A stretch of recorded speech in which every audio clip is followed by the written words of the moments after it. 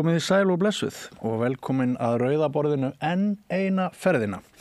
Það kennir ýmissa grasa hér í þætti kvöldsins, ungliðar, köttur, vinafélag, vinsalasti borgarfulltrúin sem kannski verður þingmaður eftir nokkra daga og ýmislegt fleira.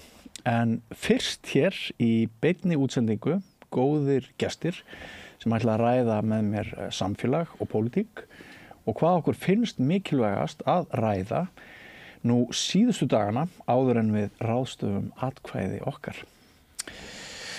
Einar Már Guðmundsson, skáld, velkomin. Kristín Erna Arnardóttir, stjórnmálafræðingur og kvikmyndagerðarkona, velkomin.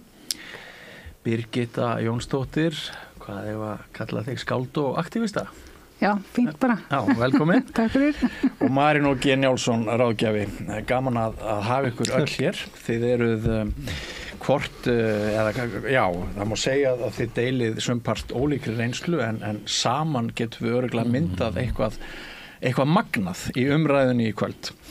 Og mér langar að byrja á því að varpa til ykkar svona hvað hrærist í ykkar huga ef þessar róttæku breytingar yrðu hér á stjórnarfari, það er að segja styrk gömlu valdaflokkana tveggja, þar sem annar er nálægt í að þurrkast út, hinn er vægasagt visinn og þriði ríkisstjórnarflokkurinn sem er ekki gamall valdaflokkur, Vinstri grænir, þeir eru bara utan þings. Ef við byrjum á þér, Einar, hverju myndi þetta breyta fyrir Íslands samfélag?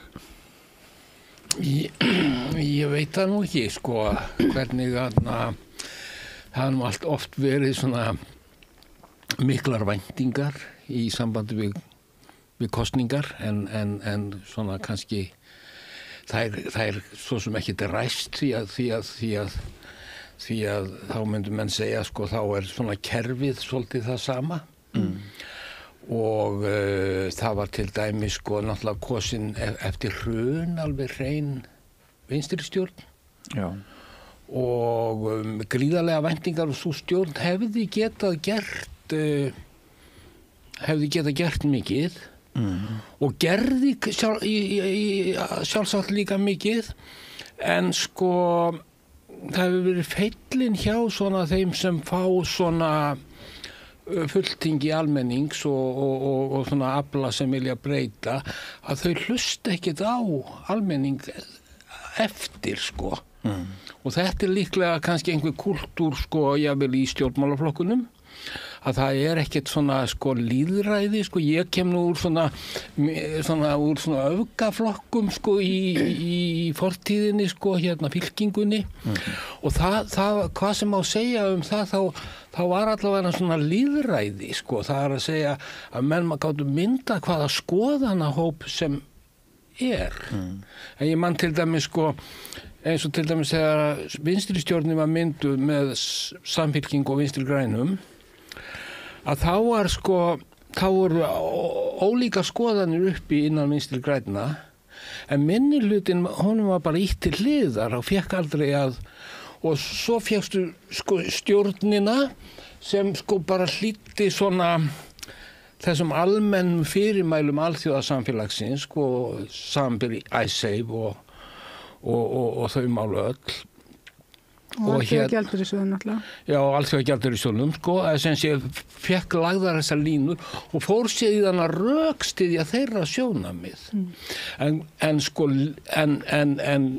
En sósíalískir lýðræðissinnar þeir hefðu hugsað eins og Roosevelt gerði þegar að verkalýðsleiðtogarnir komu til hans og sögðu við hann að hann ætti að hækka kaupið þeirra. Þá sagði Roosevelt, strákar, ég get ekki að hækka kaupið ykkar en þið getið látið mig gera það. Það er að segja þessi trú á að almenningur hafi sé þrýstiafl og geti. Ég held að svona þessi grundvallaratriði séu nú ansi lífseig þegar en ég átta mig nú ekki á alveg svona hvað er að fara að breytast af því að þessi öfl eru nú held ég svona ólík sem verða kosin og hérna síðan finnst mér rosalegur svona rugglingur í sko þjóðfélagsumræðunni. Já, eða hún bara fókuserar ekki á sko þjóðfélagið eða velferðakerfið, heilbrigðiskerfið heldur þetta komið í einhverja fávitavæðingu á TikTok, skils mér, sko ég að vísa ekki á þessu TikTok, ég myndi ekki kunna stilla inn á það, sko, en sko, þú veist, þetta virðist ganga út á það sem menn séu svona, já, sem mestir svona vittlýsingar og sé hægt að hlæja þeim. En hérna svona sko en nema náttúrulega það er auðvitað líka sko það líka sko svona þung undiralda og sem sé heimurinn heimtar og jörðin og mannkynið og allt ástandi heimtar félagslega lausnir, en samt svona svolítið svona hægri fókus, svona maður sér þetta sko, eins og ef við takið sko, ef við tökum eins og kosningarnas voru í Bandaríkjunum, að þá er sko, að þá sko talar sko Donald Trump inn til alþýðunar sem ætti í rauninni ekki að hlusta á hann en hann skilur held ég að tali inn í eitthvað tómarúm sem hinir hafa skapað af því að þeir hafa ekki sko staðið sig í að þarna gefa almenningi orðið sko og þá kemur einmitt, og þetta er nákvæmlega sama staðan og var á 4. áratugnum í Þýskalandi. Sko svona skiljiði svona breyttu breytanda og hérna en ég held að við séum sem betur fer kannski á og vonandi á öðrum stað, en þó heyrast náttúrulega líka svona hægri sjónarmið, en sem betur fer virðast þau ekki vera, sko, fólk situr sko velferðarmálin, skólamálin, heilbrigðismálin, en síðan eru einhverjir til dæmis að reyna að gera eins og útlendingamálin og að einhverjum svona issue sem þau ekki, sko. Já, fasistar læt, nákvæmlega. Já, ég held að sko, en það verður bara spennandi, svo getur vel verið að kosningunum verið frestað vegna veður. Já, það eitt. Fólk sem hefur beðið í mörg ár eftir þessum kosningum, það verður kannski bara svift vegna veðurs. En já, þetta er áhugavert að heyra þig ræða þetta í þessu samhengi og ég greini líka á þér að þú vilt sjá hvað kemur upp úr kössunum frekar en að einblína og skoðana kannanum. Já, ég held að það sé nú, sko, ég held að þetta sé spurning sko, ég held að þetta sé yfirleitt sé svona kosninga, þetta sé spurning styrkleika sko afla í samfélaginu og við erum sko, velferðarkerfið í rosalegri svona varnarbaráttu. Við viljum sko, sem erum svona til vinstri, við viljum snúa þeirri vörn í sókn og styrkja það sem samneysluna og sem sé fá þessi sameiginlegu verðmæti aftur og hérna, já, og að segja svona bless við frjálshyggjuna, en hérna sko, en það gerist ekkert sko það gerist ekki einu sinni með kosningum. Nei. Það gerist með sko baráttu. Kristín Erna, er það sögulegt við þessar kosningar núna að leynt eða ljóst hefur ESB verið núna meira á dagskrá en svolítið skeið og kann það að skýra vinsældir Samfylkingar og Viðreisnar núna sem eru nálægt í að mynda bara 2 flokka meirihluta að Íslendingar eru orðnir þreyttir á sjálfum sér og vilja erlend ítök til þess að bjarga okkur. Ég held að það geti verið svona svolítið undirtónn. Já. En þetta með hvað Viðreisn og Samfylkingu gengur við held ég að sé aðalega þetta að fólk vill breytingar. Já. Það eru breytingar í heiminum, það er mikið að breytast. Já. Og það sem er svolítið vandamálið það við vitum ekki hvert við erum að fara. Við erum ekki að segja, alveg þess að Einar var að segja hvað eru aðalmálin, að við erum ekki að segja hvernig viljum við hafa þetta eftir 10 ár. Hvar er hvar erum við? Hvernig viljum við hafa kerfin okkar þá sem dæmi? En það er bara að vera að segja bara niður með vexti og eitthvað og ég það er Seðlabankastjóri einn sem stjórnar því. Þannig að það er svolítið vera og ég held að þetta sé líka grunnurinn að þessu það er allir orðnir hundleiðir á Íslandi kostiði viðkennaðu ekki á þessum sérhagsmuna gæslu. Þetta er komið svo strípað í andlitið á okkur upp á síðkastið og það er bara tím til komin að almanna hagsmunir, það sem á að fara að taka fyrir kerfin okkar. Já. Íslands stjórnarfar fær fall engun, það ekki hjá þjóðinni Birgitta, það ekki alveg ljóst? Jú, að einhver leyti sko, þú veist það sem að ég sakna, ég reyndi að koma því á þegar við vorum í frambúði einhvern tímann að flokkar myndu ganga bundnir og sýna á spilin. Hvað er það sem við ætlum að gera saman? Hverju eru þið tilbúin til að fórna til þess að geta unnið saman? Þannig að sko, fyrir mér er einhvers konar þannig fyrirkomulag til þess fallið að fólk sé ekki alltaf að fara í svona rosalega mikið vonbrigði eftir kosningar. Því þú veist ekki, það er alveg vissum að þeir sem kusu VG og voru ekki kjósa Sjálfstæðisflokkin og bara svona einhver hugmyndafræði hjá VG að segja að það hafi einhver verið skaðaminnkun að hleypa Sjálfstæðisflokknum að er náttúrulega bara absúrt. Þú veist, það er absúrt. Ég meina, maður segir þetta uppátt, þetta er bara hljómar eins og fáviti og bara afsaki orðalagið, en bara þú veist ég verð bara að segja hlutin eins og þeir eru. Þú veist bara nú, sko, þátturinn er nýbyrjar og þú ert nú með 2 sem að tala fávita. Hann var að tala fávitavæðingun á TikTok, þannig að þetta verður bara þema í kvöld. Já, sko, ég meina, ég var eitthvað að horfa á, sko, áðurinn komin að kappleikana og þetta er fávitavæðing stjórnmáluna. Þú veist, bara algjörlega, ég gat ekki horta á þetta, mér er svo hryllilegt. En svo hrósringurinn hjá RÚV. Já, manni bara varð óglatt. Já, manni varð óglatt, ég tek og sko, þú veist að vera að eyða tíma í svona kjaftaði. Almannaútvarpið sjálft. Og sko, svo er náttúrulega hitt, þú veist bara að það er neyðar ástand í heiminum þegar kemur á umhverfismálum og það er ekkert talað um það. Við erum að tala um að amokið sé bara mikla líkur og það hrynji. Það er enginn að tala um einhver áætlunum með það. Og 3. heimsstyrjöldin að byrja.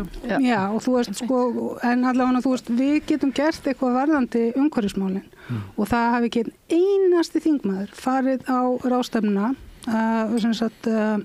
á COP, ekki einasti stjórnmálamaður að drösla sér þannig til þess að allavega vera meðvitað hvað er í gangi, finnst mér bara hneisa og ég skil ekki alveg á hvaða vegferð við erum þegar kemur að sko stjórnkerfisbreytingum, við erum svikin stjórnarskrána, það er engar áætlanir hvað að gera og ástæðan fyrir því ég var svona upptekin af stjórnarskráni er að ég er rosalega kerfiskelling og mér finnst mikilvægt ef við ætlum að breyta grunninum og það hefði verið miklar forsendu breytingar á því við gætum tekið á þeirri yngrónu spillingu sem hér er.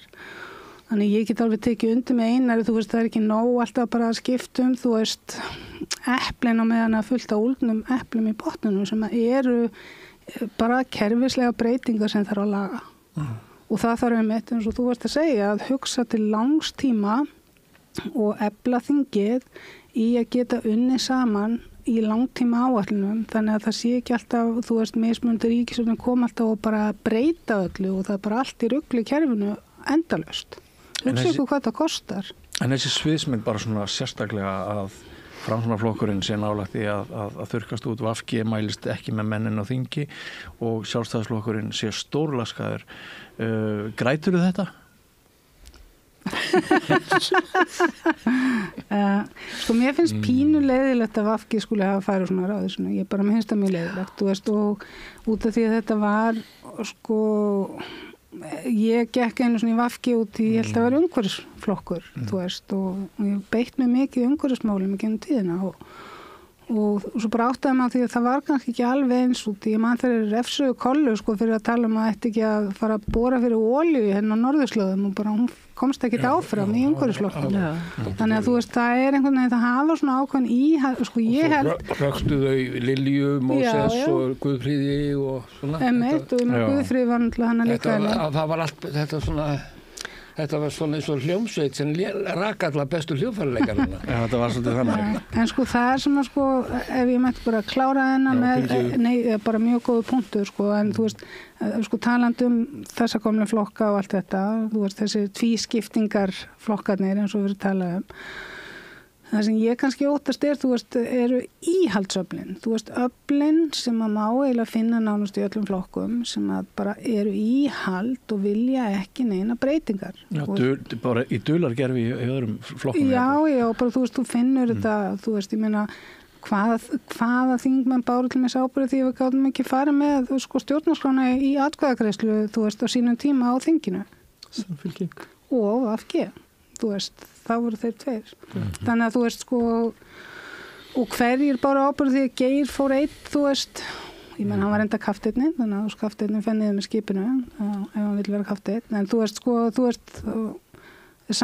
fyrir mér hefur samfylkingin ekkert alveg gert þetta upp, þú veist, það sem að gerðist, ég menna, þannig að það svona, þetta eru breytingar en ég vil bara fá að vita hvað kemur upp úr pókanum eftir kosningar. Ég vil vita hvað þessi flokkar ætla að gera saman. Já, því að skipta meira máli hvaða breytingar verða heldur en hvað flokkarnir heita sem fá stjórnarumboð. Algjörlega, og svo vil ég fá að kjósa fólk þvert á flokka.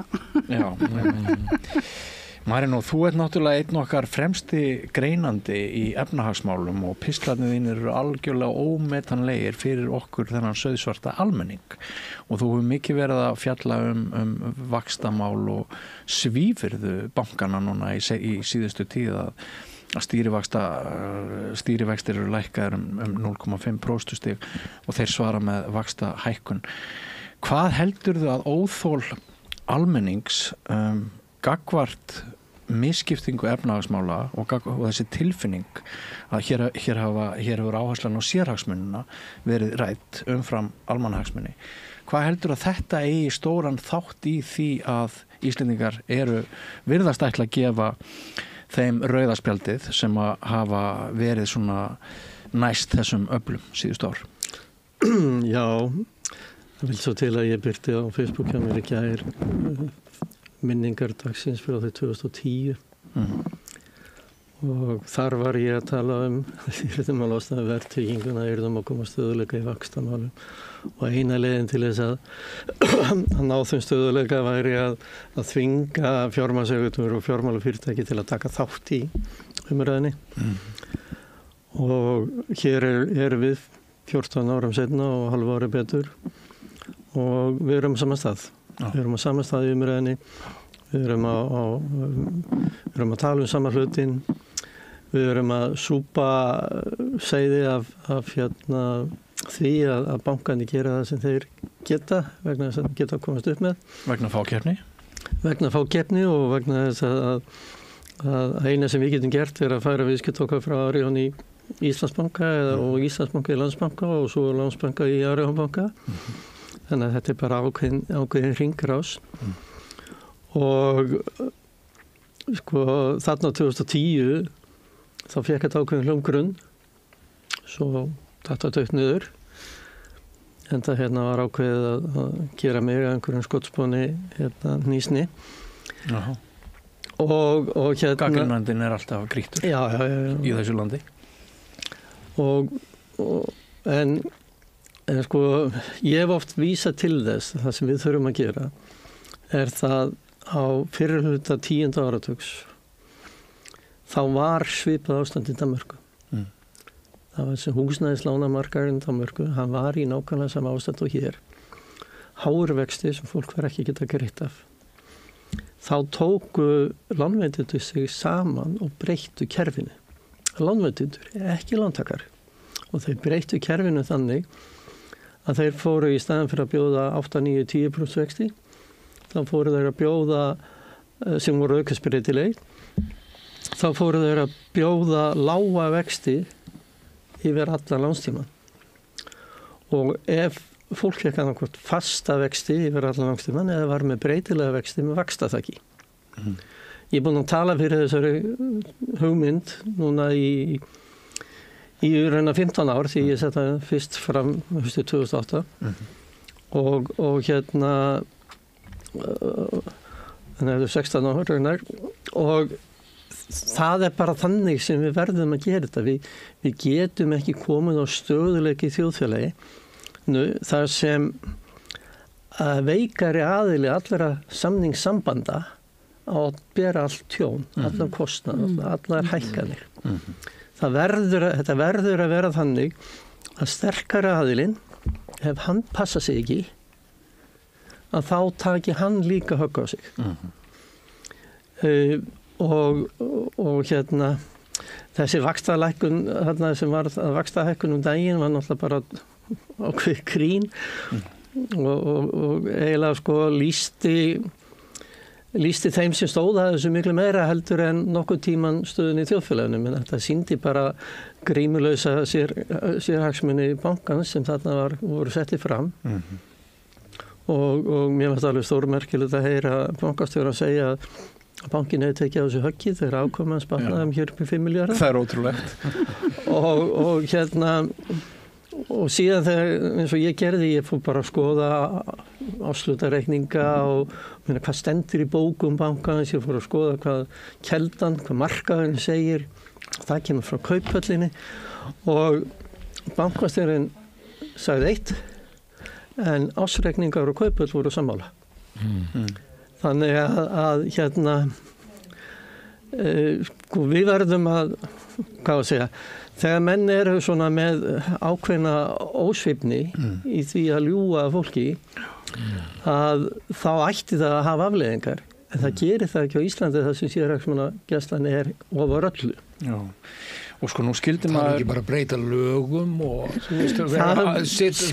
vera ákveðin við þessa aðila. Ég skal taka dæmi að breyta lögum. 2009 var breytt innheimtulögum. Það tók innheimtufyrirtæki inn til hádegis sama dag sem tóku gildi til að finna leið fram hjá því. Þá er hægt að breyta Þetta snýst ekki þetta snýst siðgæðisvitund. Manstu hérna í hruninu, það var að tala forsendubrest. Já. En ekki svipað núna eins og hjá unga fólkinu sem að kaupa íbúðir og með þessi lán og sem hafa hækkað oft úr 200.000 í 400 og það sko þannig að sko greiðslubyrðin og það, ég hef spurt einmitt frambjóðendur skilur, hvort ætlaði að gera eitthvað í þessu og þeir geta ekkert gert í þessu. Nei, ég meina sko þetta bara þessi tótt sem er alltaf verið í íslensku mjög lengi og alveg frá aldamótum núna í þessu fjármálakerfi að ef bankin blekkir þig þá er það bara viðskipti ef þú blekkir bankan þá farið fangilsdóm og þetta er svona þetta stóra mál að siðgæðisvitund fjármálastofnana sé ekki að hærra planið það að þeim þykir sjálfsagt að geta blekkt viðskiptavinni sér. Græða ekki á sig bara, þeir fá að hýrða íbúðirnar þegar fólk missir þær.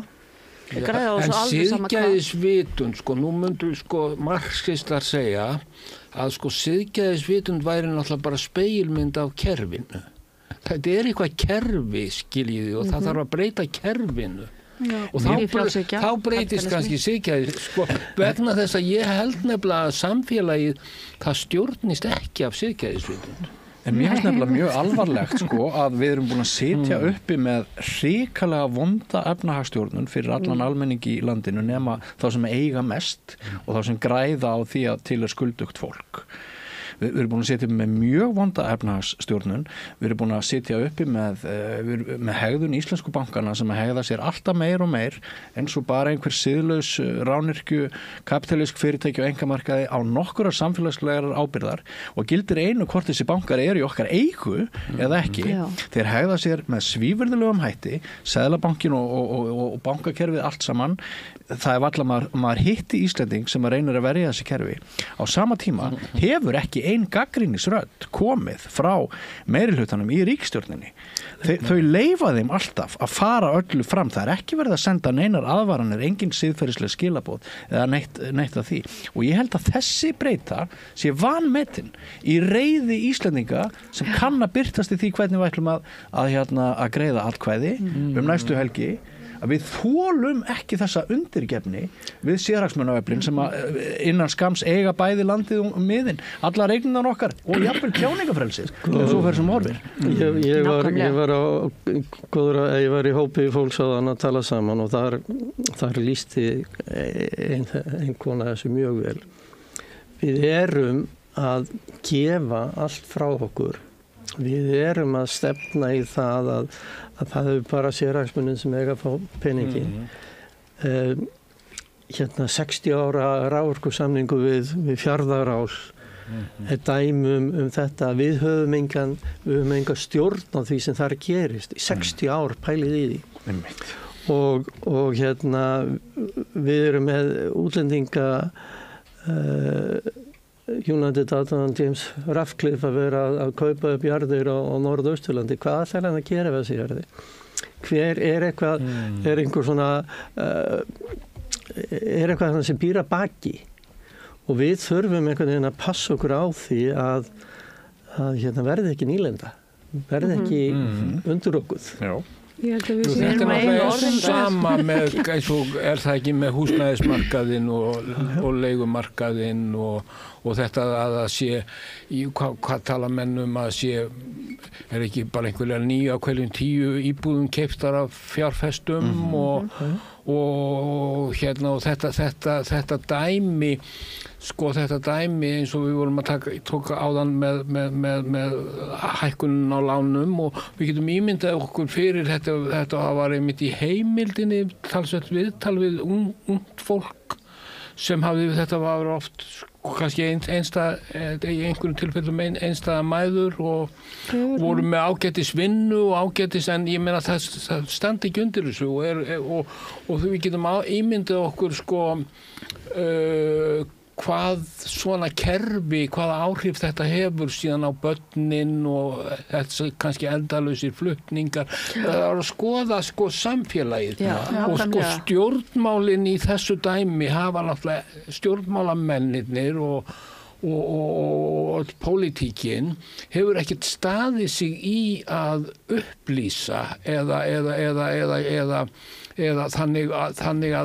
þannig að almenningur í svona stærstum dráttum mjög svona passífur og hlutlaus og lætur þetta yfir sig ganga. Og við erum alveg í sömu stöðunni alltaf eins og fyrir hrun að þá sátu stjórnmálamennirnir alltaf við svona borð og voru bara svona leikarar, hver með sitt hlutverk og það vissi enginn hvað þeir voru að tala. En við þurftum síðan að láta sem við skildum hvað máli snýrist. Það kemur fram í ævisögu Vilmundar Gylfasonar að það voru dæmi að stjórnmálamennir sjálfir réðu spurningunum og lögðu þær fyrir fréttamenn Ríkisútvarpsins og þú átt að spyrja mig þetta svo var bara spurningarna spurt sem þeir vildu svara. Það er ekki lengra síðan en 1973, 1975 eitthvað svoleiðis. Já, þarna kom þetta var svolítið orðið eins og í nýjuföddum keisaran að menn létu sem keisarin væri vel klæddur og þessi staða svo verður hrunið og þá koma fram alls konar svona almenningur og sérfræðingar og við Marino og Birgitta og fleiri og erum að fáum að tjá okkur. En svo bara eftir síðan er þessi umræða löngu búin, skiljiði. Öll umræðan það var alveg aðdáunarverð umræðan sem fór af stað í samfélaginu á þeim tíma. Maður fylltist bjartsýni betri heim, glæni í kerfi og meiri jöfnuð. Munið þið eftir orðum Steingríms í kosningabaráttunni voru 2009 þegar hann sagði að það þyrfti að refsa þjóðinni fyrir að halda sjálfstæðismenn svo lengi við völd. Er ekki að búa til svona banner með þessu mælum? Ég man eftir þessu. Hann sagði þetta og hérna, hvort þetta var hérna í háskóla sem að sagði þetta. En það er eitt sem ég langs mikið að vita út því sko við erum statt að vera að fara í gegnum sömu vandræðin og þau okkar sem að lögðum bara, þú veist, gríðarlega vinnu í að reyna að finna einhver lausnir og gera eitthvað, þú veist, maður upplifir sér svona pínu vonlausan stundum, sko, en mér langar svo mikið að finna leiðir til þess að, út í að ég get ekki sem einstaklingur treyst á siðferðisvitund einhverja út í bæ, þú veist, og ef að þeim ekki haldið við efni. Já. Þannig að hvað er hægt að gera lagalega séð, út í að á endanum hver er Guðinn í lífi okkar, þú veist, hver refsar okkur ef við gerum eitthvað vitlaust, það er lagabókstafurinn, þú veist, lögin eru hinn stóri supreme overlord yfir öllu. Þannig að, sko, mér finnst einhvern veginn vandamáli oft sko lýsa sér í því að þú veist að hverjir skrifa lögin, vitið þið það? Hverjir skrifa lögin? Það er ekki þingmenn. Ráðuneytin og ráðnar lögfræðistofur. Já, þau sem ráðar lögfræðar stórfyrirtækjana og sérhagsmunana en sko málið það er útvista sem sagt, ég komst að því þegar það var eitt sem að Benedikt gerði mjög vel þegar hann var fjármálaráðherra stutta hríð. Hann opnaði reikningana, þannig að maður gæti kíkt á hvað voru ráðuneytin að eyða peningum í bara á netinu og skrítið, mjög fjölmiðlamenn ekki nýta sér þetta nægilega vel, sko, þú veist, bara sem aðhald. Og ekki búið að loka þessu aftur bara? Ég veit ekki, ég held ekki, sko, þú veist, en allavega þá gæti maður séð að, þú veist, lögfræði skrifstofur sem að til dæmis, þú veist, fyrir ráðherrar Sjálfstæðisflokksins eiga í og voru að skrifa lög. Og þau fóru síðan inn í ráðuneyti og ráðherra með enga sérfræðiþekkingu til þess að skilja glufurnar. Þú er kannski með hagsmunaaðila að skrifa lög sjálf sig, þú veist. Og þetta finnst mér verið eitthvað sem að enginn tala um. Þetta er rosalega ósexy, þú veist, þetta er ekki svona viltu brennivín í búðir, þú veist eitthvað. Við erum nýbúin að heyra þetta nýju lögin þarna sem að voru stoppuð af. Já, það var náttúrulega bara þetta. Búðurlaga frumvarpi. Já, og ég meina sko þetta til dæmis er bara svo furðulegt að geti gerst, þú veist, og þess að segja. En þessu verður snúið? Já, ég meina þú veist með tilhætti kostnaði. Það verður stemt aftur og þá verður stefnan og þá mun falla annar dómur sem verður áfríðanlegur og ég hef ekki ennþá síðan Hæstarétt taka afstöðu með almenningi ég hef ekki séð það lengi. Þess vegna sagði ég þetta? Já, ég meina sko þess vegna mikilvægt að fylgja svona hlutum eftir út í þetta var stór sigur þessi dómur, hann var stór sigur sem aðhaldsverkfæri. Núna er þetta bara orðið allt svo flókið. Við erum komin sko með svo flókið kerfi í staðan fyrir að einfalda það, þannig að sko það er ómögulegt fyrir bara venjulegt fólk að skilja hvað það getur gert. Og dóttir minn, hún sagði mér að mjög góð líking hjá henni, hún upplifði sko svona þessa við finnum undirölduna, en hún er svo hæg. Þannig að þetta er svolítið, þú veist, það gerist ekki neitt, þú veist, það er ekki hægt að fá fólk að fara og berjast og eitthvað, þannig að þú veist, mótmæla atkvæði núna, en hvernig ætlum við að halda þessu fólki við efnið eftir kosningar? Já, náttúrulega hagsmuna aðilarnir sem eru sko að berjast, þeir eru svo sterkir, segjum samtök atvinnulífsins, viðskiptaráð og sko, en síðan fyrir fólki kannski að mótmæla, það hefur ekki þetta sko úthald. Hinnir er alltaf inni sko eins og í sambandi við sjávarútvegsmálin. Nei, sko bara slagurinn, sko það er slagkrafturinn á vandamálunum er ekki nógu stór. Þetta er allstaðar eitthvað mikið af en ekki nógu stórt til þess að fá fólk út eins og þannig í hruninu. Þú veist? Ég er að segja þetta sko eins og Roosevelt sko. Þetta breytist ekki nema við látum það að breyta því. En hérna við verum að horfa til þess að hérna það eru skráðir held ég 24 aðalar sem teljast hagsmunaraðilar. 18 þeirra eru fyrir fyrirtæki, 4 þeirra eru fyrir neytendur og 2 eru svona almennir. Hjá þessum 18 aðalum sem eru sérhagsmunaaðilar vinna víst eitthvað 380 manns. Að vinna 8 manns samanlagt á skrifstofu neytendasamtakana og hagsmunasamtaka heimilanna. Og þetta er náttúrulega það sem, þetta er baráttan. Við erum Davíð að bera sig Góliat, nema hvað þessi Góliat, hann hefur líka stjórnvöld að baki sér og hann hefur slagkraft fjármálakerfisins að baki sig. Og þetta er svona daldið, þetta er daldið svona vandamálið, sko. Þegar viðskiptaráð gortaði af því að það hefði 90% af þeirra tillögum verið sem voru náttúrulega yfirleitt tillögur sem gengu út á það að sem sé afnema reglur og gera fjármálalífið svona súperfrjálst. Ég kalla allavega eftir skapandi hugsun til að breyta þessu. Það er þetta breyta þessu, þetta er mannanna verk. Ef að menn að segja að Þorgerður Katrín verði forsætisráðherra og svo Halla Tómasdóttir forseti, að þá eru þetta 2 gerendur úr hruninu komnir í toppstöður. Þannig eru þetta alla breytingarna sem verða. En syndir þessara tveggja, ætlaði þó að leyfa mér að benda á, eru þó litlar með að við syndir mannsinn sem hefur verið forsætisráðherra núna síðustu mánuði og það í annað skipti. Svo líka má benda á það að mál Þorgerðar Katrínar voru mál eiginmanns hennar. Jú, eflaust. Þannig að hún kom ekki sem persóna að þeim málum. En má ég aðeins leiða En má ég aðeins leiða umræðinu að einu að hér sitjum við. Ég er bara að segja sko, ef að fólk er að tala sko, þið vitið þetta minni og gleymsku sko, að það er var alltaf verið að tala um að það ætti að læra af hruninu og öllu þessu sko.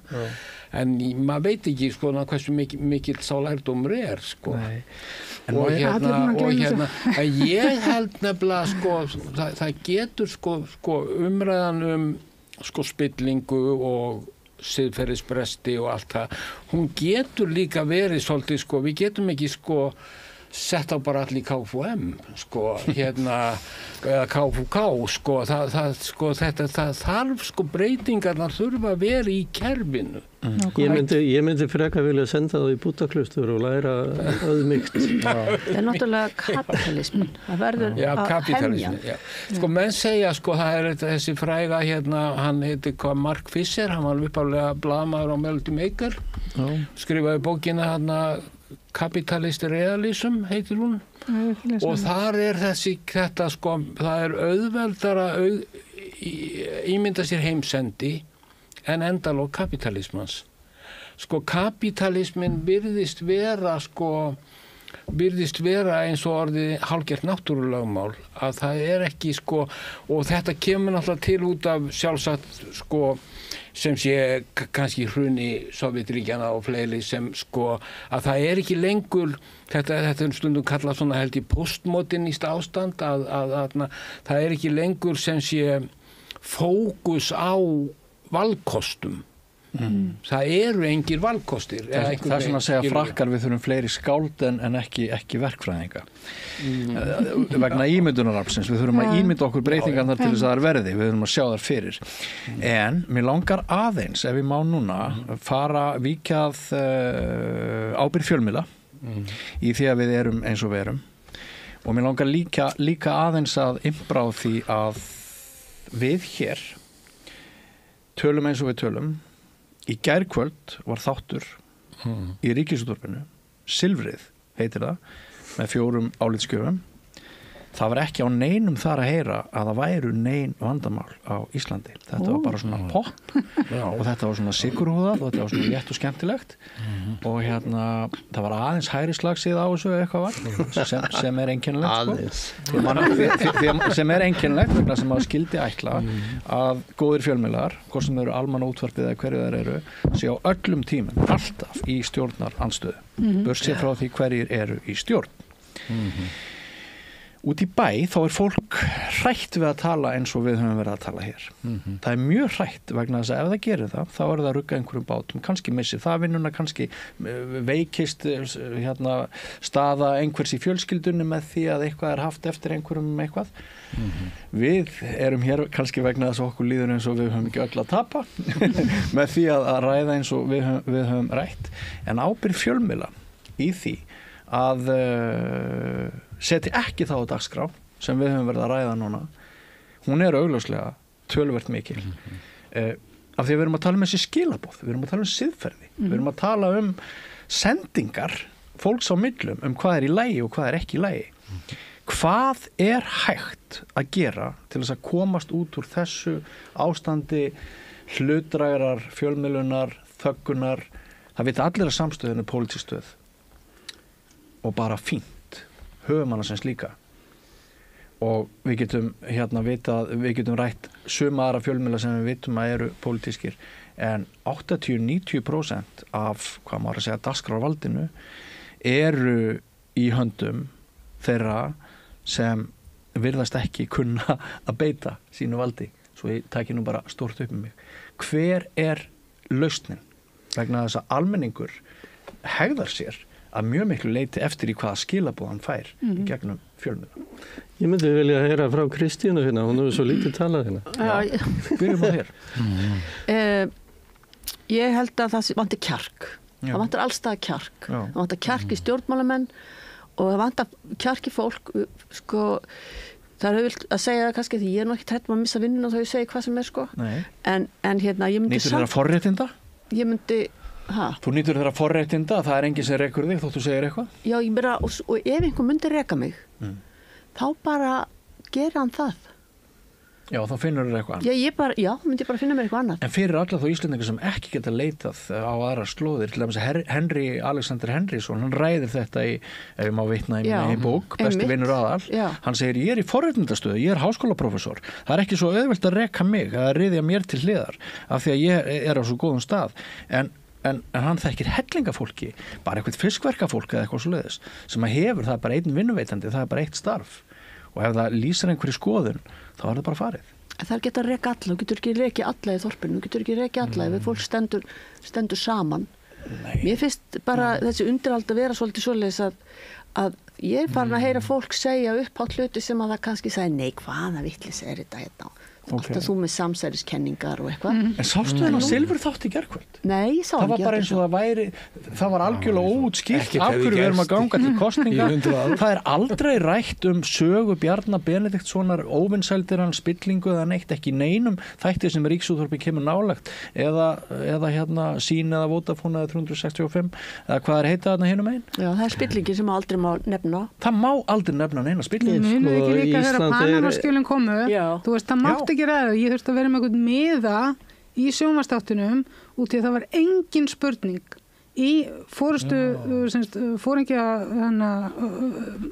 þættunum og ég bara ákvað að gera smá aktivisma út af því þú veist ég vildi fá að tala um þetta og það bara var búið að ákveða að þetta mál er ekki að dagskrá. Þú veist, og ég man ekki hvað málið var, hvort það voru vextir eða húsnæðismáli, heilbrigðiskerfi eða bla bla bla, einhver jarðgöng, einhver staðar, allt mjög mikilvæg mál, en þú veist, af hverju voru við að fara ganga til kosninga? Það voru bara stærstu mótmæli ever fyrir utan þinghúsið, þegar að Panamaskjölin, og ég gleymi aldrei, ég satt í þinghúsi, hvort það var skrifstofustjóri Alþingis eða forseti Alþingis og eitthvað fjölmiðla fólk sem að var bara með rosalega áhyggjur og varað okkur við sátum öll sko inn í þinghúsi og horfðum á þetta í matsalnum. Þetta var svo stórt mál. Þú veist, og svo bara mátti ekki tala um það í kosningunum. Hjá sama fjölmiðli og hafi varað okkur við. Og síðan hefur við með stærstu mótmann í Íslandssögunni sko. Þannig að þú veist sko fjölmiðlafólk ber mikla ábyrgð. Það er ábyrgðar hluti að vera í fjölmiðlum og sérlagi í ríkisfjölmiðli mjög mikið ábyrgðar hlutverk.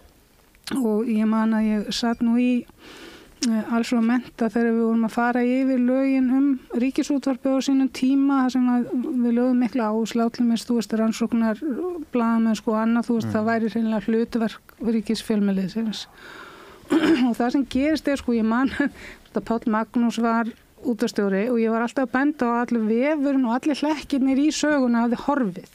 Þú veist, út af því að þeir voru uppfæra vefina þá passuður ekki upp á að láta linkana virka. Já. Þannig að þú finnur ekkert fyrir hrunið inn á vef RÚV. Og þetta sko, þú veist, bara sem dæmi, það var aldrei lagað. Ég ítreka betta á þetta. Óvart.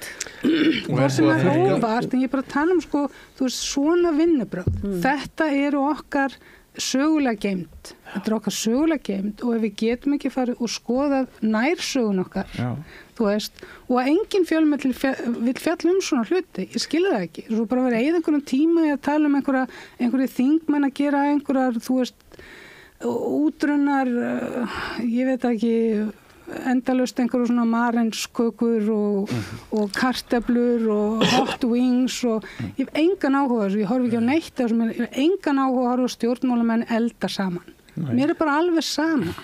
En Ísland er náttúrulega eigasamfélag og í eigasamfélagi þá gildir það að annarkvort þetta sammála okkur eða ferjan fyrir fyrramálið. Og ég tók þessa ferju. Ég fór til Danmörkur og var þar við vinnu í 10 ár. Hluta til vegna þess að ég var bara ekki að fá verkefni á Íslandi.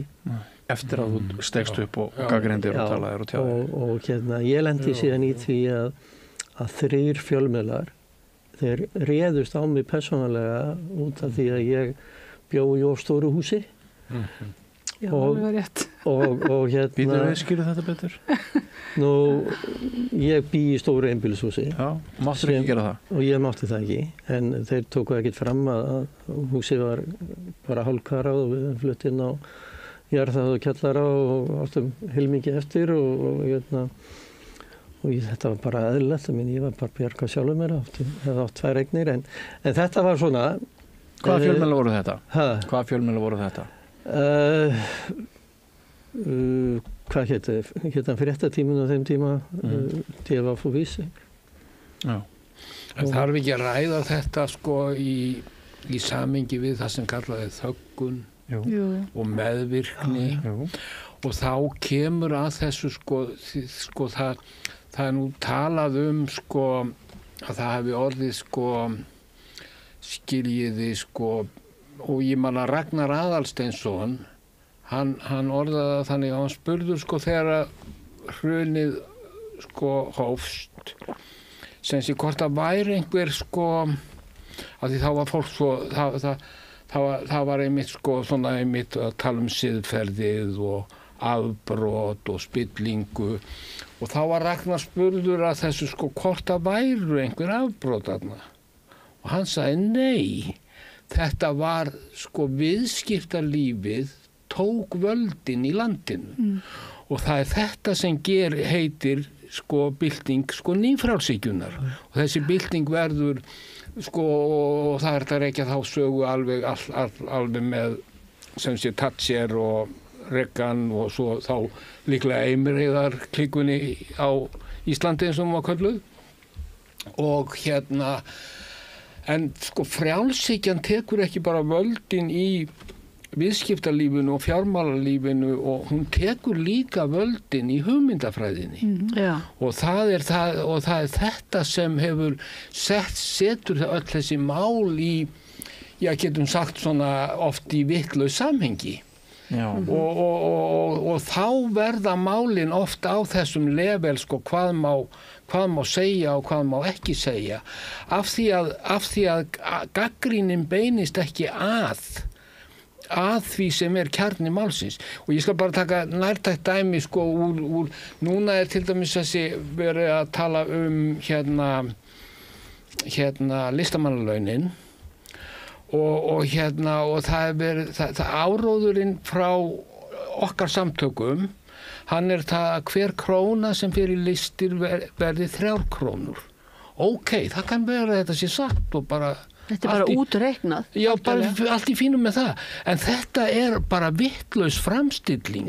Þetta er bara hugmyndafræði, peningakerfi, nýfrjálshyggjunar að gagnvart þessu. Það búið að kenna okkur að allt smáðu tölur. Myndir til dæmis, sko, ef það skila hagnaði þá er þess verið að gera það en ég meina kannski eru bestu myndirnar sem hafi ekki skila neinum hagnaði og sem sé það þannig að það er búið að setja þessa mælikvarða inn í sko smæstu atriði en sko Marín og ég trúi því að sagan að þjóðfélagsskilningi hún gangi hún liggi í gegnum sögur einstaklingana mér fannst þú ekki alveg búin að náðan þú varst að segja að þú fórst 10 ár til Danmerkur þú rekst burti af þessu skeri vegna þess að þú ert með skoðanir sem að einhverjum öflum líka svo illa við að þú ert útlægur hér. Ég fekk ekki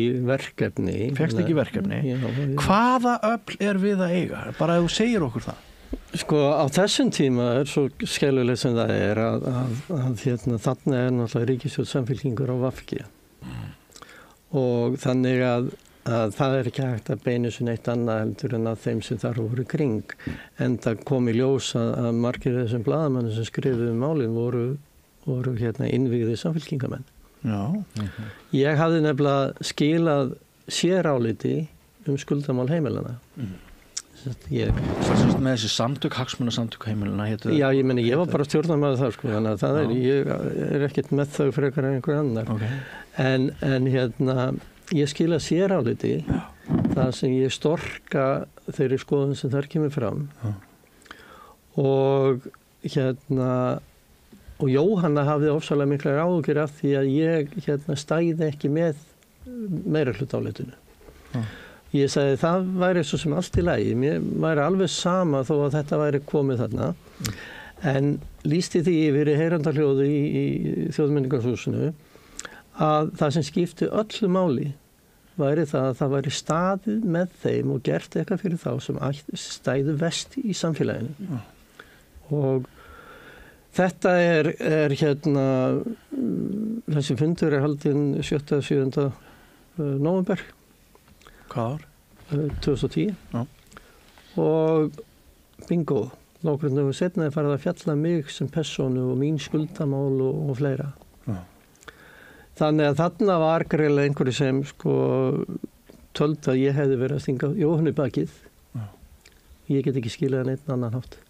Því að allir þessir blaðamenn voru með Samfylkingar tengingar. Þannig að í stuttumáli skiptir ekki máli hvað flokkarnir heita? Nei, það skiptir, þetta snýst allt það að verja valdið. Þarna var valdið VG og Samfylking. Og ég hef náttúrulega líka verið dálítið krítiskur á það sem þau voru að gera. Ég ætla ekkert að skafa hana því að þau tóku við brunarústum. Það er ekki auðvelt að gera sem mat og brunarústum. Verkefni var mjög erfitt. Já, en breiðu bökin sem þau fundu aftur og aftur af fólki sem stóðu verst í samfélaginu.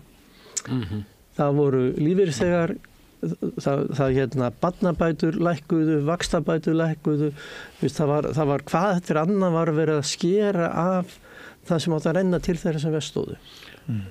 Hvað sögðu samtök heimilina hvað voru mörg heimili sem voru?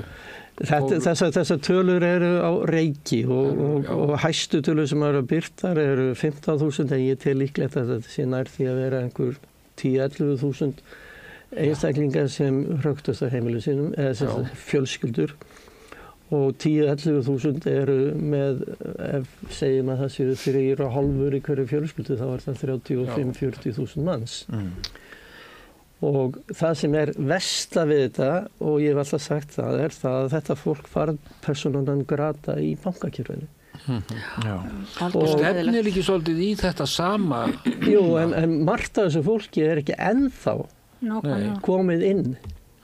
Og við vorum að heyra tölur af fólki sem hefði verið gjaldþrota 90 eitthvað. Og það fikk ekki kredit. En hvernig var hægt að þagga þetta ástand svona þannig að þessar tölur voru nefndar en þetta var einhvern veginn, þetta komi kannski sára lítið upp á yfirborðið. Það er náttúrulega búið að óska eftir rannsóknarskýrslu heimilina frá því að hún var inn á þingi og ég vann með þeim í hreyfingunni á sínu tíma og við vorum svona að reyna að gera ýmislegt semja fyrir spurnir og koma inn skýrslum og skýrslubeðnum og fleira en það hefur engin þorað að fara í þessa rannsóknarskýrslu heimilina og við erum bara að gera þetta núna við skorum bara á þá sem er í framboði að svara því hvort að þeir ekki að fara að gangi þetta mál núna Þannig að við bara búum til fyrirspurnina á samstöðunni og treystum því að þessu verði fyllt eftir. Ég vil fá að vita hvað flokkan ætla að gera þessu út af því að það ekki hægt að bara sópa yfir þetta. Það er enn mjög mikið af fólki sem ekki búið að ná að fóta sig eftir hrun og við erum að koma með núna allt nýtt hægfara hrun og það eiginlega algjör óþarfi að hér verði einhvers konar hruna nýju. Það algjör óþarfi, við þurfum ekki að gera það. Hvernig væri bara að læra mistökunum, gera þessa skýrslu og gera hennan tíma upp því að hann hefur ekki verið gerður upp og bara, þú veist. Mér langar til að koma með einn punkt í það.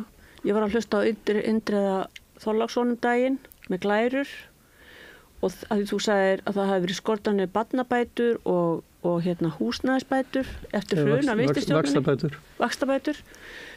Þar kom fram að þetta var gert, þeir náttúrulega skiptu út og tók út vaxtabæturnar og breyttu þeim í leiðréttinguna þarna 2013 þegar þeir komu kallarnir. En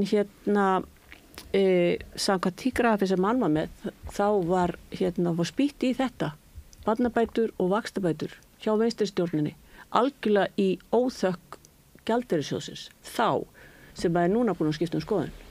Já, þessi sami alþjóðlega gjaldeyrisjóður sem hvatti norrænu velferðarstjórnina til að ganga lengra í velferðarsátt. Já, veistu það var þannig, ekki svara, ég átti svo marga fundi með þeim og þau komu og hittu þingflokka og ég ég var eitthvað hundskammað á, þú veist, bara ætlið að láta allt þetta fólk fara fram af brúnni og þau sögðu þá, það ekki við sem erum að fara að gera þetta. Þú veist, það var ekki krafa frá alþjóðagjaldeyrissjóðnum. Þú veist, það var einhvern veginn bara svo Af hverju var okkur sagt það? Mér finnst ég hafa þetta var ekki krafa fyrir þeim og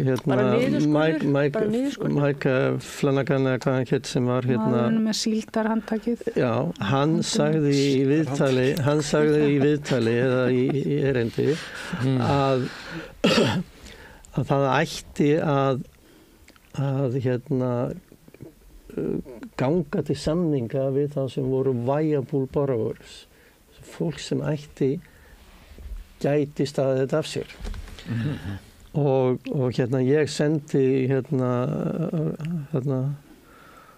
honum Rósatowski fyrirspurnum þetta sem var yfirmaður AGS-in á Íslandi og þeir fóru í smá klemmu og sagði að við vorum að tala fyrirtæki en á sama fundi sagði hann að það væri, Mike Flanagan, hann sagði að það væri mjög mikilvægt að gengið væri lengra í að hjálpa skuldugum heimilum. En voru þeir ekki eitthvað að skipta skoðun því að þeir komu náttúrulega með þetta vonda orðspor að utan búnir að kreista allt úr alls konar samfélögum í Asíu og Austur-Evrópu og náttúrulega Suður-Ameríku.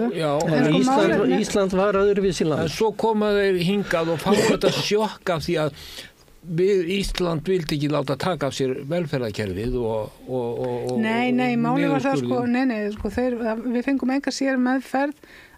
Máli var þá þetta var bara talað um það umrætt ekki bara á Íslandi heldur víðar að alþjóðagjaldeyrissjóðurinn hafði mist tilgang og hlutverk sitt þangað til að hrunið kom. Og við vorum svona poster child, þú veist, við vorum svona ímyndin, þeirra nýja ímyndin. Nýju stefnu. En á sama tíma þá var allavega einn af þeim sem var hér, sem fór til Grikklands.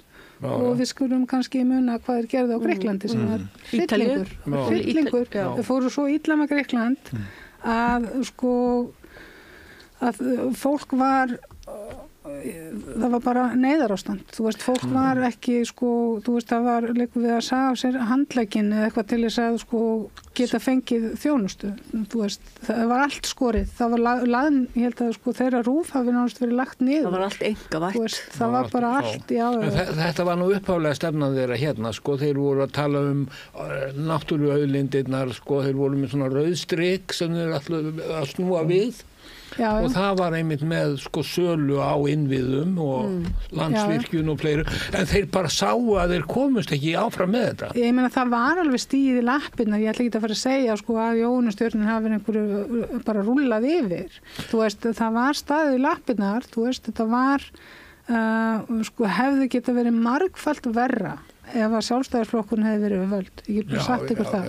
Og það var bara mjög margt og þó svo sko þau hafi að mörguleiti gert einhverja slæma hluti að þá bara ég var þarna og ég sá hvað við vorum að díla við og ég verð bara að segja það að engum öðrum hefði ég treyst en þessari vinstristjórn til þess að díla við þetta hefði geta verið svo miklu verra, ég held að fólk átti sig ekki á því hversu slæmt þetta hefði geta orðið því að kröfurnar voru þannig og ef það hefði ekki verið staðið í lappirnar og almenningur var mjög duglegur, það var mikið að mótmælum alltaf með einhverja tunnur og alls konar drassluna fyrir þann og þú veist það var gríðalegt aðhald frá almenningi sem skipti líka miklu máli þannig að þú veist ég vil ekki fara að skrifa söguna þann við að þetta hafi verið einhver hryllingsríkisstjórn, það er ekki rétt og þú veist þó svo að þau hafi gert hluti vitlaust þá fenguðu þau ætluðu sér allt og margt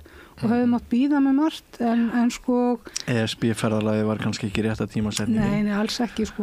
En núna er kannski þannig að sko ætlum við að læra af þessu eða ætlum við að halda áfram á sama stað og það er kannski það sem sko, það var engin lærdómur af skýrslunni, bara svo dæmi sér tekið. Það kom gos.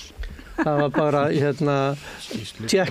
tjekk í boxið, skýrsla komin. Það var sko fjölmiðlarnir brugðust algjörlega og þegar kom þetta gos, ég gleymi því heldur ekki sko þegar Tryggvi kom umboðsmaður Alþingis. Gosi byrjaði sama dag og skýrslan var gerð. Já, og sko það var verið að undirbúa okkur undir meiri háttar uppþótt út af innihaldi skýrslunar. Meiri háttar uppþótt.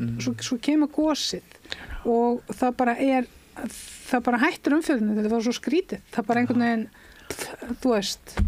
Og sérstaklega er áhugaður sko, fyrir áhuga fólkum þess að sögu að lesa skýrslu Steingríms sjálfs. Vegna þess að hún opinbera ákveðna hluti. En nú langar maður að komast hérna inn í nútíðina. Og við erum hér núna, það eru kosningar og við sjáum fram á það að það gæti hugsalega orðið tveggja flokkastjórn samfylkingar og viðreisnar eða þá að það yrði samfylking viðreisn og einn flokkur í viðbót. Hvers getum við búist af þessu? Sko, þetta fólk er margt óskrifaðar stærðir, það verða alveg rosalega margir nýjir þingmenn sem koma þá óreyndir inn og vita ekki til raunar og þeirra verður bara að fylgja flokkslínunni. Ég býð upp ókvæðis námskeið hvernig maður að fylgjast ekki vita allar óskrifu reglunar. Hvað viljum við að þau geri? Já, og svo kemur stjórnarsáttmáli og við erum búin að sjá stjórnarsáttmálan 2017 sem var virtur af vetti. Við sjáum stjórnarsáttmálan 2021 sem sjálfstæðismenn sniður upp í algjör andstöðu sína og svo það hefði annar staði í honum heldur en stóði í honum. Ég er alveg vissum að við og samfélging getum unnið saman en hver verður stjórnarsáttmálin? Hvert verður aðhaldi sem við getum veitt af þessu stjórnarsáttmála? Hvernig getum við komið í veg fyrir það að menn detti aftur inn í þessa gömlu hegðun sem hefur verið. Við höfum bara séð það að Össur Skarphéðinsson hefur verið að skrifa ansi mikið sem bendi til þess að hann hafi ekki mikla trú á því að samfélking breytist mikið.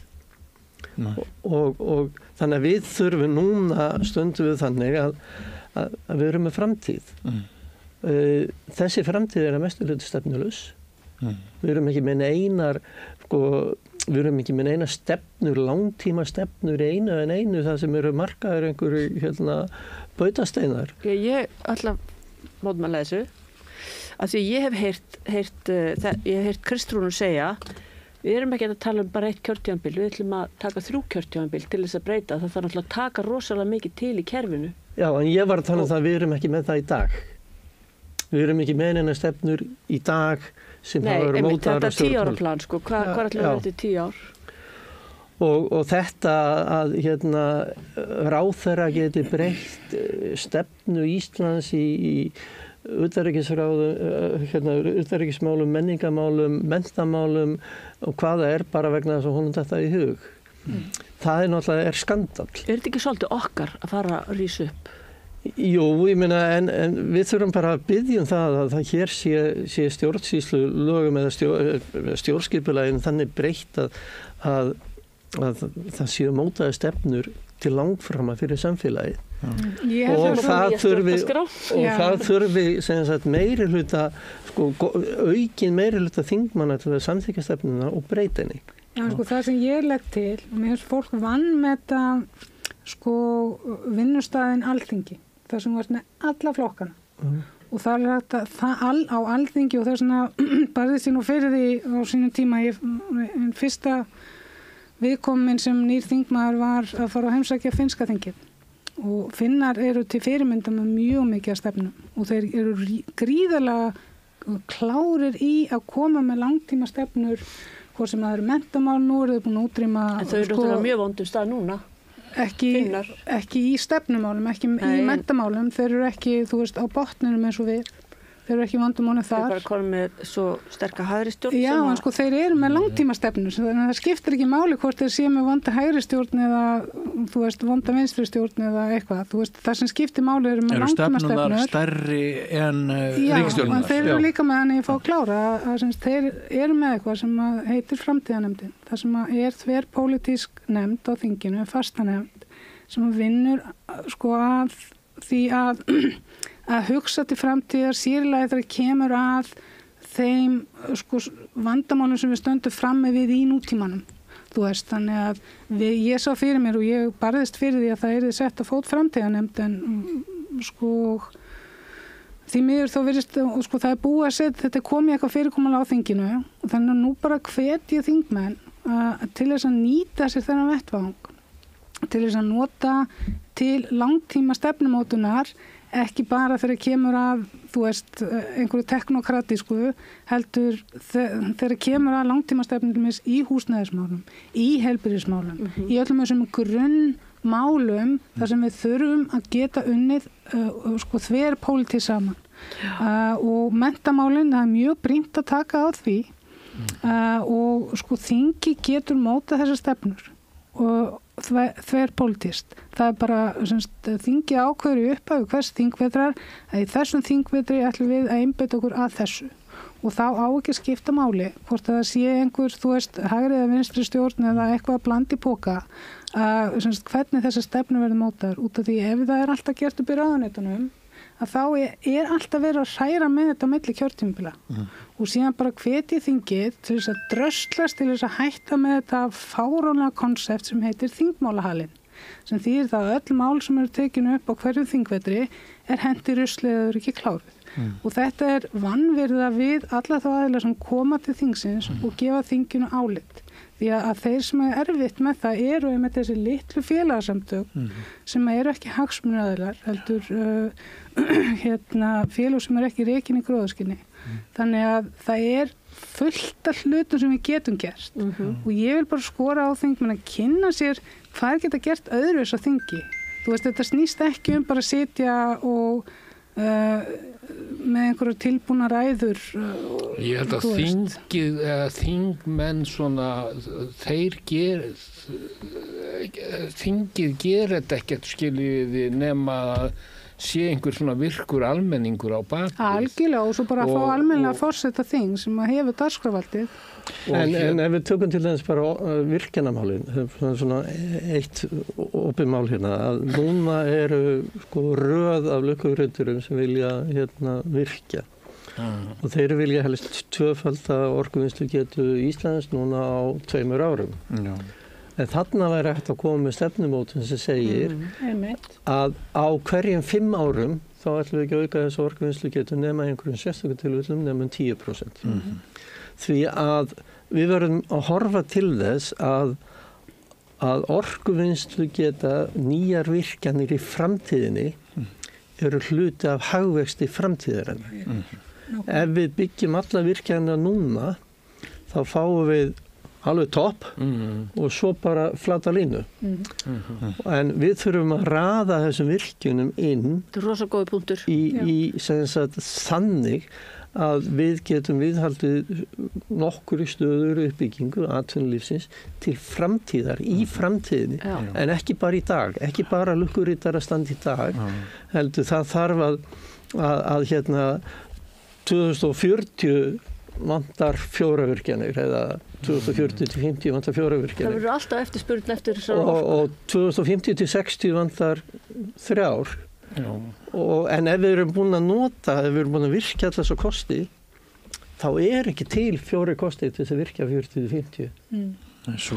Sem minnir líka á það að hérna í gamla vinstristjórn sem hefur verið nefnt hérna sko hún ætlaði að fara fyrningarleið í kvótamálum og við erum ennþá og það væri 5% það væri komið sem sé til þjóðarinnar hótinn og hérna ef að svo leið hefði verið farin en flestum fannst hún allt og hægfara en í staðinn hefur ekkert gerst og við erum á sama staði ekki. Jú, eina sko, af því þú varst að leika þér að spurningunni sem rétta spurningin, hérna, hvað mun breytast ef Samfylkingin og Viðreisn mynda ríkisstjórn með einhverju svona millilími sem að gæti verið Framsókn, það gæti hugsanlega verið Flokkur fólksins, það gæti orðið Píratar, sósíalistar mögulega, ólíklega kannski. Sósíalistar ekki bara myndastjórnina?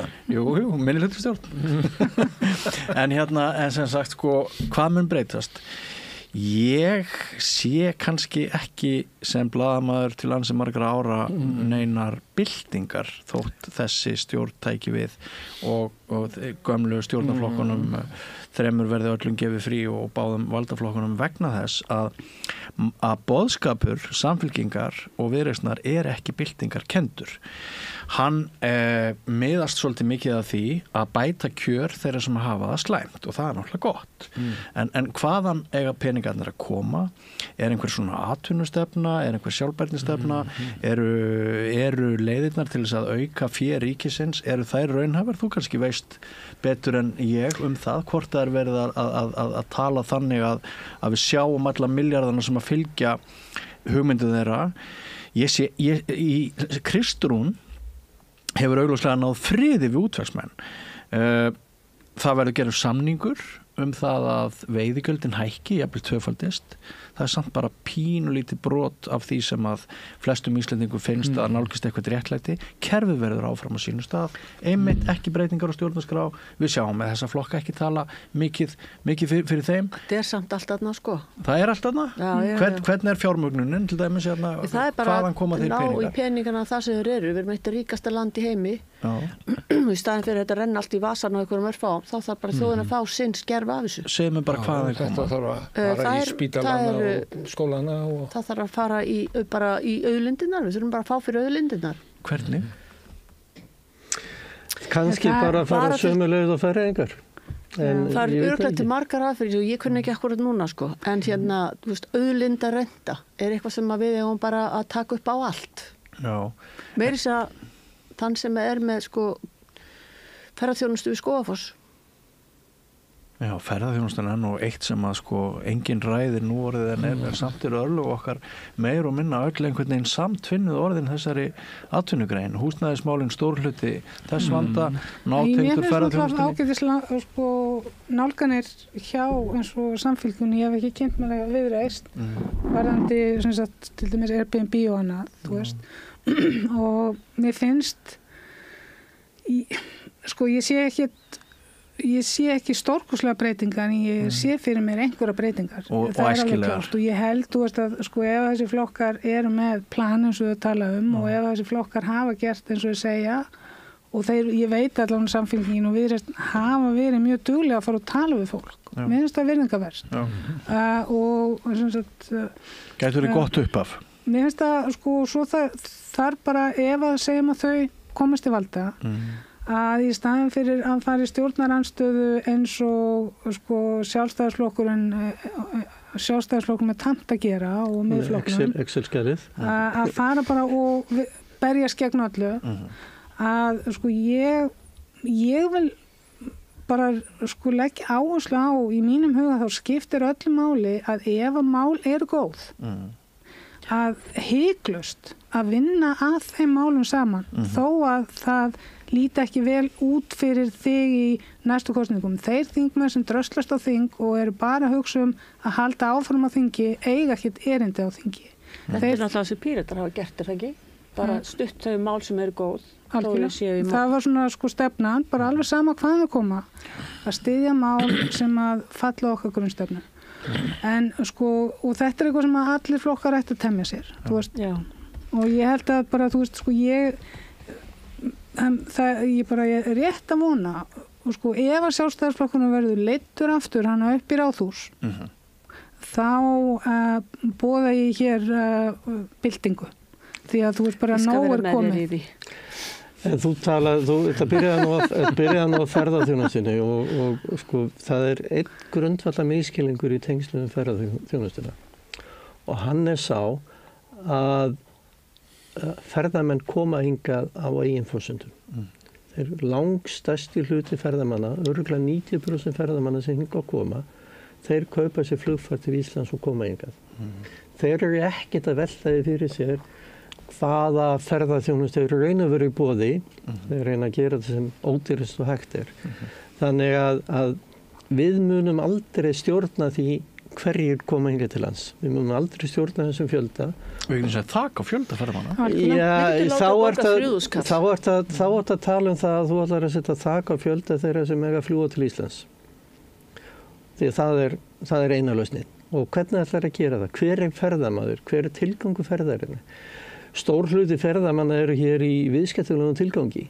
Nei. Það er ekkert stór hluti með að sko fjölda sem kemur Ég sagði ekki að það væri einhver meiri hluti, en það er alveg gríðarlega stór hluti ferðamanna sem kemur hérna í viðskiptalegum tilgangi.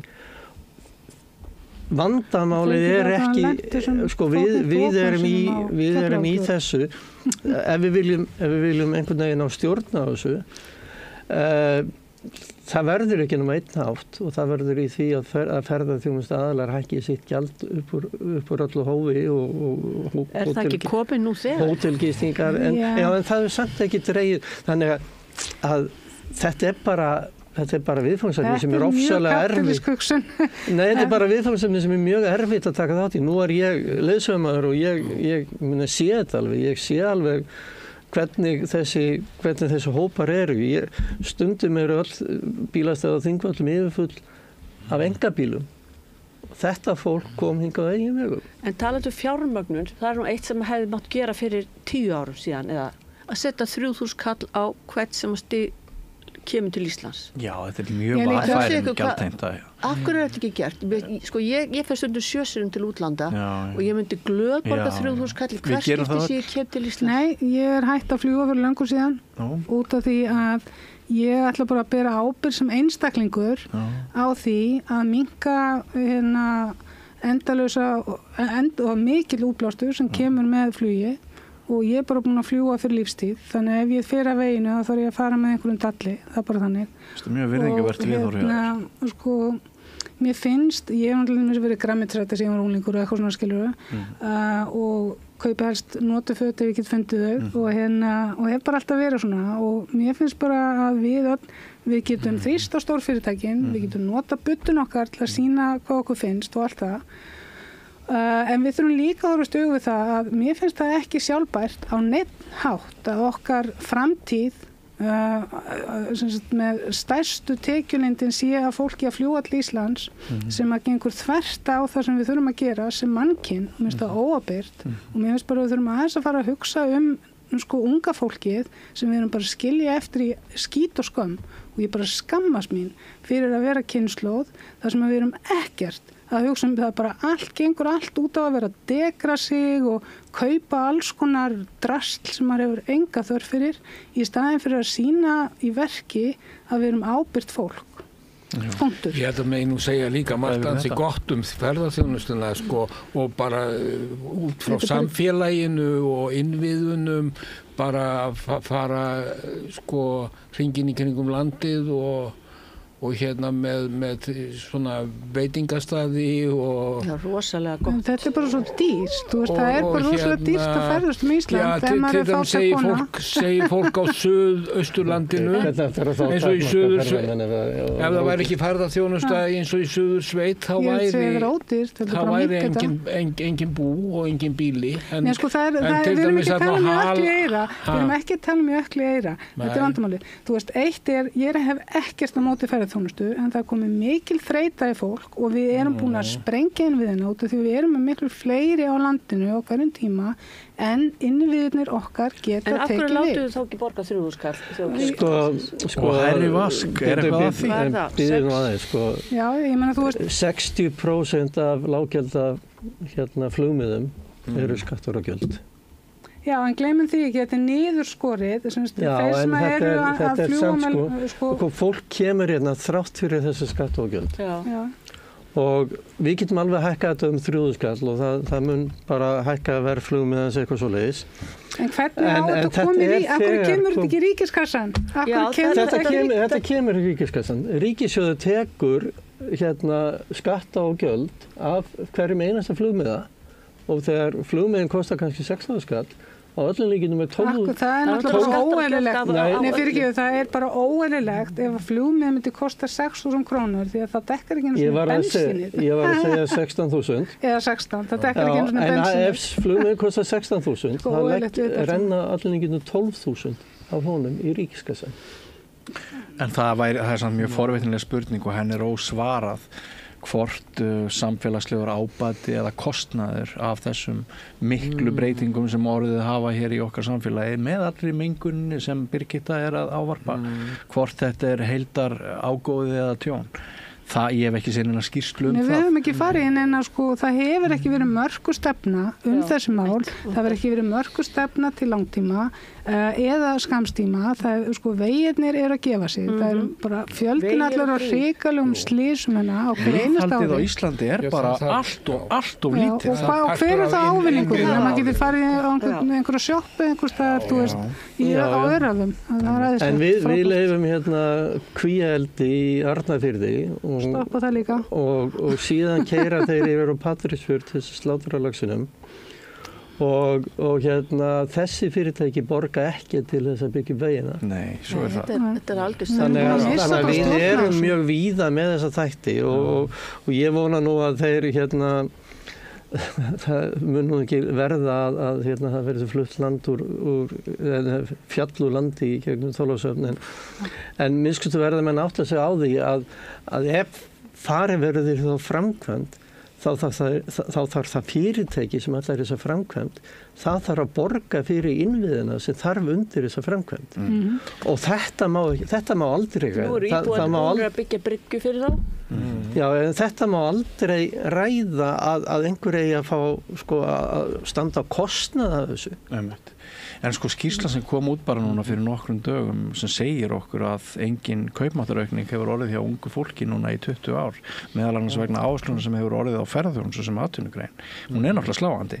Við sem erum eldri, við höfum notið kaupmáttaraukningar en unga fólkið, það er ekki bara, það hefur ekki húsnæði. Það er bara útsæði hinna ríku sem getur núna komið yfir sig þaki. Það er mjög ógeðfelldur veruleiki. Og ég er sjálfur, ég nefndi oft verið það borðið. Ég er búin að sjá eftir einu barni út til landsteinina, ég á vonaði að það verið fleiri, ég hef 3 og 5. Eðlilega. Duglegt fólk bjargar sér. Við getum ekki haft ungt fólk í landi sem að segja við að við viljum ekki hafa þig og getur ekki eignast þak yfir höfuðið og er í allar þessari vitleysu. Ég meina við erum með allar þessari auðlindir, við erum með allar þessar rafmagnsframleiðslu, hún er 15 falt á við það sem að gengur og gerist og er svo mesta með við höfðatölu samt er hluti töfralausnar núna að virka með þetta er allt á styrum. Við vitum að það er ekki fyrir þjóðina, það er bara fyrir þá sem allir græða. Þetta er allt á styrum en almenningur hans hlutskipti batnar samt ekki. Nei. Þannig að allar þessar pólitísku áherslur meir og minna virðast vera bjaga, ekki samt. En það náttúrulega hluti til vegna þess að við leyfum hinum þessum aðalum að koma hérna til lands og gera ákveðna hluti og svo flytja þeir allan hagnaða landi. 60 ára raforkusamningu við Fjarðarál svona eitt af þessu furðulega heitum. Mér telst til að sko útflutningur á álafurðum sé eitthvað 370-300 miljardar og af þessu verða 60 miljardar eftir á Íslandi. Já, og bara nýverið sem og fóru að borga undir tekjuskatt. Og þaraf fara kannski 30 miljardar til Landsvirkjunar sem fer í að borga niður lán sem hérna voru tekin til þess að byggja virkjanir. Þannig að ábatinn af þessu, þó þessu ofsalega flott fyrir landsframleiðsluna, þá þetta ekki ábati sem verður eftir í landi.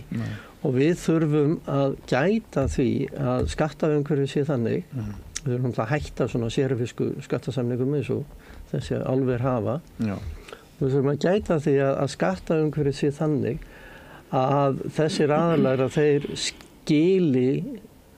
skilji eftir í landinu nægilega miklu. Og hérna, ég ofsalega hlynntur því að þar sem tekjurnar verður til, þar verður skattlagðar. Þannig að ekkert svona bull hækkun í hafi eða þess og þar. Meina Ástralir eiga bara fá arðin af því að framleiða þetta bauxít, en það ekki bara hækka í hafi svo að Geta þeir ekki líka bara verið með sín álversmiður í staðan fyrir að vera að flytja þetta á milli? Jú, en nú ég að tala annað prinsip. Já, ég veit að ég skil alveg hvað við, en bara þetta bara svo steikt allt saman. Að við erum að lenda í samskonar arðráni og ég vil bara nota það orð og Afrikuþjóðir. Það sem og Suðaustur-Asíu þjóðir. Og við verðum að standa í því ekki bara verja okkur sjálf, heldur verja líka aðra í heiminum. Og það sé gerð alveg fortakalaust og skilyrðislaust að skattlagningin sé þar sem tekjurnar verða til. Við sáum þetta samherjamáli í Namibíu. Það sýndi það að hagnaðurinn af starfsemi í Namibíu var færður yfir á Máritíus eða hvað það var. Þannig að það var engin skattgreiðsla þar. En tekjurnar urðu þar. Og þess vegna væri eðlilegt að Namibía fengi skatta af því. En í staðinn það var flutt yfir í skattaskjól með einhverjum samningum, dúbíu samningum. En þessi samningar eru út allt í íslensku þjóðfélagi. Þeir heita ráðgjafagreiðslur, þeir heita vaxtagreiðslur á þunnu eigin fé og þetta það sem við þurfum að breyta. Leið og við breytum þessu, þá mun líka viðhorf útlendinga til þess að koma hingað breytast. Vegna þess að þetta verður ekki lengur skattaparadís fyrir þá. Þetta eru góða punktar.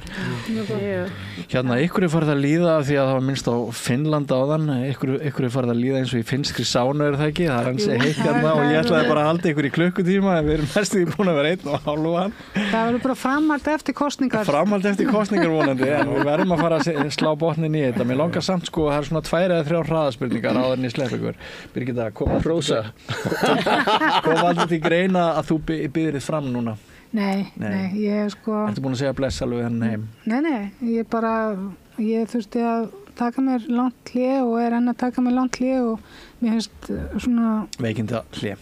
Já, og líka bara ég endurheimta sjálf með þess, þegar maður svona mikið sýnilegur að þá hætti maður í svona litlu samfélag hætti maður svolítið að vera maður sjálfur, ég svo mikið kameljón að ég verð bara einhvern veginn þannig ég bara aðeins að samþætta mig aftur og núna hefði ég til að segja einhver kjaftasaga það að ég væri í Rússlandi og þetta það svakalega kjaftasaga að stjúpfaðir mér hringdi mig og spurði mig hvort ég væri í Rússlandi þannig að nei, ég ekki að fljúga á Íslandi en ég geti kannski tekið lest allt í gegnum jörðina, þú veist, þetta bara svo absúrt kjaftasögurnar.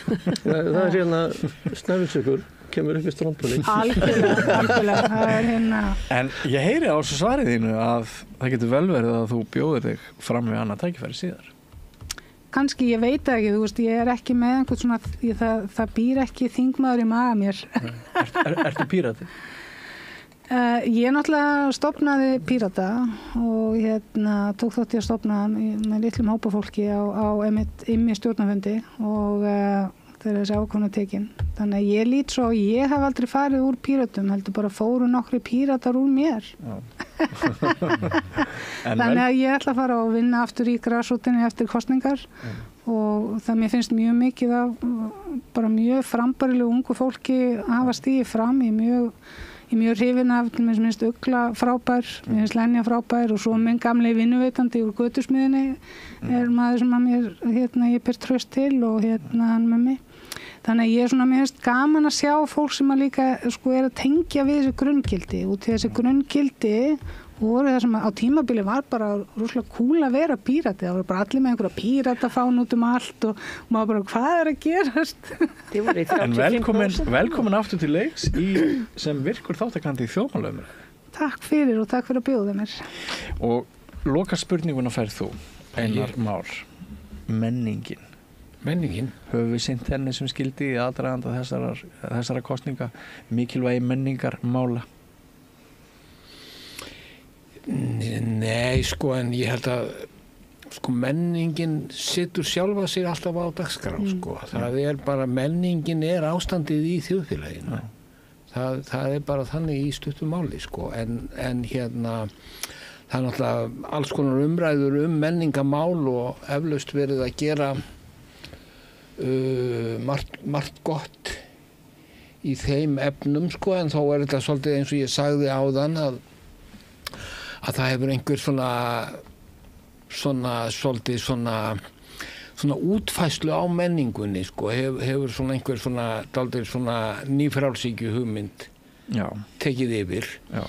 Og það nú oft verið að rekast á þetta, það nú í rauninni til þess með okkur talandi eins og okkur rithöfunda og tónlistamenn, það hefur nú búið að þjóðnýta okkur, þetta komið á streymisveiturnar og allt þetta, og mjög litlar greiðslur. Fáum allar túkall fyrir það. Já, og það í rauninni mjög lítill, grundvöllur orðin eftir, til að lifa á listinni.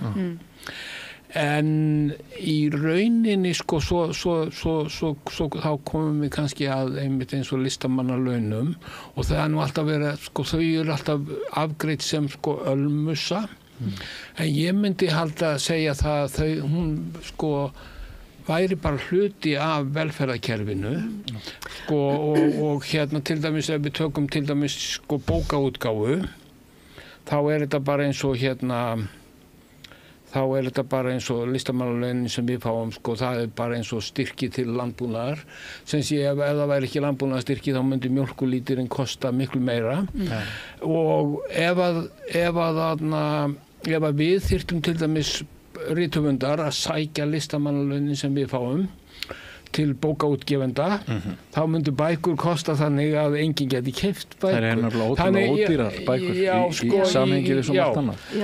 Þannig að þetta ákveðið svona jöfnunartæki og ég held að allir svona ferlar, svona velferðarferlar í samfélaginu séu mjög til bóta fyrir samfélagið og þetta sé svona einmitt fyrir menningarlíf og sköpun og og líka bara svona alls konar sem þetta gildi líka sundlaugar og íþróttavelli og það sé aðgangur að þessu öllu í samfélaginu og það menningin og ég held nú hins vegar að svona þrátt fyrir að ýmis ytri skilyrði þurfi að batna og svona og verða betri okkur í hag að þá sé svona sjálft menningarlífið og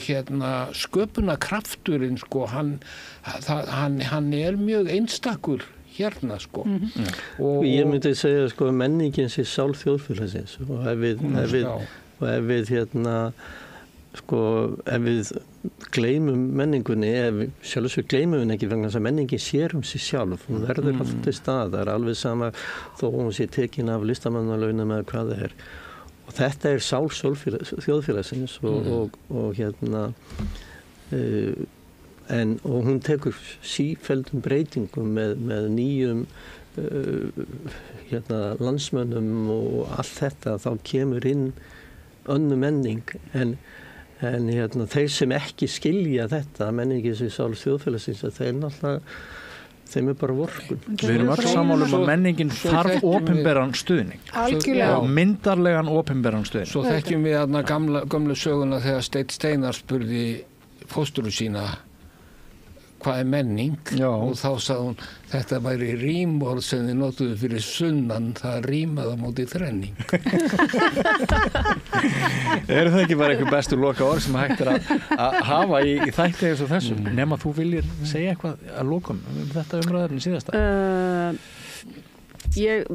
Bara það sem ég er mikið að hugsa þessa dagana, það er það að mér sýnist við geta fengið, við munum fer út menningunni og yfir í að séu 200 stjórnir sem við getum fengið. Við fáum bara einhvern öfga hægri eða frjálslynda jafnaðarmanna stjórn og ég bara vona að síðari kosturinn verði. Hver er umræðan, af því að ég veit að þú ert með einhverja smátengingar við Samfó, hver er umræðan þar þriðja flokkin, límið á milli Viðreisnar og Samfó ef það? Það er ýmislegt. Það er bara svo við erum búin að vera að tala hér. Þú veist, við sjáum þetta öll sko. En það sem gerist þegar það verður þessi hægri stjórn, þá myndi ég halda að hún endist ekki lengi vegna þess að mínu mati þá er Sjálfstæðisflokkurinn óstjórntækur, sökum spillingar. Trúverðuleiki oddvita hægri flokkana, hann er líka verulega laskaður og hefur bara verið lítill all langt skeið á mínu mati. En það er eitt sem við skulum hafa í huga, þessar skoðanakannanir sem hafa komið. Það eru nánast gjörsamlega ómarktakar í landsbyggðarkjördæmunum vegna þess að það var sagt að sósíalistar væri með meira fylgi á Austurlandi heldur en Sjálfstæðisflokkur. 5, eitthvað, var ekki? Það voru 3 sem sögðu Sjálfstæðisflokkin og það voru 3 sem sögðu sósíalistar. Voru 3 svör á baku þetta. Þetta er eins og fyrstu tölunar hjá Trump og 3 atkvæði og 3. Ég held að sko, ég er mjög ánægð með að við höfum ekki brugðið okkur í hlutverk völvunar hér í kvöld, það er minnst fátt furðulegra. Þannig að ég einhvern veginn svona maður þarf náttúrulega bara að vera í Delphi ef maður ætlar að gera það, eða í Hveragerði. Þetta er ákveðin þversögn sko. Það er einhvern veginn, það er ekkert í boði nema frjálshyggja, en frjálshyggjan gengur ekki. En það er svolítið, mér finnst svolítið mikilvægt að Samfylkingi fái góða kosningu, bara vegna þess að þá erum við komið með sterkt afl sem myndi alltaf vera til vinstri. En þess að Viðreisn gæti farið hvort heldur en Samfylkingin ánetjaði skilgreinir hana mjög ákveðin til tíma. Já, þegar ég held að það læknast að því aðeins. Það er rústandi. Þú sér það við viljum halda áfram. Já, en ef ekki bara bindast fastmælum það að eftir kosningar sem að kannski fara ekkert fram fyrir aðra helgi meðan við veðurspána einhvern tíman eftir kosningar þá bara hittust við hér öll og gerum þetta upp, er það ekki? Já, það verður mjög gaman. Ef allir verða á landinu. Þetta er búið að vera virkilega skemmtilegt að hlusta á ykkur. Sömuleiðis. Já, mér finnst bara þetta að vera mjög góð blandaði. Takk að þið fyrir, Birgitta. Ég var heppinn þetta skiptið með panel. Ég er ykkur mjög þakklátur. Takk fyrir að bjóða mér. Já, takk fyrir að bjóða mér. Sjáum síðar. Æspennandi tímar. Einmitt. Og þið sitjið uppi með okkur, dagskrárgerðarfólk Samstöðvarinnar, áfram, þið áhorfendur, góðir og hlustendur og farið ekki langt eftir andartak hér fjölbreyttur pakki af alls konar efni.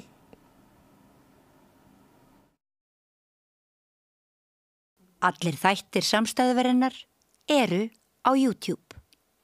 Allt það besta ókeypis. Hrósaðu náunganum. Það betra. Samstöðin, þar sem manneskjurnar koma saman. Það komin tími á aukna samkennd. Hinn eina sanna breyting sósíalismi. Með því að ganga í leigjendasamtökin styður þú baráttu leigjenda. Leigjendasamtökin eru fyrir öll þau sem vilja vinna að réttlæti og öryggi á húsnæðismarkaði. Leigjendasamtökin.is. Sósíalistaflokkurinn vill að húsnæðiskerfið verði afmarkasvætt. Meira stefnuna inn á exjóð.is. Segðu það á Samstöðinni. Samstöðin í eigu hlustenda, áhorfenda og lesenda. Sláist í hópinn og gerist áskrifendur.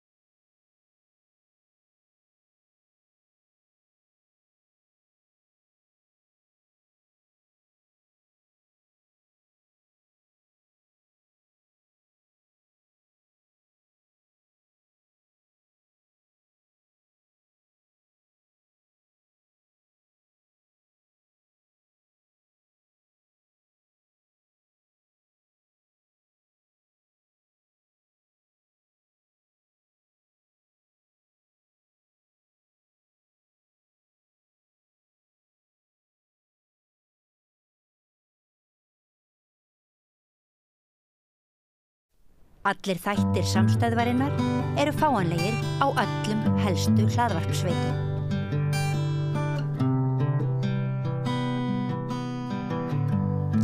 Komið sæl og verið velkomin að Rauðaborðinu.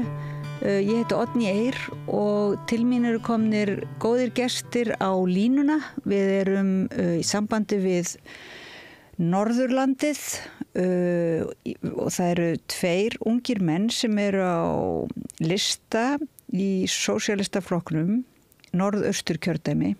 Elvar Forsdal í 15. sæti í Norðaustur og Ari Orrason í öðru sæti í Norðausturkjördæmi líka. Eru þið þarna? Já. Komið sælir, takk fyrir að koma í hérna svona óforvarandis í létt spjall bara sósíalismann fyrir norðan. Hvar eru þið staddir svona, þegar maður segir norðaustur, hvar nákvæmlega eru þið staddir? Já, við erum báðir á Akureyri núna, við erum 300 metrum frá hver öðrum Akureyri núna. Já. Hann í vinnunni og ég heima hennar. Þannig að þið eru ekki fulltrúar dreifbýlisins beinlínis, þið eru hérna Akureyrar. Já. Langt síðan held ég, langt síðan að annarkvor okkar bjó í dreifbýli held ég sko. Já, ég var á Ísafirði 2013-2016, eitthvað svoleiðis. En já. Og hvernig finnst ykkur umræðan svona helstu málefnin fyrir kosningarnar vera? Finnst ykkur vera svona sósíalískur tónn í því, eða finnst ykkur auðvelt að koma svona sósíalismanum að í umræðinni, eða hvernig eru móttökurnar?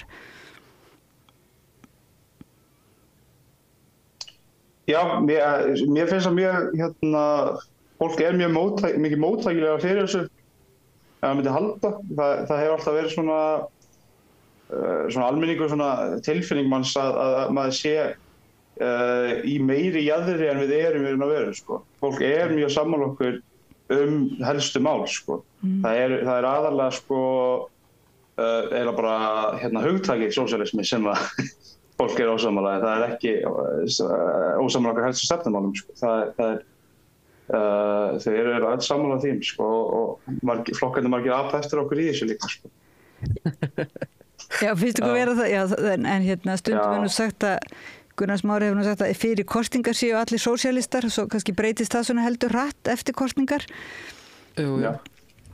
Því það er verið að höfða til ykkur svona samanlegra gilda og samfélagssjónamiða sem að kannski flestir geta verið sammála En eru þið með einhvern svona, leggið þið áherslu á einhvern einn málaflokk umfram annan þegar þið eru að tala pólitík núna?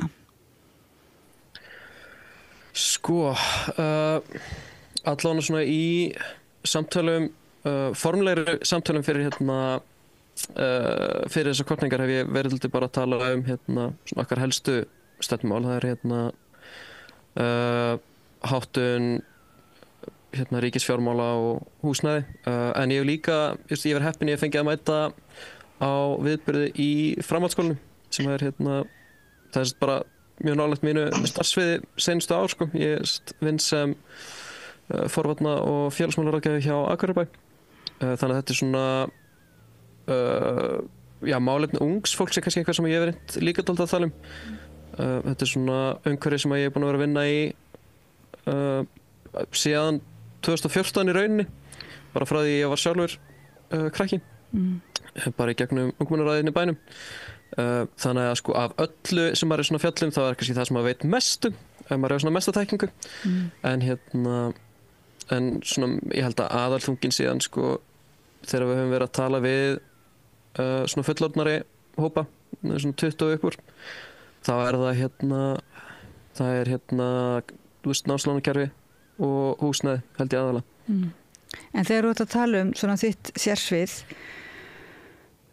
forvarnar og félagsmála, þú ert forvarnar og félagsmála ráðgjafi, og þegar þú ert að tala ungt fólk og þú segir að margir aðrir svona api eftir og séu með sósíalískar áherslur, en hvar getur þú þá ekki einhvern veginn samt komið með þessar sósíalísku áherslur og er það þín reynsla að hinir flokkarnir kannski eru búnir að fá svolítið, flestir þeir eru búnir að fá séns til að koma þessu málaflokki í lag og hafa kannski ekki komið með neina svona aðgerðir sem að skila varanlegum árangri eða þannig, eða hver finnst þér þörfin vera það núna á svona aðgerðum sósíalista? Þá í kringum á þínu sérsviði? Já, bara mínu sviði, sko. Sko, ég held að og jáfnvel sko ekki heldur við veit að áherslan sem við ættum að vera með í þessum málum, sérstaklega núna, er að tala fyrir til dæmis bara auknu fjármagni inn í þetta svið sem er forvarnastarfsemi bæjanna. Það er þá bæði fræðslur og líka félagsmiðstarf. Við erum búin að vera við erum búin að standa fram fyrir til erfiðu tímabili svona akkurat núna seinustu ár, bara í kringum áhættahegðun og ofbeldi. Þannig að það er búið að vera talsvert álag á starfsstéttinni. Ofan að það þá erum við ekki með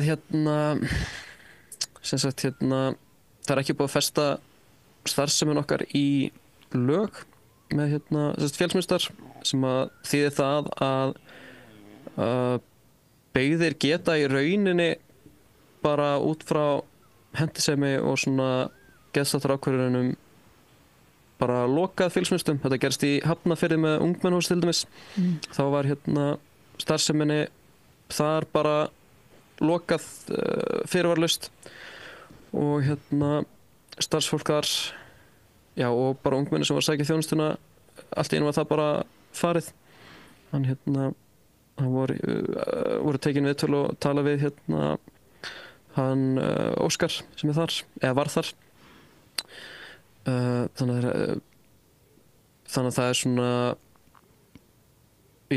bæjunum ber í rauninni sko engin lagaleg skylda, þannig sé held ég nú gæti sko, það má alltaf svona sannræna það sem ég er að segja, en bæjum ber engin lagaleg skylda til þess að sinna okkur eða gefa okkur nægilegt fjármagn. Þannig að það er sko, sem sósíalistar ættum við að beita okkur fyrir því til dæmis bara að þessi starfsemi verði lögfest, að það sé nægilegt fjármagn sett út í þetta, af því að maður hefur svona komist að því að þrátt fyrir því að vera kannski í álægst tímabili þá það stoppar ekkert biðina frá því að gefa frá sér tilkynningar að nú eigi að skera niður eða hagra eitthvað í kringum. Þannig að Það er svolítið svona stórt bili mitt frá þegar einhver svona ofbeldisatvík sem rata í fjölmiðla koma upp að þá tala mjög margir mikilvægi aukina forvarnar og aukins forvarnarstarfs og starfs með unglingum en síðan einhvern veginn ungu fólki en já, maður sér ekki alveg svona eftirfylgnina og sérstaklega mikilvægt sem voru að nefna með þessar lögfestingu því að annars svo mikið svona óöryggi innan þessara bara starfstjettar eða hvað. Nákvæmlega. Það er En hvernig finnst þér ungu fólki svona í kringu þig hvernig finnst þér ungu fólki líða? Finnst þér vera breyting svona á líðaninni? Finnst þér vera aukið ofbeldi og Sko það er nú hef ég unni kring gögn bara sem að mæla þetta. Það var íslensku æskulýðsrannsóknar og við sko ef við förum bara alveg beint í tölunar þá er búið að lækka núna á milli kannana sem sagt þessi ofbeldistíðni mælanlega allavega það maður sér það alveg í starfinu og bara þú veist bara í gegnum kontakta og líka bara starf hér að það koma upp ofbeldismál. Það er ég held að sé bara ógeðslega erfitt að vera ungmenni í dag. Það er einhver svona yfirstandi bylgja akkurat núna af bara svona ultra neysluhyggju. Þau eru ótrúlega tengd inn í alls konar neyslu. Það er hvort sem þetta séu fatakaup, ungi strákar til dæmis núna eru mjög þeir vita allt ilmvötn allt í einu sem ég man ekki eftir frá því ég var úlingur og það er svona já, þetta er svona þessu fylgir finnst manni sko, nú hef ég ekki lagt út inn að rannsókn með þetta en maður svona bara út frá því að vinna með krakkanum, manni finnst þetta skila sér dálítið í að krakkar upplifi það að það er alltaf eitthvað meira sem þau þurfa að bæta við sig eða sitt líf að þau séu ekki að þau séu bara ekki nóg.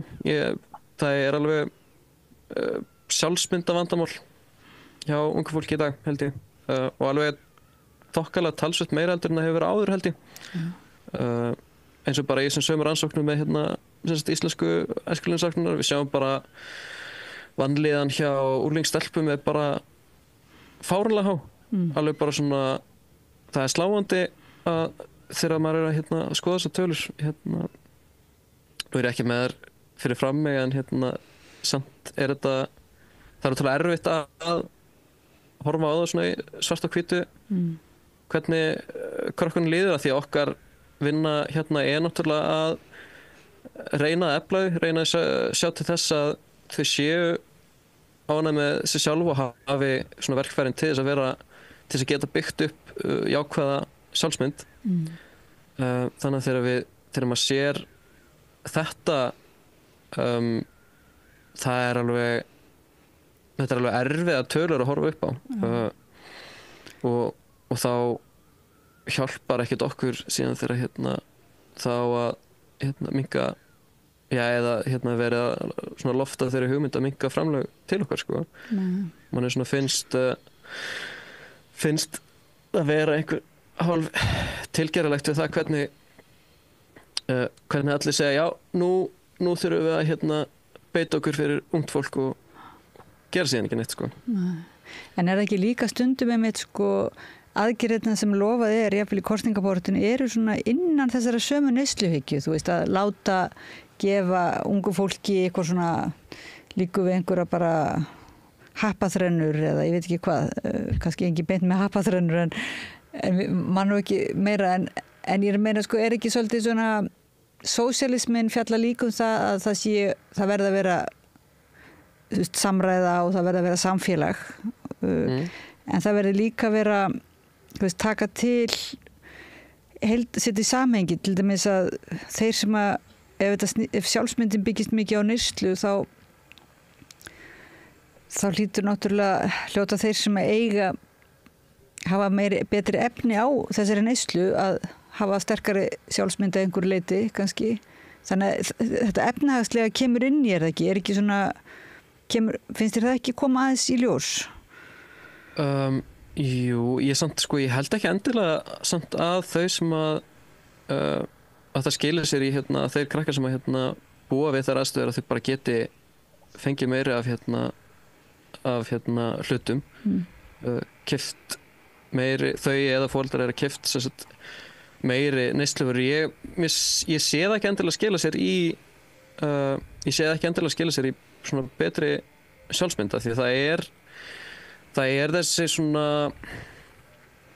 þetta er svona þessi vítahringur neysluhyggju sem að þér má aldrei líða eins og það sé komið nóg.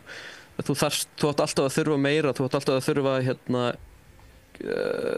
og þetta er svona kannski fylgifiskur líka þessar hugmyndar svona endalausa vöxt svona sem að þú finnur í nýfrjálshyggjunni. Þetta er þú þarft alltaf meira, þú mátt aldrei vera ánægður með það sem þú hefur af því að þú getur alltaf átt meira og er nýjasti hluturinn sem þú getur eignast. Er ný föt sem þú þarft að kaupa ef þú þarft að kaupa þér föt oft, þú þarft að eiga hellingaföt, þú þarft að eiga föt fyrir nánast hvern einasta dag af því að þú mátt ekki láta sjá því sömu fötunum 2 daga í röð, það verður náttúrulega hræðilegt sko. Þú þarft að kaupa með að þessa stórtónleika þú þarft að eiga þetta plaggat, þú þarft að eiga hana ból, þú þarft að eiga þetta ilmvatn, þú þarft að eiga þessa tegund að snyrtivörum. Þetta er endalaust.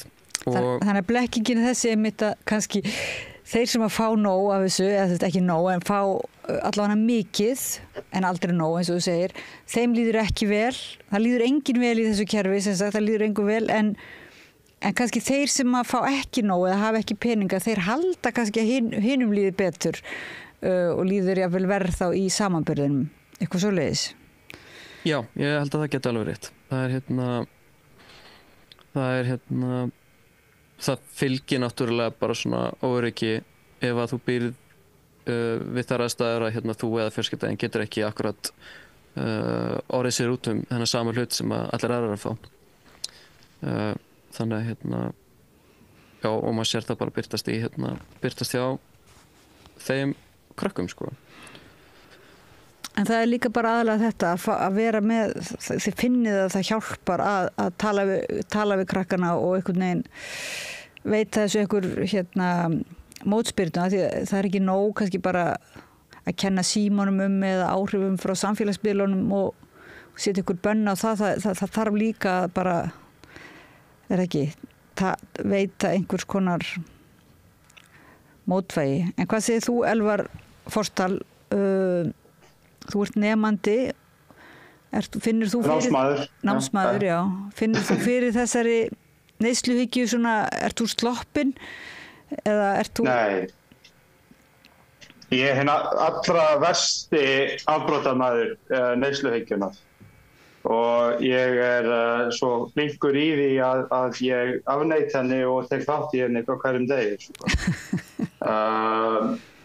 En ég er samt alveg samanlega sko, það sem aðrir að segja, en ég er ekki sloppinn frá henni sko.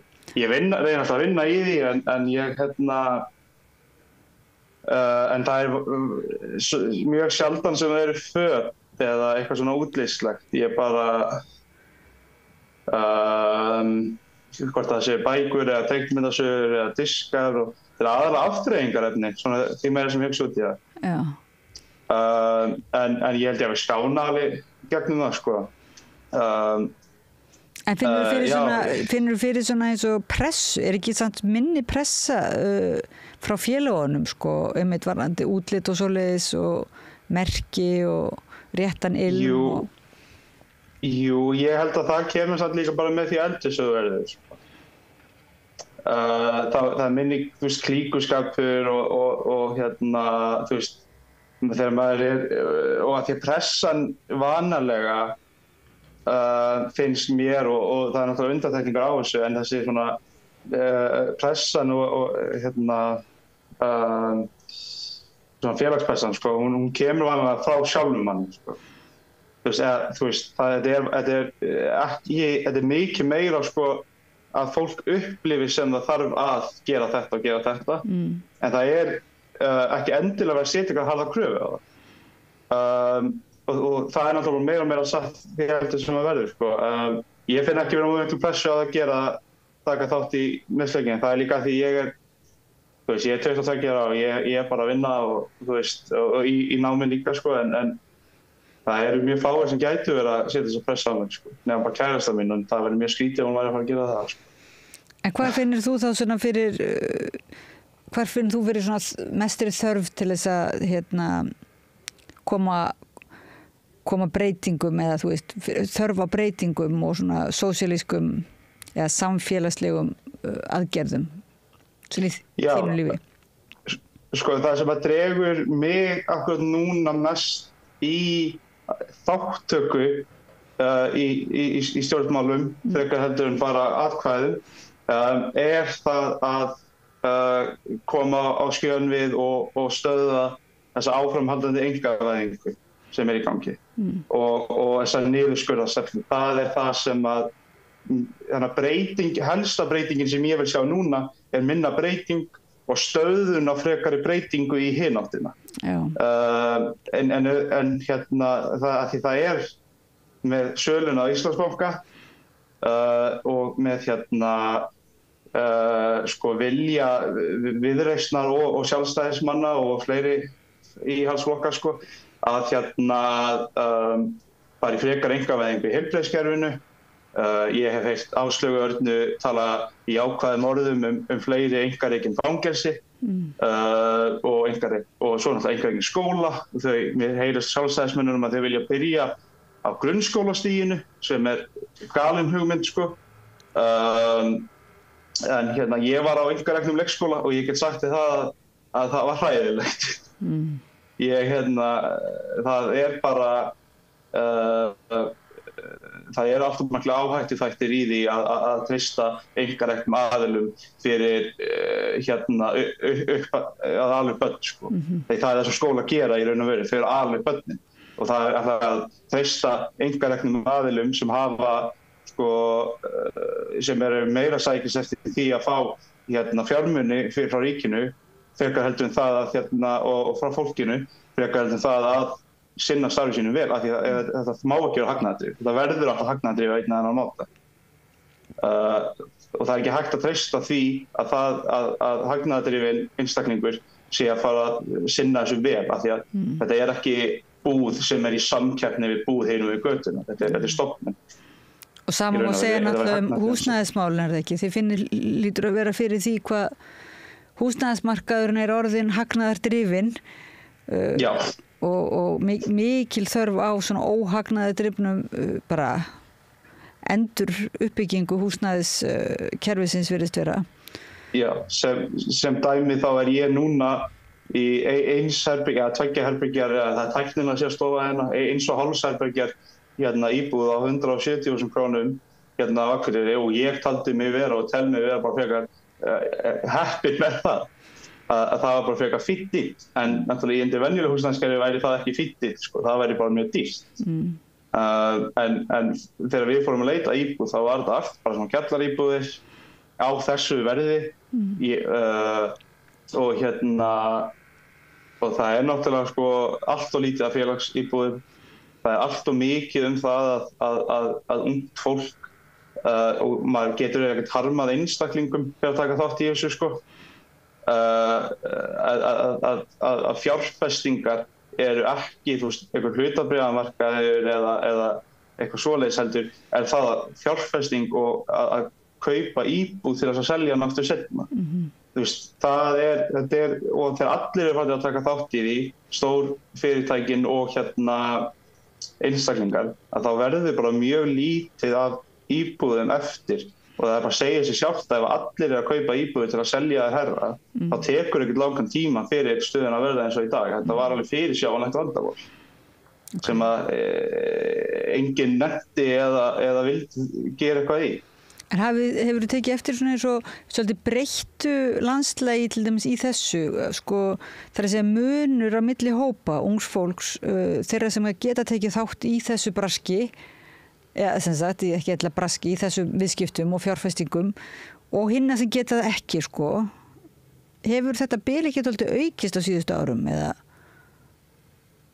hvernig upplifir þú það? Ég meina þá hvaða hópar það eru sem að geta tekið þátt í þessu? Já, ég er að hugsa svona hvort að menn höfðu, að því að sko fyrir nokkrum árum þá voru fáir sem töluðu svona mikla stjættaskiptingu eða svona ýktan mun, aðstöðumun ungs fólks, en núna virðist vera að það eru svo margir sem tala þetta og bara einhvern veginn að fatta hvað mikill aðstöðumunur. Ég held að húsnæðismarkaðurinn alveg stór hluti að því, sko, að fólk sem annars væri ekkert að pæla í og sér að taka eftir þessu. Að því að eins og þegar ég hugsa þá vini mína og bara svona kunningja sem ég veit að hafa keypt eða eru alveg að fara að kaupa íbúð bara til þess að leigja þær út, skilurðu seinna, að leigja þær út strax, sko. Þú veist, þeir ætla ekki svo bara að vera í foreldrahúsum til að byrja með. Þess það aðalega fólk sem á svona foreldra í betri stöðum, sko. Þú veist, eins og það væri ekki raunhæft fyrir einhvern með minn bakgrunn að gera þetta án þess að hafa verið að safna sín ég var 14 ára, sko.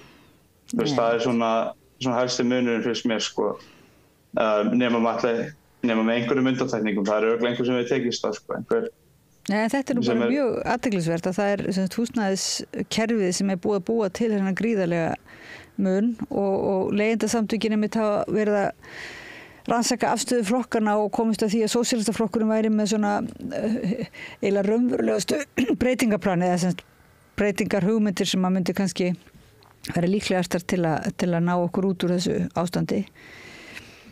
En segið mér aðeins hérna, þegar þið horfið á, svona undir lokin, þegar þið horfið á kosningaumræðuna og baráttuna, finnst ykkur vera nóg talað bara aðra staðin Reykjavík, þú finnst ykkur Akureyri og landsbyggðin í heild ná einhverju máli?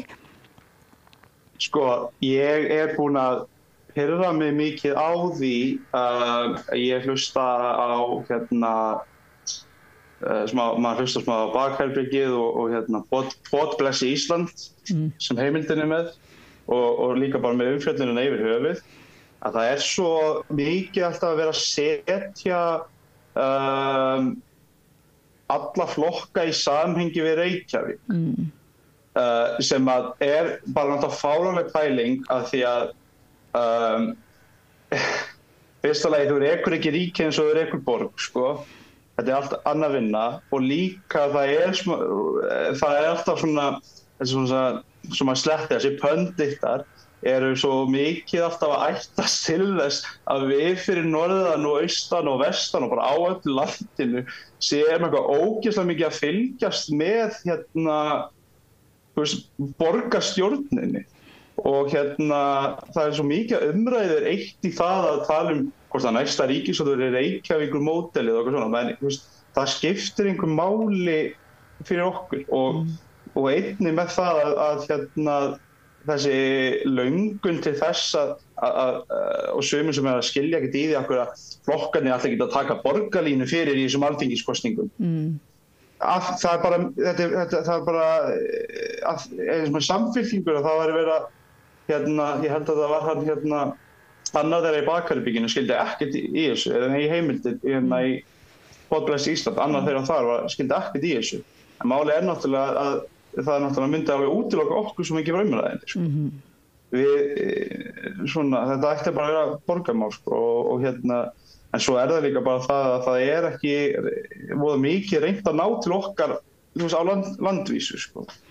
það eru, svona oddvitaðir hérna tala til okkar, sko, en flokkarnir sjálfir virðast bara vera svo uppteknir að því að ná sem mestu prósentu atkvæða, að ég held að sé bara það, að það okkur þau tala aðra til þess að tryggja höfuðborgar hérna atkvæða, sko, umdæma.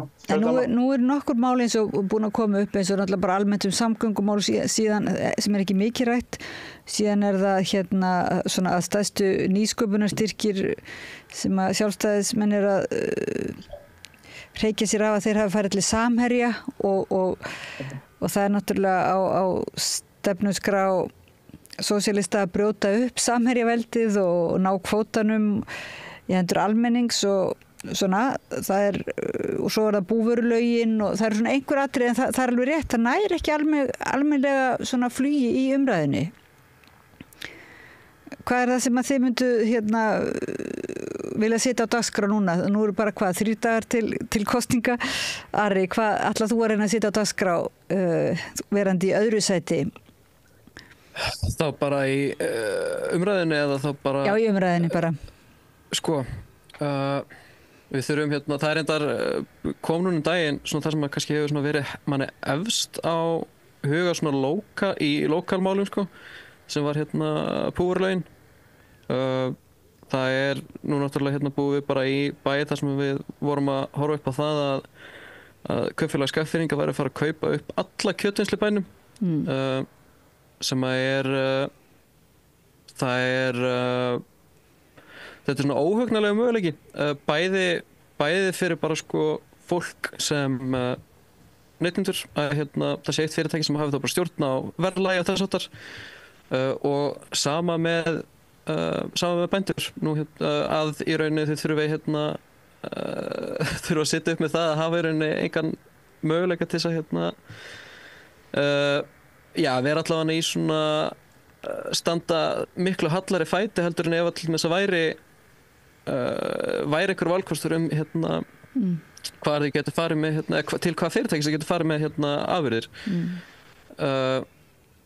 Ég hugsa að það svona kannski eitthvað sem að við þyrftum að einbeita okkur aðeins á, að því að nú norðaustur, þetta er mjög stórt svæði og mikið af þessi dreifbýli, stórt landsvæði inn í kjördæminu okkar eru bændur, og var það bara að bændur þetta er ein stofn svona verkagrein þjóðarinnar okkar, sko. Þetta stéttin sem sko byggir upp, allavega eina stéttin sem byggir upp landið. Ég held að sé svona bændur og sjómenn kannski svona þessar svona tvær ef við hugsum Ísland sem svona marmarahús byggt upp á stóðum, sko, þá þetta eru bara burðastóðir, sko. Ég hugsa að við ættum áfram að skoða og tala húsnæðismálin. Leiguverðin á Akureyri orðin fáránleg,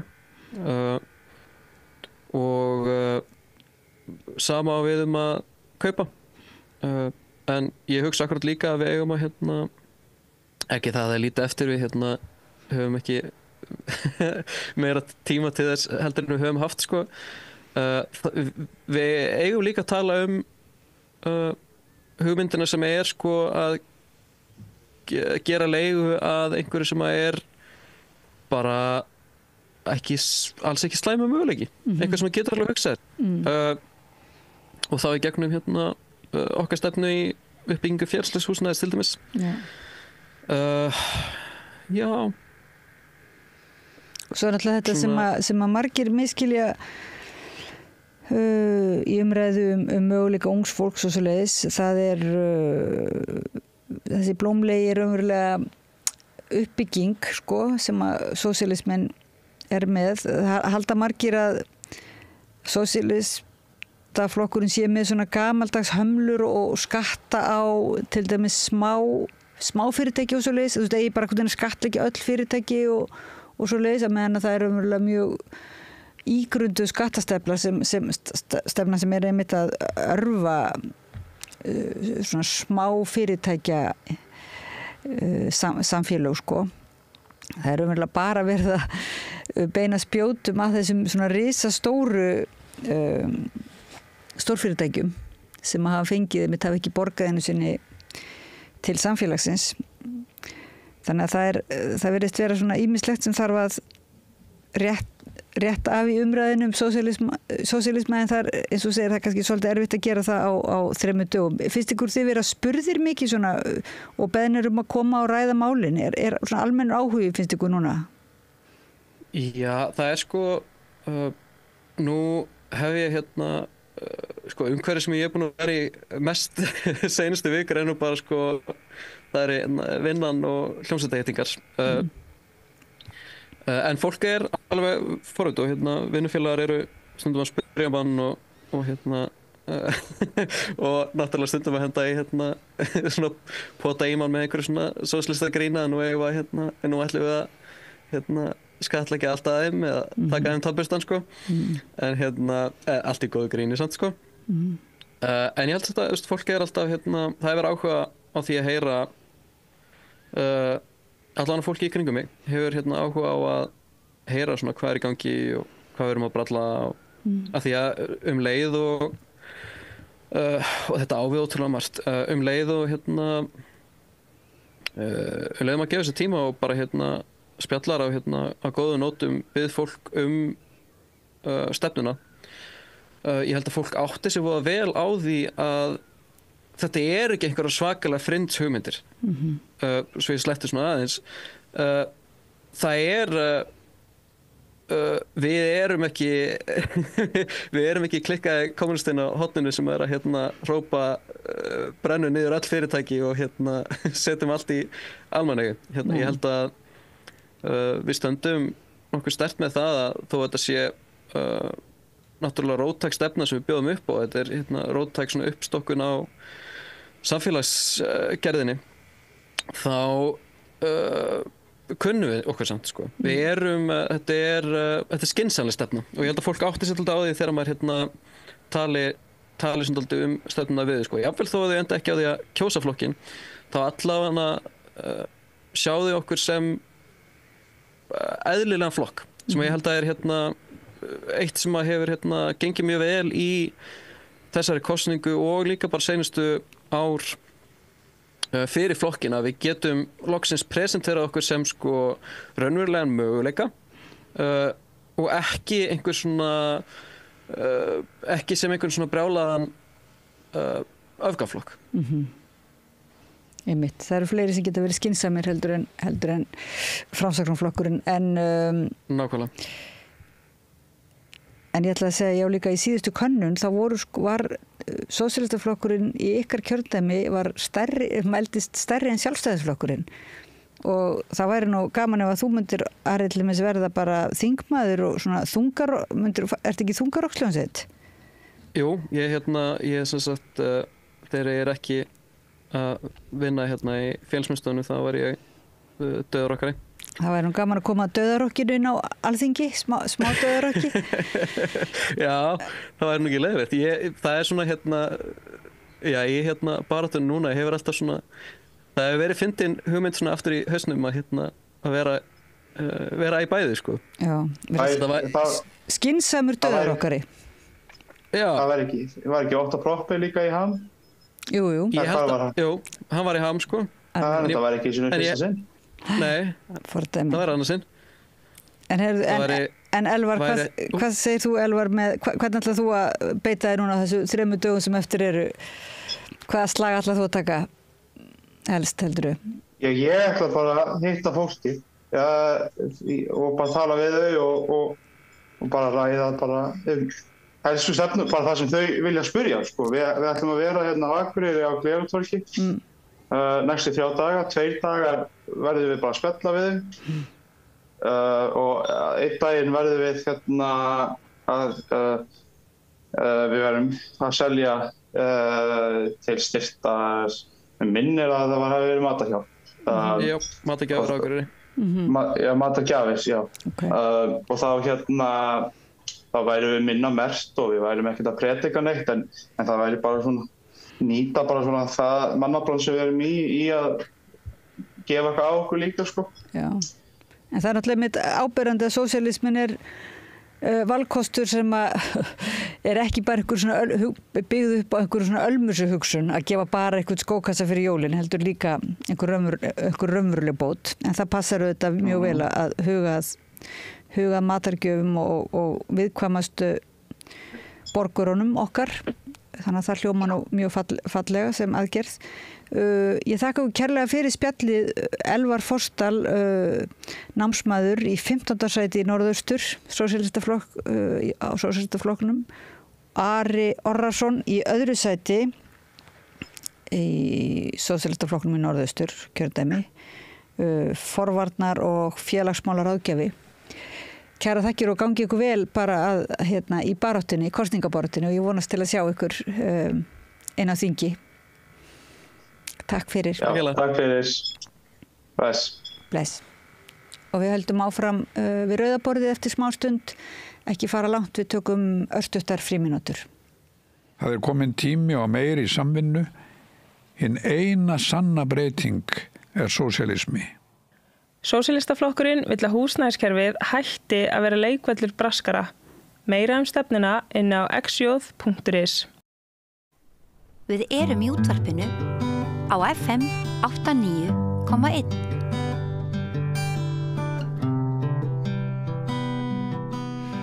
Sanna Magdalena Mörðudóttir, verður velkomin. Takk fyrir.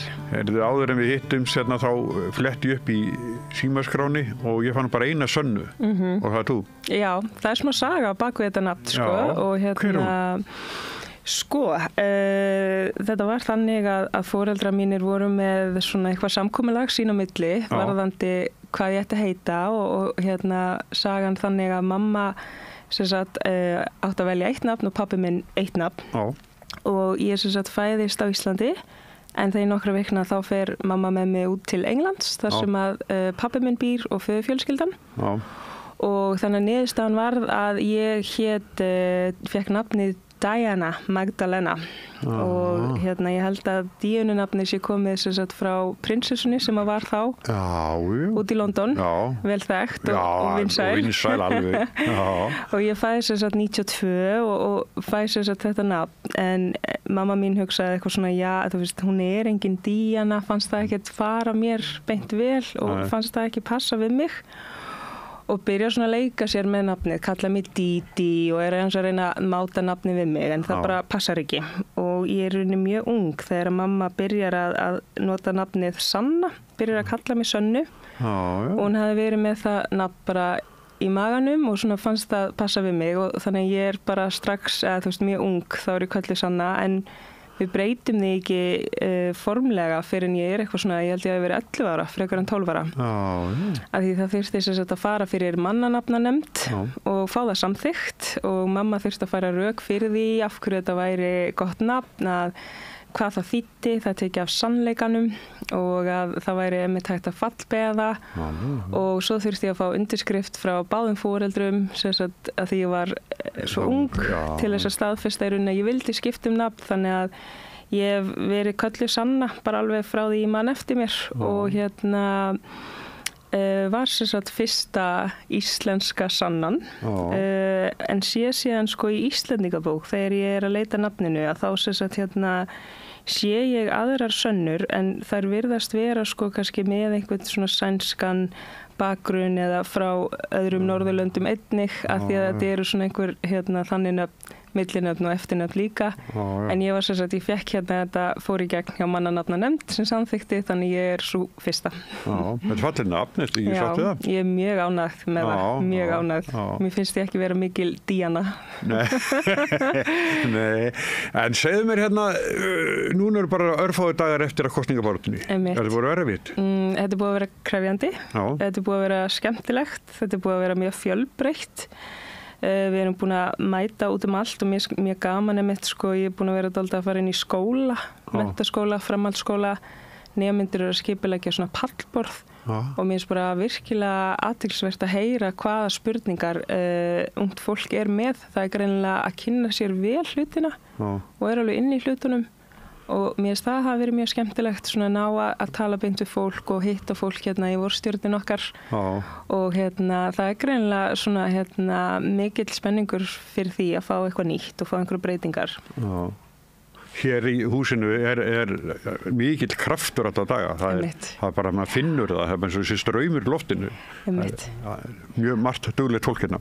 Af því að líka alltaf líf og fjör sko. Það er einhver búin að vera að mæta með veitingar og svo er alltaf fólk að koma inn og spyrja spurninga, mikið í gangi, mikið líf og fjör og bara mjög gott að hafa þetta rými og maður sér sko að flokkar hafa verið að koma sér upp kosningaskrifstofum og ég finn bara hvað ég er rosa þakklátt fyrir þetta sem við höfum hérna í Bólholti 6 að við höfum verið hérna í nokkur ár og erum búin að venjast staðnum og bara þekkjum vel inn á hann og það er svo mikilvægt að hafa eitthvað svona félagsrými.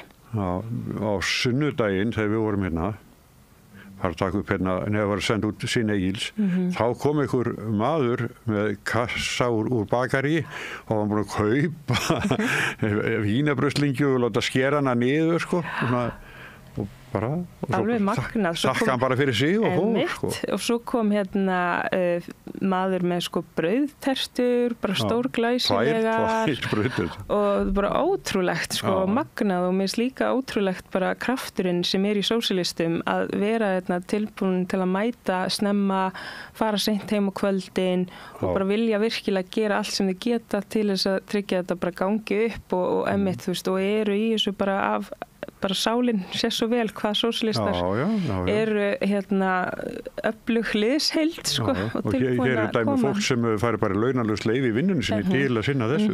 Það er bara þannig. Magnað, bara gjörsamlega magnað. En hvað ég var að spyrja frammi áðan hvernig væri þegar væri að fara þannig eins og í Kringluna og þá segjaðu mér að fólk standi ég vilja biðja til að taka hendina á þér og tala við þig. Já, ég fór helgina og var mjög skemmtilegt því að þú veist, það er alveg fólk að hópast á mann og spyrja bara út í stefnuna og spyrja hvað afstöðu við höfum til hluta og ég fann alveg að þú veist það var margt fólk sem vildi ná að spjalla við mann og maður er svona að reyna að ná að tala við alla og einmitt slatta fólki í Kringlunni og þetta er bara mjög gaman hvað fólk er svona tilbúið að spyrja og setja sig inn í hlutina og velta því fyrir sér og fallegar stuðningskveðjur sem við fengum líka sem ég þótti mjög vænt að heyra. En svo hinum einu ásnum þar er kannski fólk sem sko gefur ekkert fyrir sósíalistaflokkinn og jafnvel bara fyrirlítur hann. Sko. Já, mér samt fyndi að heyra að ég er stundum að heyra sko að fólk sem er hægra megin, sem er ekki sko sammála okkur, er samt að hrósa okkur bara fyrir málflutningin, hvernig við komum fram og segja bara svona já, þú veist, ég er nú ekki að sammála því sem að Sanna segir en að maður sé alveg með málstað og flytjan og skilabúðin af sannfæringu. Já, fínt. En sko það eru komið 6 ár síðan þú varst kjörinn fyrra sinni í borgarstjórn. 2018. Já, passar. Já. Og svo síðast að þá náður sko einu fulltrúa með þér. Einmitt. Þannig að þetta er búið að ganga mjög vel hjá þér í kosningum. Þetta er einmitt, þú veist, fyrst komist við inn í borgarstjórn og ég var með þetta rifja þetta upp að því ég sá stöðu uppfærslu frá Smára í rauninni kosninganiðurstöður og svona fylgi í könnunum og þetta svona leita ekkert allt og vel út þarna vikurnar í aðdraganda fyrir borgarstjórnarkosningar en svo bara gerist eitthvað þarna á lokametrunum og við náum inn 2018 þá er ég einmitt yngsti borgarfulltrúi sögunar og náði að slá gamalt met sem að Davíð átti, 44 ára gamalt met. Íttir honum til liðar. Og síðan einmitt bara ánægilegt að við höfum verið að vaksa og 2 fulltrúar núna í borgarstjórn. Ég var bara 1 fyrst og svo núna eru voruð 2. Þannig að var það mikill munur? Mjög mikill munur, af því það er alveg virkilega krefjandi að vera sérstaklega þetta er nýtt fyrir manni og líka bara að þú veist það er svo mikill munur að hafa einhvern sem er með manni í þessu og er alveg þarna inni geta einhvern veginn skoða hlutina mjög vel velti fyrir sér. Fyrir 6 árum, þá, ef ég maður rétt, þá var ykkur boðið að vera með í meirihlutanum. En Þetta var, ég veit ekki hversu mikil alvara var á bakvið þetta sko. En ykkur þá var, að því að þið sögðu nei, að þá var ykkur leiði háls eða vildi ekki taka ábyrgð og annað sko. En þetta hefði verið sannlega dauðadómur eða hefði farið að vera ykkur auka borgarfulltrúi í meirihlutanum. Af því það þarf líka að meta stöðuna alltaf út frá bara styrknum, þú veist, hvernig getur einn fulltrúi haft sem mest áhrif og ég tel að þetta hafi verið bara fullkomlega rétt ákvörðun þá að standa svona fyrir utan og ná að vera þá þessu háa gagnrýnisrödd og rauninni benda mitt á allt sem að þurft að laga og hvernig ætti að fara að því í staðin fyrir að vera sko í meirihlutasamstarfi í borginni að þá í rauninni þá þarft að ganga í takt við hina flokkana. Þú veist, það ekki vel séð að þú ert að fara að vera mót einhverju sem að kemur frá meirihlutanum eða að þú styður tillögu frá minnihlutanum sem að aðrir meirihlutaflokkar gera ekki, að þá þarf að ganga svo rosalega gegn þinni sannfæringu og ég veit auðvitað að í stjórnmálum að þá þarf að komast að samkomulega hlutina en það spurningin bara hversu langt ferðu og þetta fer líka bara eftir því þú veist hvað þú ert með marga fulltrúa. Já, en í borgarstjórn þetta ekki samt svona þannig þið borðið saman, þið þekkist alveg, þið talist saman þó þessi ykkur ásnum. Já, algjörlega og maður svona með að reyna þú veist að tala milli funda, þú veist að tala við meirihlutan og bara við erum með þessa tillögu gætum við ekki samþyktana, eitthvað sem þið myndi vilja breyta svo það sé þú veist meiri líkur á þetta nái í gegn hvernig væri það hægt, þú veist, gætu við ekki látið þetta ganga upp, en við sjáum í rauninni, þú veist, í gegnum allir þessi ár, alla tillögurnar sem við höfum verið með, til dæmis húsnæðisuppbyggingu, þú veist, það hefur ekki náð fram að ganga og þá mitt hugsa maður, sko, þú veist, ég hefði ekki geta verið meirihluta sem einhvern veginn gallað kerfi, þú veist, frekar held ég bara áfram og dropin hólar steinin, þú veist, við höldum bara áfram. Það kannski það mál sem að hefur erfiðast að sjá að gerðist allt og lítið í húsnæðisuppbyggingin? Ég myndi segja það og sérstaklega því að allir flokkar eru sammála að það þarf eitthvað að breytast í húsnæðismálum og allir flokkar eru sammála að þetta bara þú veist að mikilvægast í okkar lífi að hafa öruggt húsnæði en svo þegar kemur útfærsluatriðum og maður er að reyna að benda á að bara leiðin sem við höfum verið að fara alls ekki að virka og þá þurfum við að gera eitthvað nýtt það sé ekki að treysta markaðinn til þess að útvega öllum örugt ódýrt húsnæði að þá einhvern veginn fær maður svo oft svörin frá meirihluta borgarstjórnar að Reykjavík og borg standi sér best af öllum sveitafélögunum og ég segi bara já, þú veist það alveg rétt og gengur ekki að hinn sveitafélögin sé í rauninni ekki öflug í uppbyggingu félagslegra íbúða en á sama tíma að þá fullt af fólki að biðlista til dæmis eftir í leiguíbúð hjá félagsbústöðum þannig það líka óásættanlegt að Reykvíkingar sé að bíða ár eftir að komast í öruggt hús og skjól og við höfum lagt fram einmitt vel fjármagnaðar tillögur hvernig við sjáum fyrir okkur að það væri hægt að nýta til dæmis eiginfjárstöðu félagsbústaða í að fara í frekari uppbyggingu þar sem að einmitt leigjendur greiða leiguna tekjur skila sér en það svona erfitt að í rauninni mæta því að það virðist ekki vera vilji til að byggja upp á félagslegum forsendum og síðan þegar við erum að koma með áherslur strætó efla samgöngur að þá verðist orðræðan vera að maður ekki að vera að tala kerfi niður þegar ég að reyna að tala fyrir því að við bætum þetta af því að við viljum öflugan strætó og áræðanlegar almennir samgöngur þannig að það svona sérstakt að sjá í rauninni hvernig viðbrögðin hafa verið við þessum áherslum en svona eitt mál sem að maður sér að virðist vera þokast áfram bara frá því ég byrjaði í borgarstjórn þá höfum við sósíalistar verið duglega að tala fyrir því að útsvar verði lagt á fjármagnstekjur af því það lagt á launatekjur ekki fjármagnstekjur og núna svona finnst manni eins og fleiri sé að tala fyrir því og stundum líður mér eins og einhver svona biluð plata vera alltaf sko útsvara fjármagnstekjur en þú veist þetta orðið núna maður sér svona árangurinn þetta að vonandi þokast áfram í rétt átt. Ég tekja þessu það eru fleiri að tala þetta til auka tekjur ríkisins en sko alþingi allt annað og svona meira náttúrulega það er hægt að móta stefnur en það sko flokkar í minnihluta það alveg undantekningi þeir ná bara málum fram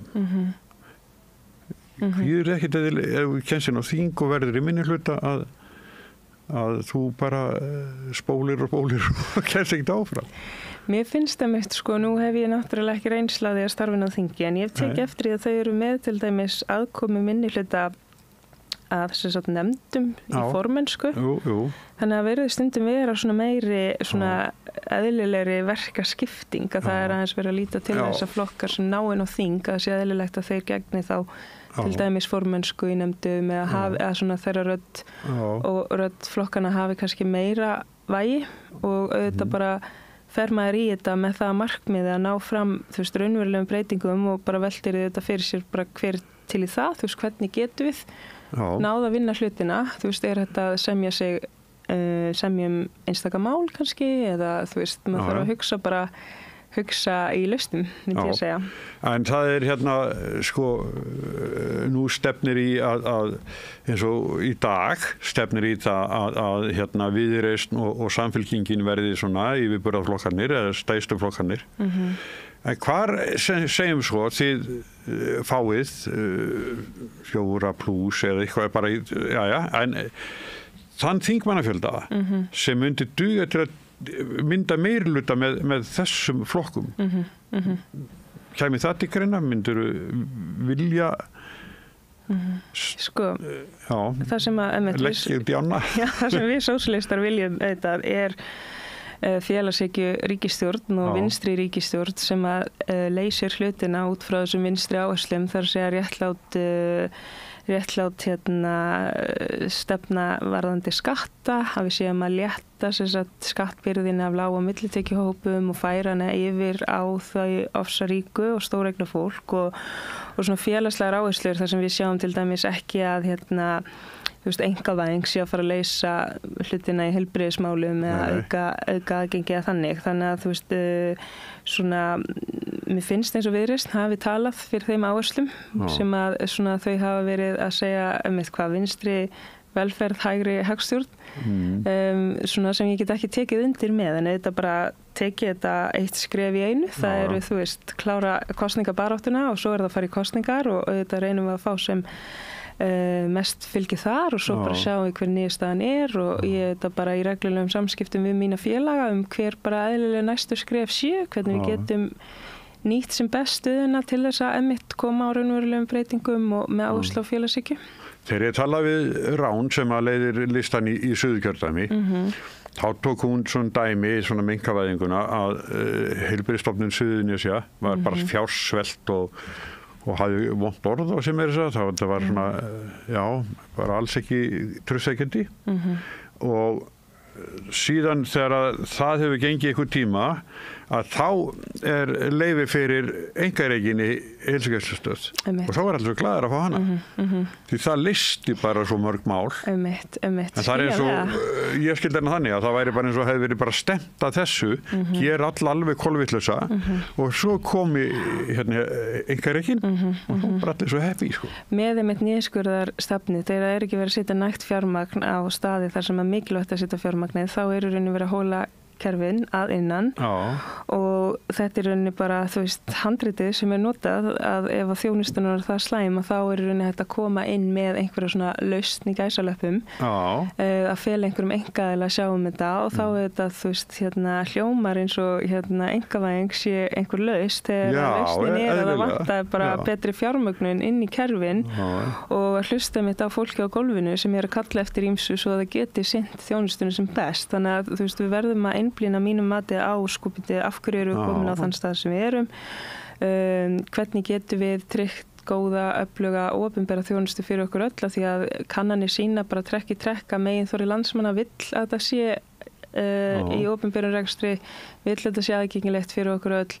Þannig að þú veist, maður óttast að þetta ef það er verið að fara að stíga ykkur svona frekari skref í einkavæðingu að þá bara leiði til þess að við endum með eitthvað svona útilokandi kerfi og sem er ekkert, þú veist, að mæta þörfum allra landsmanna. Nei, mér svo lýsir svo vel að því að ég veit þetta því ég bjóð þarna sögur frá, svo ég fluttu núna en einmitt sko, við höfðum enga heimilislækni sá sem voru með áður, hann var bara hættur, hann aldur sko svo kemur þetta og þá getur maður bara valið heimilislækni. Þetta þú veist, að vera að búa til svona hanna sviðsmyndirnar, sko. Og líka bara, þú veist, að því að opinber fjármagn á þetta ekki að fara, sko, þú veist, við viljum ekki enda á þeim stað að opinber fjármagn sé farið í, sko, arðgreiðslur einhverja sem að vilja hagnast á því að veita heilbrigðisþjónustu, því það verður auðvitað dýrara fyrir okkur til lengri tíma litið ef að fjármagnið fer í rauninni í þessa átt. Herðu, á laugardaginn sátuð þið hérna saman því 6 sem að leiði framboðslistana. Var ekki gaman? Jú, mjög skemmtilegt og ná okkur loksins öllum svona saman í einu herbergi, því við hefum verið svona út allt og hérna erum þétt bókuð og búin að vera mitt í okkar kjördæmum að tala við fólk og hérna kynna okkar áherslur. Og ég er bara mjög ánægð með hann öfluga hóp. Mér finnst þau bara glæsileg og gaman að vinna með þeim, fá að kynnast þeim betur og svona vinna saman sem heild. Maður finnur hvernig við erum ein heild í þessu öllu saman og það er bara mjög gaman að ná að taka svona spjall öll saman. Já, og Þorsteinn Bergsson kom að austan. Einmitt. Hann mjög öflugur og gaman að sjá mitt eina könnun þar sem að við vorum stærri en Sjálfstæðisflokkurinn í kjördæmina Þorsteins. Já. Norðaustur. Það var náttúrulega gömul sjónvarstjarna síðan í útsvarið, vissi mest allra ár eftir ár. Já. Nei, þetta var gaman að horfa á þetta. Og ég held alltaf áfram að læra af þeim og við náum að brýna erindið og bara virkilega gaman að fá að koma svona saman sem einn hópur, sósíalískur hópur og manni finnst líka fleiri séu að segja bara já, ég er sósíalisti. Þannig er það bara og fólk svona meira kannski að segja það opinberlega og það hefur verið áhugavert að fylgjast með orðræðinu bara í gegnum árin. Það var ekki svona mikið talað sósíalisma eða arðrán eða kapitalisma og bara virkilega áhugavert að sjá fólk stíga fram með það, sko. Fyrst eftir að sósíalistaflokkurinn var stofnaður, og þá hitti ég fyrir ráðherra svona sem eldri borgar í dag og hann sagði hérna, þetta nú sníðu tjónu bróðinum en ekki sósíalistaflokkurinn, það gengur aldrei. Það væri eitthvað svona djöfull að draga, sko. Mér finnst bara mjög gott, við erum sósíalistaflokkur Íslands, við erum bara mjög opin og hreinskilin með það, hvað við stöndum fyrir og einmitt, þú veist, bara í nafninu okkar, það segir svo mikið að við erum ekkert að fara að dempa niður, sko, einhverja áherslu, einmitt, þú veist, við erum bara hrein og bein og skýr með það, einmitt sósíalismi og þú veist, það snýst að vinna einmitt fyrir fjöldan og hagsmunum heildarinnar, eins og ég sé það og svona fara dálítið í rótina og það sem ég er svo gott við sósíalistaflokkin er að við erum með skýra hugmyndafræði, þú veist, við erum ekki bara að benda á það sem er að í samfélaginu, heldur höfum þú skýra sín af hverju það er þannig og hvernig sé þetta að leysa það og ég hef einmitt verið að skoða eins bara síður heimasíður hinna flokkana og hérna stefnur og þú veist, mér finnst svo, þetta er bara kannski einhver orð á blaði og ekkert, þú veist, farið dýpra í það og sósíalistaflokkurinn einmitt með sko yfir 20 stefnur vel útferðar, þú veist, í velferðarmálum, heilbrigðismálum, jafnréttismálum, menning og listum og það er ítarefni sem fylgir með til að útskýra í rauninni þar sem við leggjum áherslu á og mér finnst þetta bara virkilega svona vönduð vinnubrögð sem að einmitt formaður málefnastjórnar hefur leitt María Pétursdóttir sem er núna í framboði og geta einhvern veginn haft bara allt þetta bara við erum í stefni þessu, svona lítur þetta út, svona viljum við gera þetta, á þessu viljum við byrja. Og það er öflis mikil vinna þarna baki. Mjög. Já, er ekki. Það eru sko eitt líka sem er skemmtilegt er að við erum sko með stefnur sem eru mótaðar af félögunum, þannig að aðkoma félaga er mjög mikil hjá okkur og tengst við grasrótina þannig að það er mjög mikilvægt og svo þetta erum við með kosningaáherslur sem við hefum kynnt núna í aðdraganda kosninga sem að byggja á þessum stefnum sem við höfum áður mótað. Hefur ekkert svona komið upp á í þessari kosningabaráttu sem er svona neikvægt erfitt eitthvað? Er þið bara... Mér finnst kannski bara, nei ég myndi ekki segja það, mér finnst kannski bara krefjandi sko að maður vill einhvern veginn ná að vera allstaðar og ná að hitta alla sem eru óskemmtir að hitta mann og það bara, mér finnst það svona kannski erfitt að ná bara ekki, þú veist, það eru ákveðnir margir tímar í sólarhringnum og við erum alveg mjög bókuð í alls konar viðburðum og viljum svo mikið ná að komast á alla staðina þar sem við fáum boð og hitta alla en mér finnst það svona erfitt hvað í rauninni það hefur ekki alltaf gefist tími til að fara á alla viðburði sem maður myndi vilja fara á. Já, í síðustu viku þá var það þannig að ég ringi í ráðherra til að í þáttinn á sunnudaginn síðasta. Ég er svolítið vondin, ég kem, segir hann og var glaður, sko. Svo 2 mínútur seinna hringdi aðstofmaðurinn hans, vístu hann hefur ekki litið í dagbókinu sína. Þú skilur þetta? Já, af því þetta var svo brátt að og þú veist, við erum bara búin að vera á fullu og það er oft kannski, þú veist, nokkru viðburðir á sama tíma, maður verður bara að velja því að það er því meira ekki að vera á 2 stöðum á sama tíma.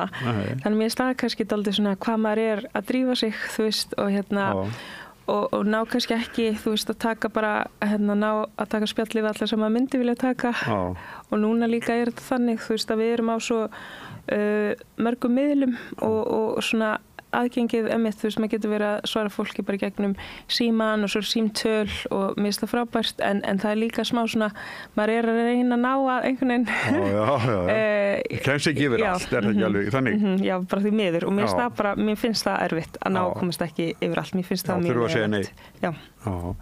Já, heyrðu, sko, þegar við sittum hérna, þá er dagskráin, hún býður þín, það er ýmislegt sem þetta er ógert.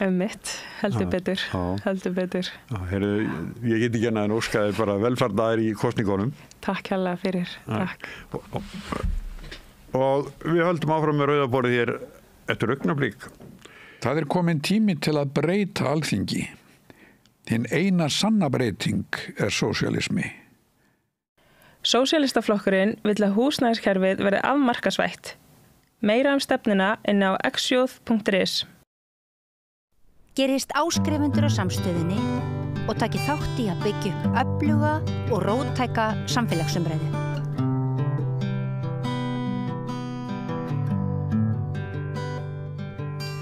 Komið sæl og verið velkomin aftur hér á rauðaborðinu. Hjá mér er hetja dagsins, mætti segja, eina þeim. Það er hún Freyja Kjartansdóttir, hún er frá samtökunum Dýrfinnu sem stóðu í ströngu núna í morgun. Vertu velkomin, Freyja. Já, takk. Hvað segirðu, hvað gekk á í morgun og bara núna síðustu daga, hvað ertu búin að vera að gera? Síðasta 1,5 sólarhring þá erum við bara búin að taka á móti upplýsingum hvarfið á Diego eða brottnámið á Diego. Já, þannig að þetta var brottnám, sem sagt. Já, sko, manneskjan gengur inn í A4 og tekur köttinn og strax aftur út, þannig að hún gekk á hann vísum. Já, og hvað, hérna, ég meina, hvernig, bara svo við byrjum á byrjuninni kannski bara, hvað er Dýrfinna? Dýrfinna, við erum samtök sem að sérhæfum okkur í því að koma týndum dýrum heim.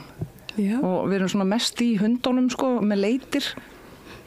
En það er alveg svona stök mál sem við förum að leita af kísum eða það er eitthvað sérstakt, þú veist, eða það er slys á ketti eða köttur fer frá kettlingum eða eins og svona, hann er bara stólið og vitni að því, sko. Já, og þið eru sjálfboðaliðar? Við erum alla sjálfboðaliðar. Og sko stór hópur og okkar sjálfboðaliðum er bara almenningur sem við köllum til, þú veist, þegar við þurfum á hjálp. Já, hérna. Og hvernig flækist maður inn í svona félagskap?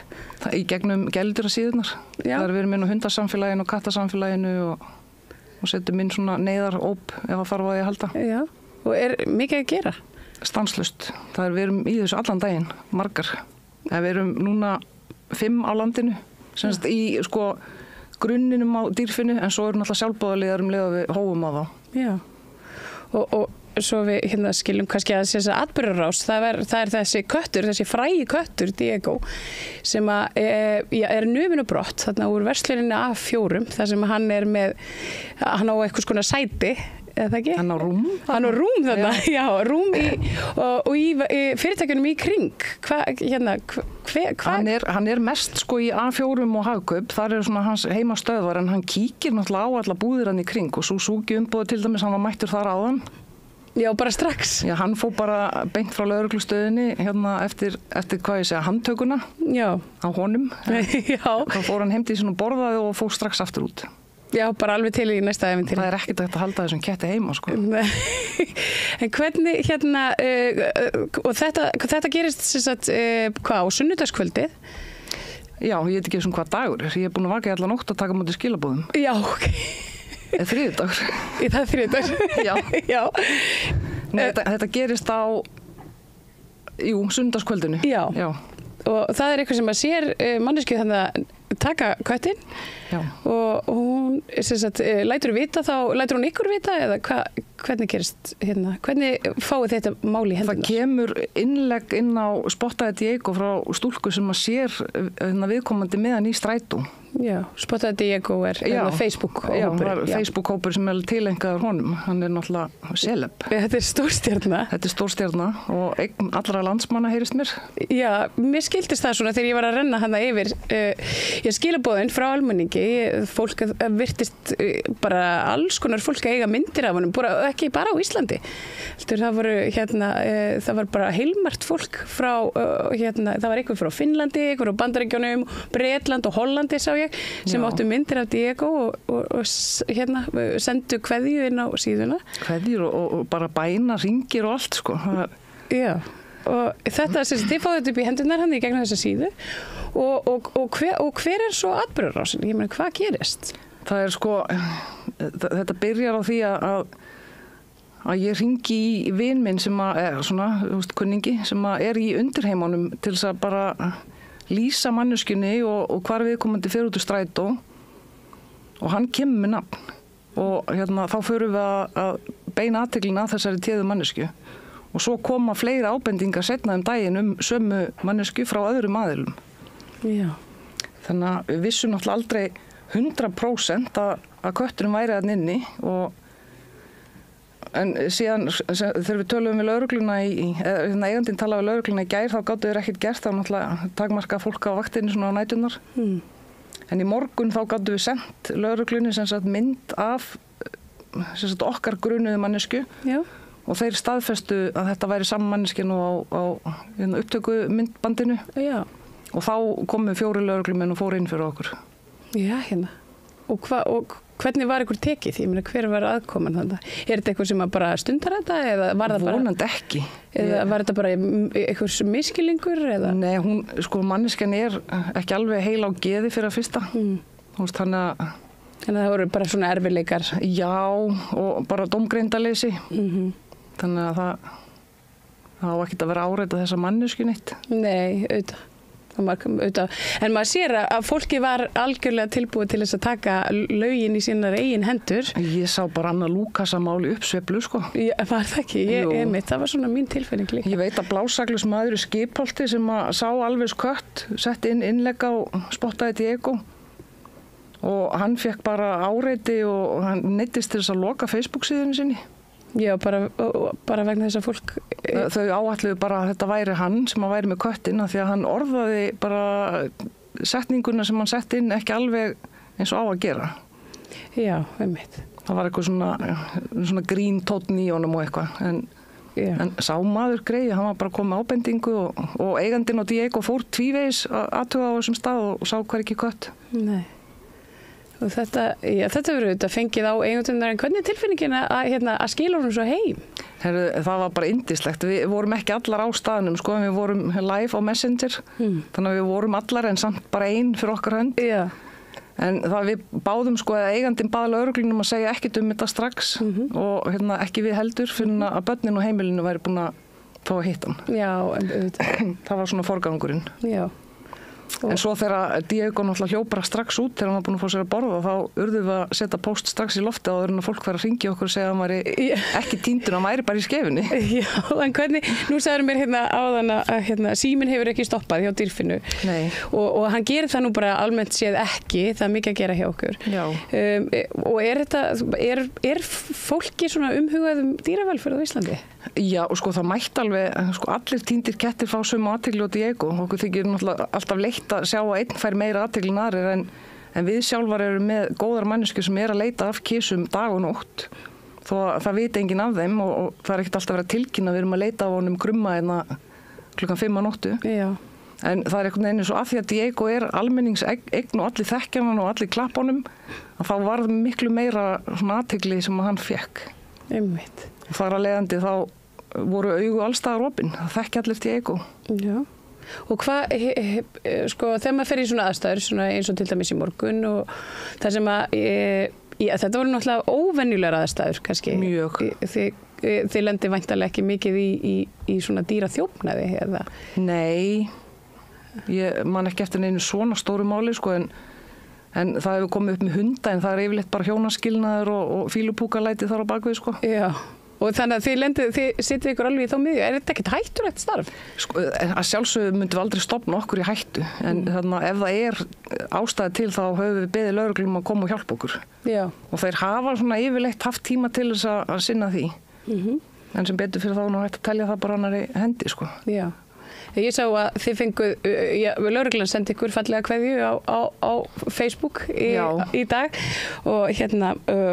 Já, og bara hvatti til dáða, talaði ykkur sem hetjur og bara mjög mikilvæg félagasamtök. En hvernig gengur þetta upp? Hvernig er hægt að styrkja dýrfinnu? Eða? Það er hægt að styrkja dýrfinnu en við höfum hingað til bara borgað bensín og allt svona sjálfar úr eigin vasa en tækjabúnaður og búr og alls konar svona hlutir. Það notum við styrktaféð. Já, og ég meina, nú mörg gæludýr á Íslandi. Hvað er svona skrýtnasta dýri sem að þú hefur eitthvað tíma lent í að bara, bjarga, þegar við fórum inn í Grindavík að sækja all gæludýrin þá þurftum við að ná í eina rækju. Við þurftum að sækja rækju. Vá!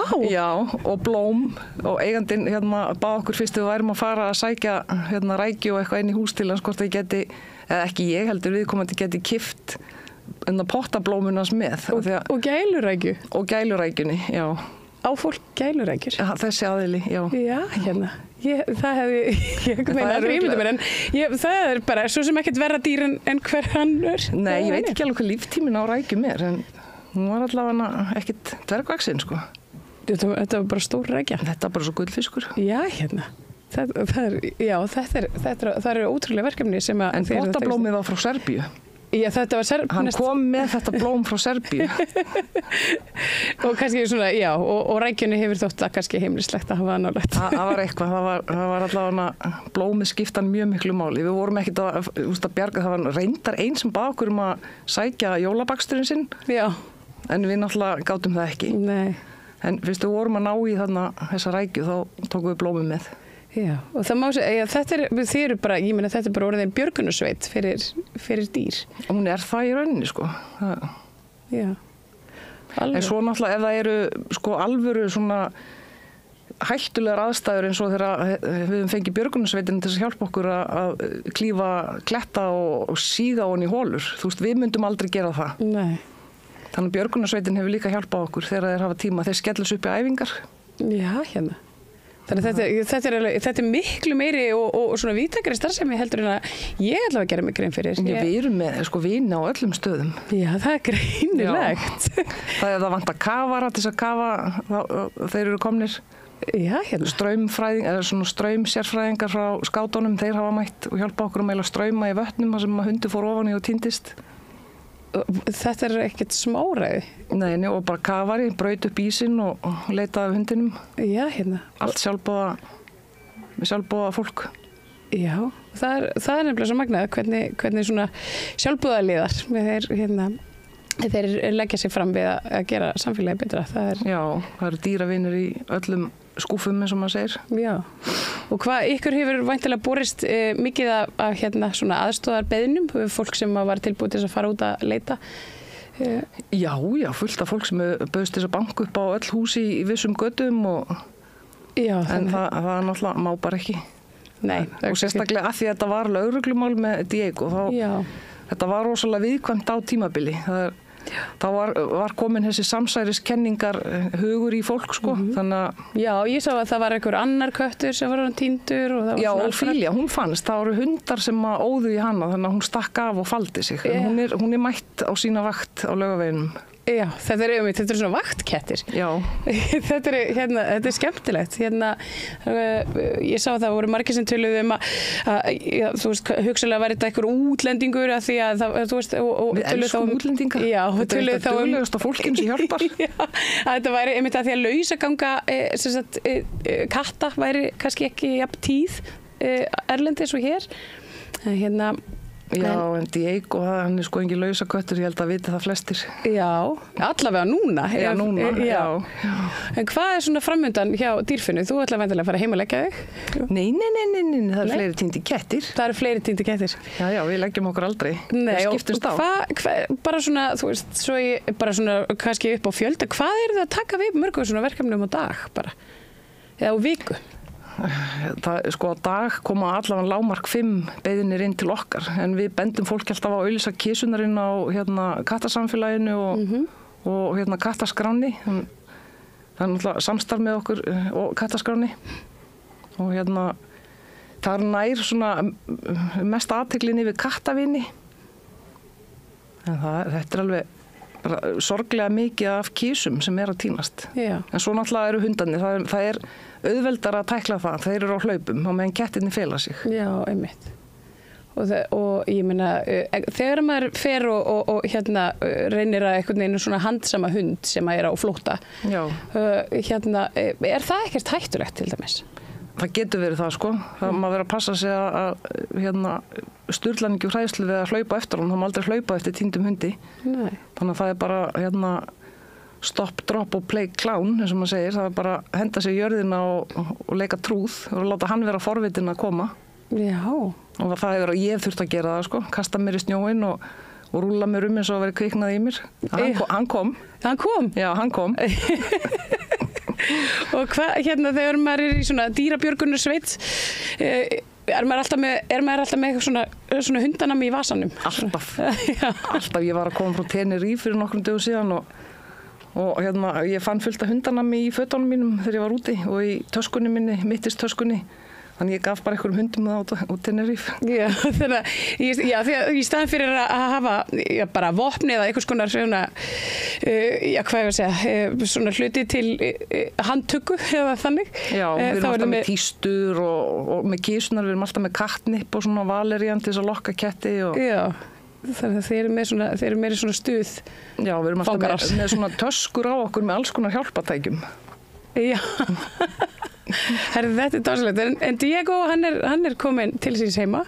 Já, og farin aftur í skefina. Já, og við eigum eflaust eftir að sjá myndir af honum núna á internetinu. Ég get sagt að Facebook feedið mitt, svo ég sletti nú, það var gjörsamlega teppalagt af myndum af Diego núna síðustu daga. Já.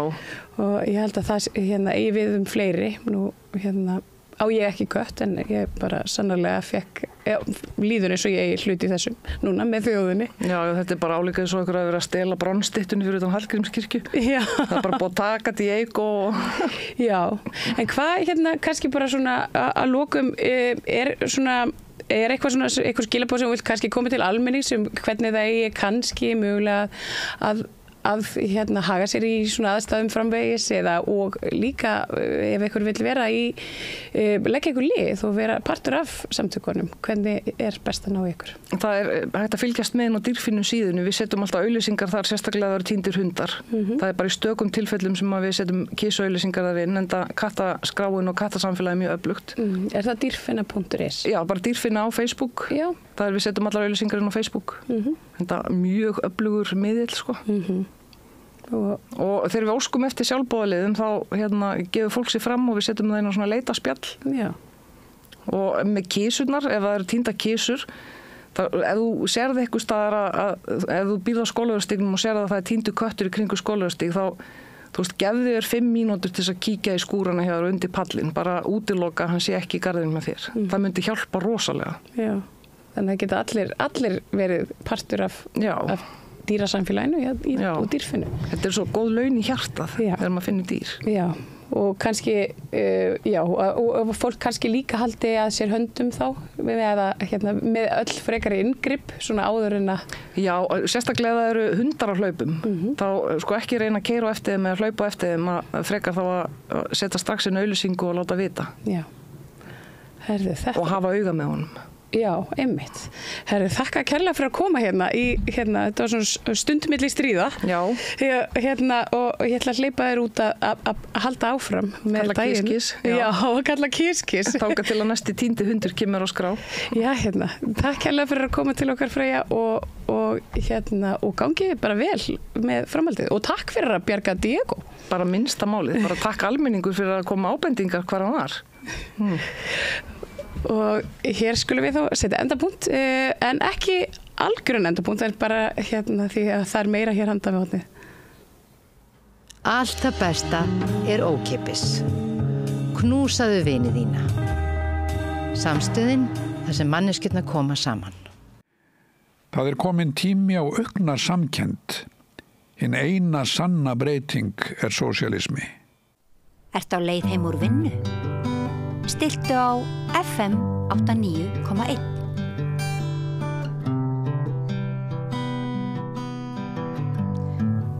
Komið sæl, nú ætlum við að ræða aðeins kannski sósíalisma í aðeins víðara samhengi og ýmislegt annað. Til mín komin Elba Bára Núñez Altuna.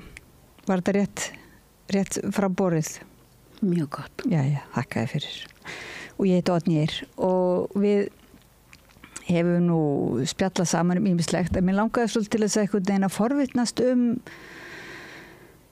bæði þinn bakgrunn. Nú man ég að þú varst einhvern tímann að það var verið að tala innflytjendur og þú svona varst að nefna það að væri svolítið skrítið að vera alltaf að nota orðið innflytjendur til dæmis fólk sem búið að búa hérna í svona mörg ár. Þú átt 3 börn. Já, það einhver hefur, finnst mér, hver hefur sín nafn. Eins og ég Elba Bára Núñez Altuna.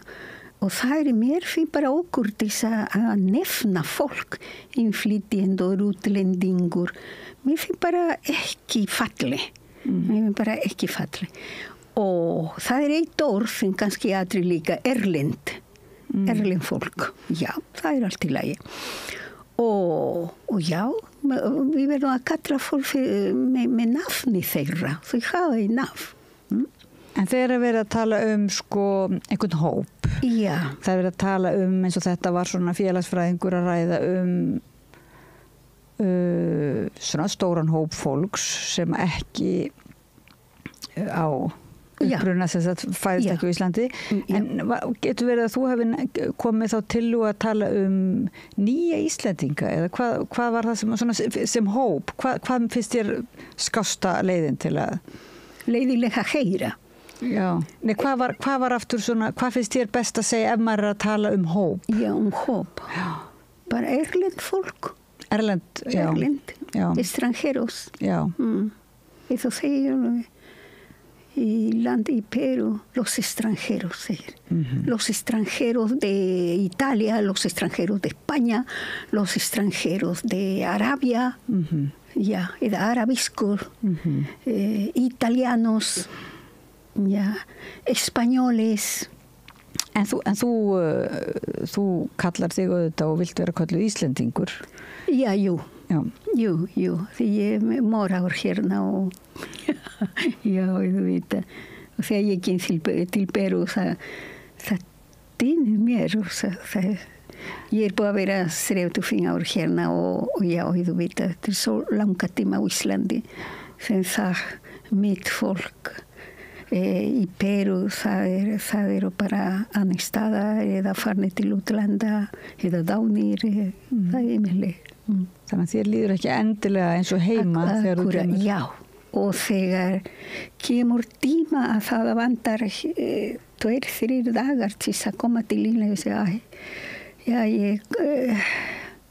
ég verð að koma til Ísland, já, og svo það komið verða að morgun eða eftir 2 dagar. Það finn mér bara frá að finn ég þessi tilfinningar að ég komin heima hjá mér.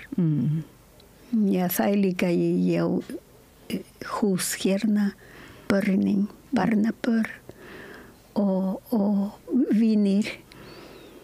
Þetta þýðir mikið. Þannig að þér finnst kannski ekki það er nú ekki beint svona sanngjarnt þá þegar það er talað útlendingamál og innflytjendur eru settir undir sama hatt og talað sem vandamál, kannski eins og var allavega í upphafi þessara kosningabaráttu. Hvað finnst þér það? Að tala þegar það var sumir voru að tala útlendingavandamál og setja svona alla útlendinga eiginlega undir sama flokk. Undir sama, já, auðvitað, það er til dæmi, ég kom út að ég giftir með Íslendingur og það er svo margar konur sem voru gift Íslendingur og eru hérna. Þeim ég aldrei bara hugsa að ég er flóttamaður eða innflytjendur, skilur það. En mér finnst ekki fallega að segja þau innflytjendur, flóttamennirnir, bara erlend fólk sem kom á svona ástæður eða koma út af þessu. Það er annað að segja. En þetta er erlend fólk líka sem kom ekki út af ekki út af giftingu, heldur en bara annað. Það getum við nefna erlend fólk sem eru hérna í landi út af þessu. En það var, þú vísaðir líka í orð Höllu Tómasdóttur forseta og varst að segja að hún hefði talað var það ekki Íslendingar af erlendu bergi brotnir, eða Íslendingar sem eru erlendir? Já. Var það ekki svona sem að þér fannst vera virðingar, það var einhver virðing í því svona? Halla. Nú, forseti, ég er að vísi eitthvað málþing sem að þú talar á fyrir löngu síðan fyrirgefur, sem þú varst bara út í sal með spurningu sem mér fannst svo áhugaverð. Já, ég man ekki. Nei. Hvað sagði ég? Þú varst eitthvað að tala um að Halla hefði komið og verið að tala við konur í... Já, nei, nú bara mannið ekki fyrirgefðu, þetta er ykkur. En þú ert kennari í sálfræði og spænsku. Já. Og varst ekki líka kennari í heimspeki í Perú? Já, þetta er mitt námi er heimspeki úr sálfræði. Og spanska, og ég er innfædd þarna, og þetta er mín móðurmál. En specialista í spanska ég er ekki. En ég kendi hérna í landinu ár, 15 ár spanska ýmsum skólum. Já. Ok. En þú hefur ekki kent heimspeki á Íslandi? Eða? Nei, og ekki sálfræði. Nei. Bara spanska. Já. Já, ég sótti ekki. Nei. Já. En hvernig kom til að þú lærðir heimspeki og sálfræði á sínu tíma í Perú? Já, ég var mikið fyrir félagsgreinum. Og í félagsgreinum það er saga, landafræði og heimspeki. Og saga, já, það er allt í lagi. Landafræði mér líkar ekki. En mér líkar alltaf að læra mannkinn. Já, þetta er alveg bara þegar ég byrja að læra sálfræði og heimspeki. Mér leik svo vel og ég gat gera mikið frá mér, ekki bara frá bókum, heldur frá mér. Þetta var mjög falleg og í háskóla ég var líka bara góður nemi. Já. Saknar þess ekkert að vera ekki í heimspeki og sálfræði? Já, ég var 18 ára að kenna og það var hérna auðveldara að kenna spansku heldur en sálfræði og heimspeki. Það var auðveld ég var komin með krakkana og já, það var auðveld að kenna mín móðurtungumál. Mína preparación. En hvernig, við vorum eitthvað að ræða sósialisman í Perú. Sósialista, já. Þú varst að segja það að flestir svona, ekki flestir kennarar eru til vinstri. Já, það svo fáir sem við erum, maður sjá, hvernig ekki það, já. Yfirlegi kennarar frá fjöllum eru sosialista vinstri fólk. En fólki frá höfuðborg Lima til dæmi, allra höfuðborgir, ég frá Chiclayo fyrir norður. Við erum yfirlegi hægri. Ég veit ekki að hverju við erum þá hægri. Vinstri eru þarna þau sem eru óánægðir. Með launin, með lífi, en á bak við þeim yfirlegi foreldra og marg sem búið að hafa influens í þeim að fara til vinstri. Þau hugsa vinstri bjarga. En hægri bjarga ekki. Þau hugsa bara sjálfan sig. Já. En það koma til valda vinstri fólk og það hafa hér voðalega lítið. Aftur að móti bara gera fyrir sjálfan sér. Þau gera fyrir sjálfan sér og fyrir foreldra vinir og það var ekki gott, ekki gott. Þannig að saga svona vinstri hreyfingar í Perú já, sorglega þýlitinu. Já, á mínu tíma. Já. Ég veit ekki hvernig núna. Núna landi búið að koma sig upp mikið sko. Perú land sem búið að, já, það margir ríkir og fólki líða vel. Húsnæði mál bara ekki lengur vandamál. Og vinna ég myndi segja fyrir alla sem læra eitthvað. Fólk verða undirbúa sig í eitthvað, að fara í háskóla eða fara í teknika og þau fá vinnu. Já. En ekki misrétti samt? Ekki mikill munur á fátækum og ríkum? Ríkir eru ríkir.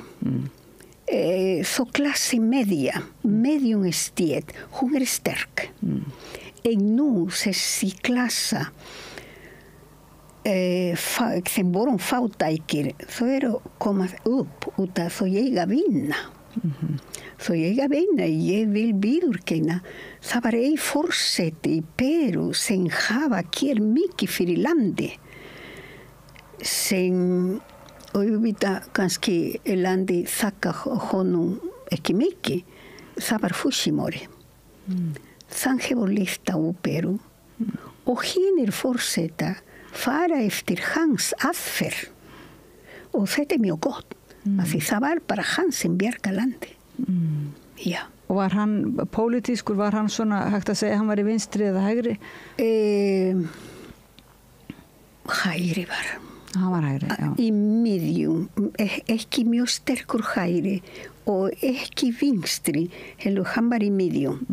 Hann á japanska ættum, en hann fætur í Perú.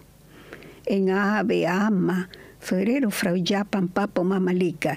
En börnin, eins og hann sem var forseti í Perú, hann perúsko. Já. Og en hægt að segja í hverju hans aðferð var fólkin, eða hver var hans aðferð? Hvernig var aðferð hann? Já. Til þess að lyfta fólki upp? Lyfta landi upp. Já, hann nota aðferð hægri og vinstri líka. Bæði, ekki var harður vinstri og harður hægri. Heldur að taka sem ég finn mjög gott.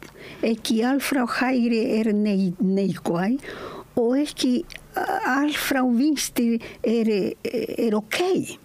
Það kalla á þessi tveir. Þannig að hann tók best frá þessi hópar, hægri og vinstri og byggja landi.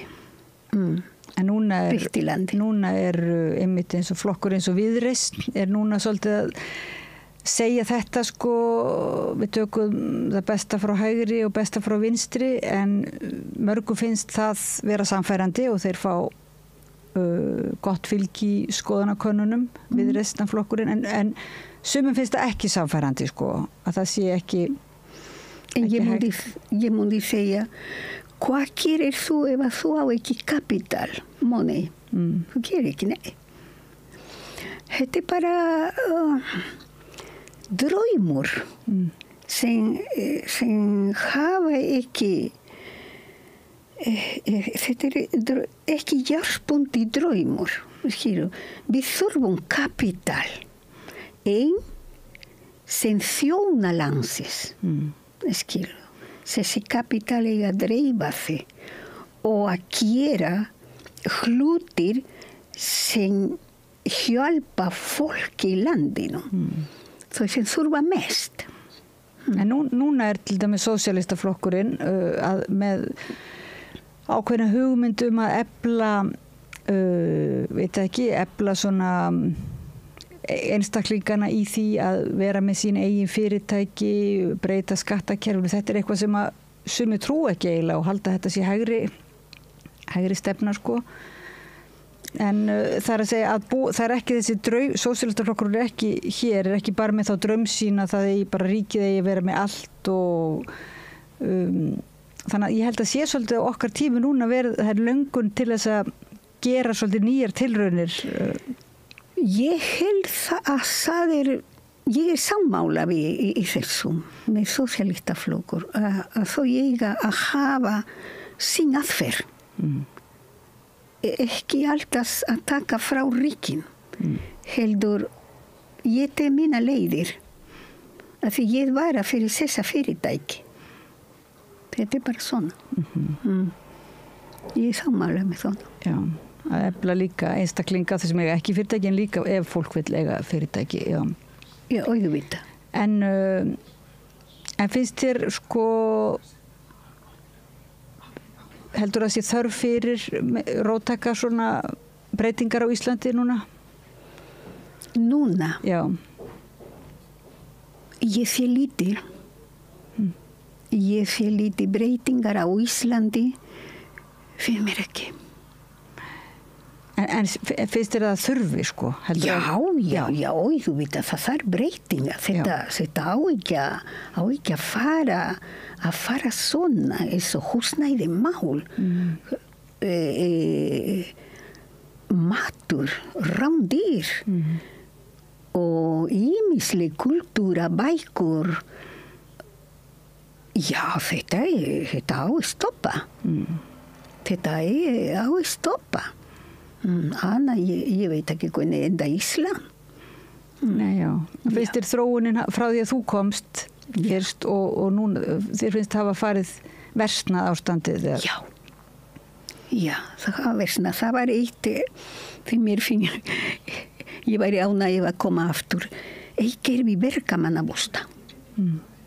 Fyrir þá sem eiga ekki mikla peninga. Þetta var mjög gott.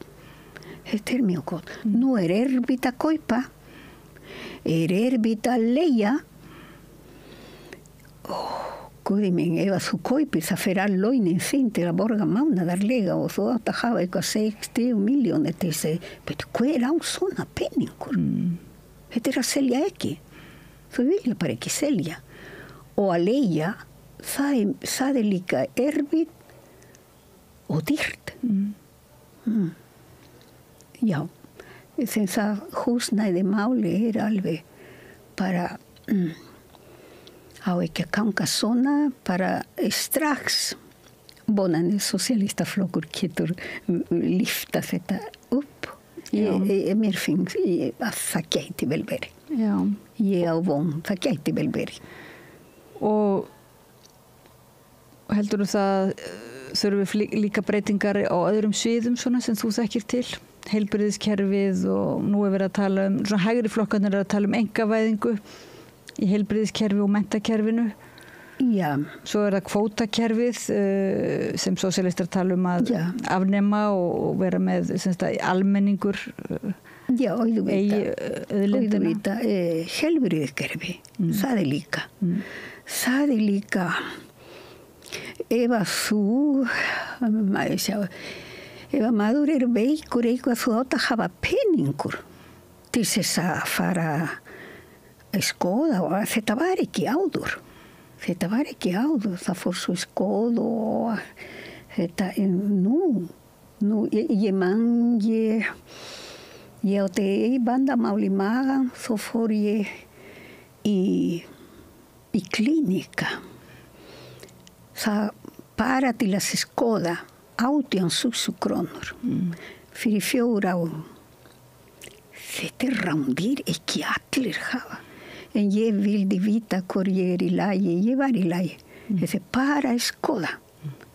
Það var mjög dyrt. Já. Þannig það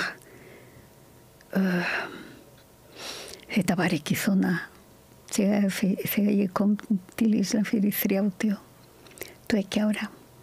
Þetta var ekki svona. Það var auðveldara að fara til læknis og matur var ódýrt. Húsnæði var hæg að kaupa 7,5 milljónir eitt íbúð í Strandasel og í Austurbæ. Já, það var svona verð. Þannig að það einhver þróun á Íslandi sem hefur, eins og eiginlega flestir tala það, að það einhver svona þróun sem ekki til bóta eða ekki til góðs. Það eitthvað búið að skemma þetta samfélag. Skemma kerfi. Kerfi ekki, og ég ber saman því sonur minn út í Noregi og hann kemur til mín 20 ári og hann fyrir að versla. Ég segi bara, þetta bara ekki hæg. Það betri þarna. Þetta bara ekki hæg. Húsnæði líka.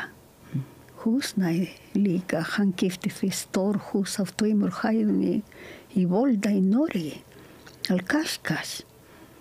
Og ég spurði ekki hvað kosta, en ef hann gifti Alcascas, þetta var ekki dýrt. Og getur þú kaup hérna Alcascas? Hvað mín góður? En svo það líka bara að ungt fólk að flýja land og kemur ekki kannski heim úr námi, úr sérfræðinámi. Já. Og þannig að það líka dálítið svona alvarlegt ástand. Já, að Íslendingar fara. Íslendingar fara í alvöru.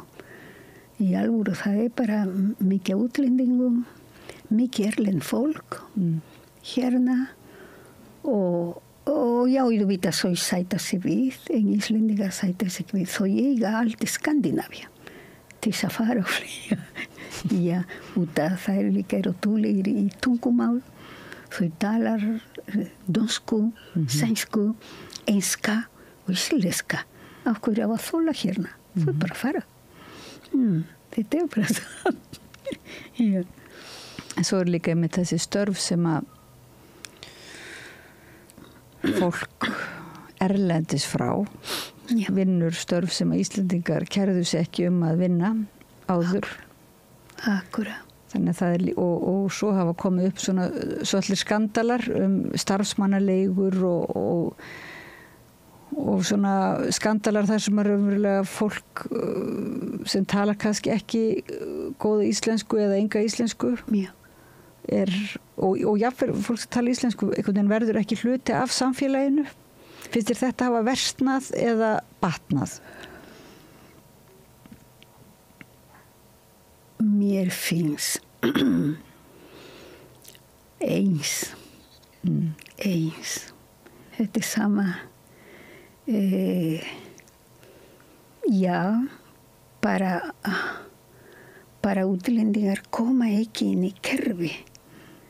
Nema eitthvað ástandi gif eða að vinna. En þau svolítið tekin frá. Já, kannski út af tungumál, en ég þekkir fólk sem talar góða íslensku og búið að forna sig til að tala íslensku, þau koma ekki í kerfi. Ég veit ekki á hverju. af hverju Íslendingar lokaðir, ekki opin,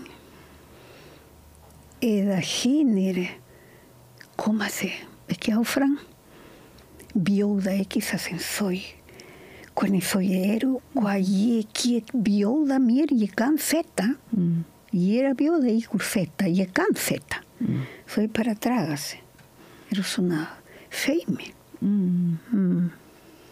Það kannski. Finnst þér vera áhugi á, í gegnum tíðina hefur þér fundist vera svona áhugi Íslendinga á Perú til dæmis og því að þú sért frá Perú og þinni menningu og hefur þú verið svona að kynna svolítið þína menningu eða frá Perú? Ég hef ekki kynnað mína menningu en ég að segja sannleika. Bara hver maður sem ég hitta Íslendingar sem ég kynnast og sem ég þekkir, þau vilja koma til Perú. Já, þau elska Perú. Já, og mikið fólk. Ég búið að vera mjög heppin að vinna morgun í skólum.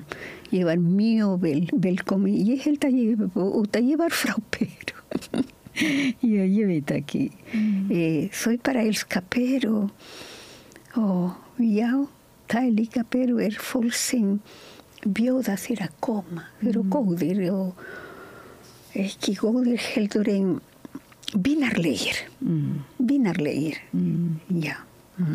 Okkur kennt að við verðum frá skólum.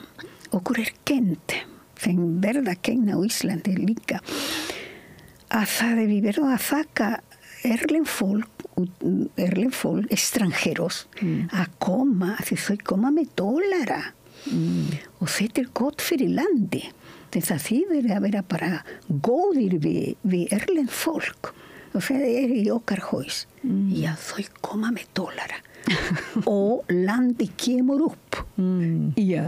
En þarf ekki að kenna líka að vera vingjarnlegur við þá sem koma ekki við dollara kannski? Já, auðvitað. En þau koma með sína peningur og eyða í Perú, kannski dollar ekki, getur koma með sko soles frá Kolumbia og Ecuador eða frá Spáni með euro frá Spáni en þau eyða í Perú þessi peningur þetta hjálpa landi auðvitað að koma peningur frá öðrum löndum. En Íslendingar það er nú svo mikill ferðatúrismi eða sko ferðaiðnaður hérna að manni finnst nú Íslendingar vera mjög spenntir fyrir peningum ferðamanna. Já. En kannski ekki alveg nógu þakkláttur eða vinsamlegir. Já, auðvitað. Kannski. En heldur að sé eitthvað við sko fjallamenninguna í Perú sem tengi, sko, er það einhver þráður svona milli Íslendinga og Perú fólks eða hvað segir maður, Perú búa? Perú búa að vera, það eru náttúrulega háfjöll í Perú. Já, háfjöll. Og hér eru fjöll, svona mörg fjöll. Finnst þér það að vera einhver tenging milli þjóðanna? Það marg sem ég sá frá þegar ég kom sem eru mjög lík Íslendingar og fjallafólk.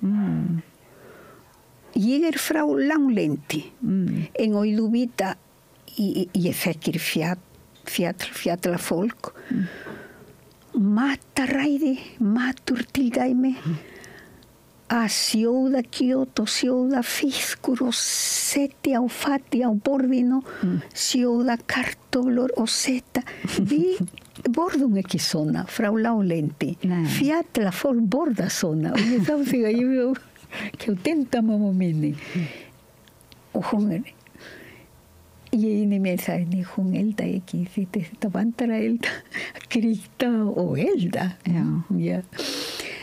já, þetta eitt og það líka hvernig klæða sig líka klæða sig mikið og fjallafólk það svo kall í fjöll klæða sig ull, er það ekki? Það mikið ullarmenning já, alpaka og ull og já, þau klæða eins og Íslendingar þeim klæða þau út að kulda og það upp í fjöll, það kuldi þeim ekki láglendi í betur sokalegur bara svona betur í Lima, Trujillo, Chiclayo og allar þessar borgir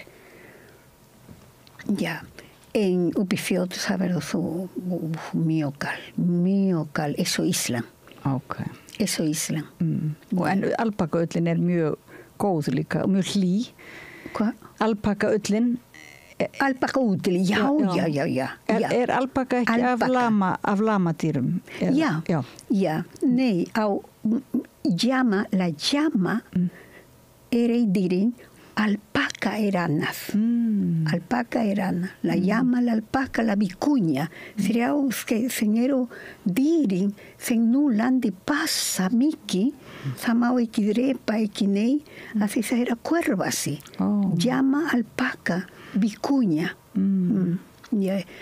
og þessi þrír dýrir sem upp í fjöllunum En hvað er það svona sem að þú saknar hver saknar þú helst eða myndir vilja að kæmi til Ísland að Íslendingar myndir læra af Perúbúum annað en vingjarnleikan þeir að reyna að læra eitthvað ullina veit ég það er eitthvað samstarf ull en hérna matur matur svo góður góður og hollur og hvernig láglendis maturinn svona hann kryddaður og við notum lítið krydd margir réttir sem þú nefna tallarines rojos arroz con pollo þau hafa naf sem kannski ekki hérna þannig þú finnst réttir sem þú kemur í Maxolustado por favor un mondonguito italiano mondonguito þeir æðar sem með kartöflur á ítalsku stíl mondonguito italiano en það gera öllum heimilum og arroz con pollo riskrjó með kjúklingur arroz con carne nautakjöt með riskrjó og súpur líka mjög góðar og við borðum líka mikið á bönum með chili rosalega gott, mjög góður matur ég elda perumatur eldar þú hér? Jú, helgar af því það tekur líka tíma ekki dyrt ekki dyrt, mér finnst dýrari íslensku matur mér finnst, jú En sko í Perú þá matseldin sjálf og máltíðin þetta svona mjög félagslegt mjög, hvað það? Jú, allir réttur sem þú getur fengið í Maxolustado, það ger heima það við borðum allir sama matur, það ekki matur fyrir ríka fólk og fyrir fátæka, nei matur bara allir líka kunna elda En hérna á Íslandi var það svolítið matartíminn þá voru menn kannski hlusta bara á fréttir og veðurfréttir svona svolítið þögn og það var ekki mikið sósíal svona en núna held ég kannski láglendis fólk eða bara kannski nýjar kynslóður það meira svona spjall og meira svona social ritual einhvern veginn í máltíðin held ég það kostumri skilur þú? Nei venjur sem ég hélt ennþá allir koma á borðinu allir við borðum saman alveg sama morgunmatur ég leifa ekki barnapar með stundum fara með diski að sjónvarpi nei, þú borða hérna þegar þú búið farðu að sjá sjónvarpi og kennir mína dætur að vera með borðin svona við borðum allir saman þegar við erum búnir tekum við diska þýta þarna og tólum við saman og þá bara virti, þetta ekki skylda að tala saman. Þetta bara kemur eitthvað. Herðu, eins og ég segi mér, hvað Þorðis, besta vinkona dóttir mín, hvað Þorðis römmi mín? Já, hún í Danmark, Helge. Já, hún í Danmark. Jú, ég tala alltaf við hana. Já, Þorðis mín. Já, og svona Tolússon og barnabarn mín líka. Hann talar mikið við mataborðið. Stundum við bara leiki mataborðið og það bara gleymum sjónvarp. Já, svona var heima hjá mér. Allir borðum við saman. Meira að segja þjónustustúlka kemur líka með okkur að borða í sama borð og já. En það sem að, já, þið voru með þjónustukonu. Já, mamma mín. Og í hvaða stjætt varst þú? Svona... Pappa mín var bakari og auðvitað eiga peningur. En ég mundi segja að ég var með medium stjætt. Medium stjætt, sí. Það medium 1, medium 2. Ég mundi segja bara medium 1. Así que það vantar aldrei heima hjá mér. Við vorum í skóla rekin fyrir nunna. Sen þetta góður skóli, mjög erfitt að koma inn í. Þau nunnar sjá hver foreldra þú bara til yfir ári, það þurfa peningur. Seðvina þar passa að krakkar sem koma í nunnaskóla, það að hafa svona foreldra sem hafa stöðuleika. Já, það passa sig svona. Já. Og já, við vorum í skóla fyrir nunna og svo fór ég í háskóla Peru. Sen rekin frá ríkinu. Sen ekki svo hérna mjög erfitt. Ef að kemur hérna fólk, þú að hlusta kannski á mig, sen kemur frá skóla sem rekin frá ríkinu. Þetta fólk búið að læra mikið því það mjög erfitt að koma. Mjög erfitt. Próf mjög erfitt. Það þegar ég kom, það var 3.500 manns fyrir 250 sæti. Sen það svo átt að koma, sen 0.20. Svo að það koma með 19 eða 18, annað kemur þú ekki. Og þetta mjög erfitt að koma í háskóla sem rekin frá ríkinu. En sumir forseta hafa spilt þetta, mér finnst spilt. Því mér finnst professional verða að kunna að læra. Verða að kunna og verða að læra til að vera góður professional. Það komin háskólar sem þú kemur inn í. Já, þú veit að hérna mína dætur og sonur minn komu inn í. En þau læra líka. Skilu inn í, en þau læra. En þarna það þetta að koma bara bestir. Bara bestir. Það líka orðilátt. Ég ekki verið slæm að læra. Þegar ég ekki í háskóla, mér langar að læra vel. Það, já. Það svona elítuhugsun svolítið. Já, elítuhugsun, já. En núna hafa mann eftir konu sem hérna var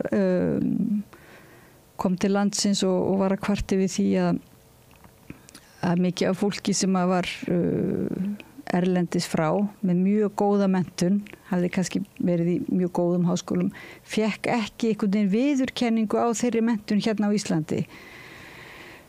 Svona... Núna? Já. Þetta hefur alltaf verið. Þú fær ekki viðurkenningu. Þegar ég kom með námi fór til menntamálaráðuneytinu að fá viðurkenningu og ég finn eitum. En það kom eitthvað í mínu fjölskylda. Elstur sonur minn var mjög góður í skóla og bara hann kom á blóðunum, á sjónvarpi, hún líka mamma, ég ekki sérstakur af hverju, en hann kom. Þetta sonur minn. og þau sem hafa neita í menntamálaráðuneyti, þau kallaði mig Elva, komdu að fá sína viðurkenningu. Því stóð á blóðunum að þetta sonur minn. Já, þannig að hann gaf mig hapa. En ég fékk neitt fyrsta skipti. Og mér var sagt að ég átt að koma aftur með pappíra, þreita þau. Þetta hefur aldrei verið óituveldara. Og ekki bara á Íslandi. Mér finnst allir staðar. Já. Í byrju það læknar, fara til Argentínu eða Brasil, að læra að verða læknir. Þau hafa vandamál þegar að koma til Já, þau stofna bara frjálsklinika eða frjálsstofa en að koma að vinna hjá ríkinu. Það líka vandamál. En við rættum það er náttúrulega mjög stór spurningar verðandi þessar stéttaskiptinguna sem kannski svona verða skýrari kannski einhvern hátt á Íslandi en svona vinstri fólk og til dæmis við vorum að tala sósíalismann að það er stundum einhvern veginn vill brenna við að mönnum finnst að það er bara vera ómenntað fólk saman í liði og svo menntað fólk annars í öðru liði eitthvað svoleiðis og ef við vorum að ræða það væri svona mikilvægt kannski að þetta, hvað er það, þú standa saman í baráttinu núna á Íslandi? Þú vita bara allir saman. Já. Og heldur að það, núna eru kosningar eftir hvað, nokkra daga? Heldur að það verði... ekki, hvenær? Á laugardaginn? Á laugardaginn, já. Á laugardaginn, já. Já, ég veit það. Hvernig leggst það í þig? Hvernig heldur að það fari? Kosningar. Já.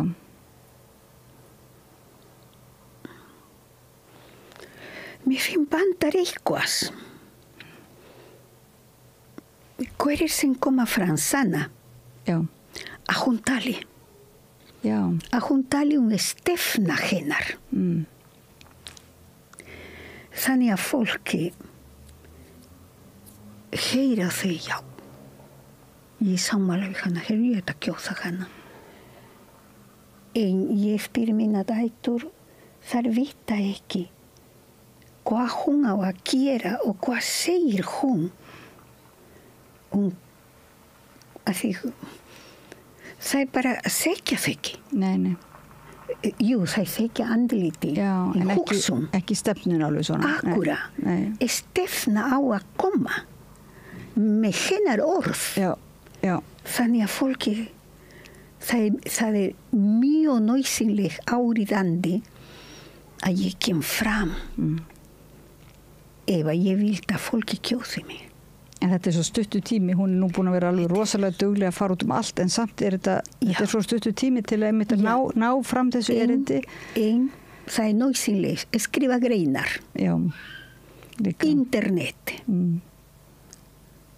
Sækja sjónvarp, útvarp.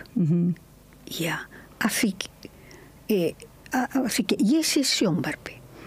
Ég heyri bæði, þetta margir frá, ekki frá sosialistaflokkur, hinnir, sjónvarpi, útvarp, ekki, þegar þau eru koma í hausinn fólk, þegar hún á að gera líka.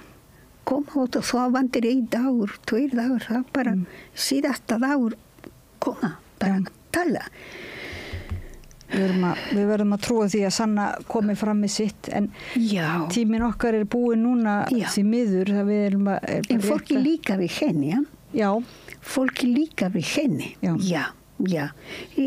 Hún bara hefur þessi sjarma og framkoma. Góð manneskja líka. Og góðar hugmyndir, og góð að tala þegar hún fær áhært. Elba Bára Núñez Altuna,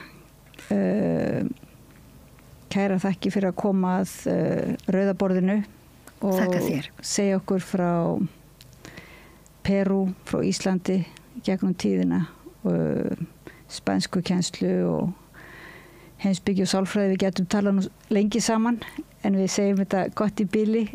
Takk fyrir og hlustendum og áhorfendum fyrir að fylgja okkur eftir. Nú langar man bara til þess að þetta verði mitt að ennþá sterkari venju hér á landi að hafa máltíðina, allir komið saman og þar verði vettvangur til samræðut. Kæra þakkir fyrir það.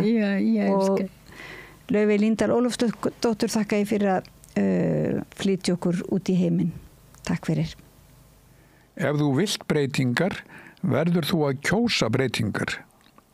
Hinn eina sanna breyting sósíalismi. Sósíalistaflokkurinn vill ríkari hömlur á skammtímalegu Airbnb til ferðamanna.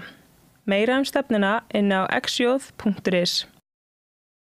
Gerist áskrifendur á Samstöðinni og taki þátt í að byggja upp öfluga og róttæka samfélagsumræðu.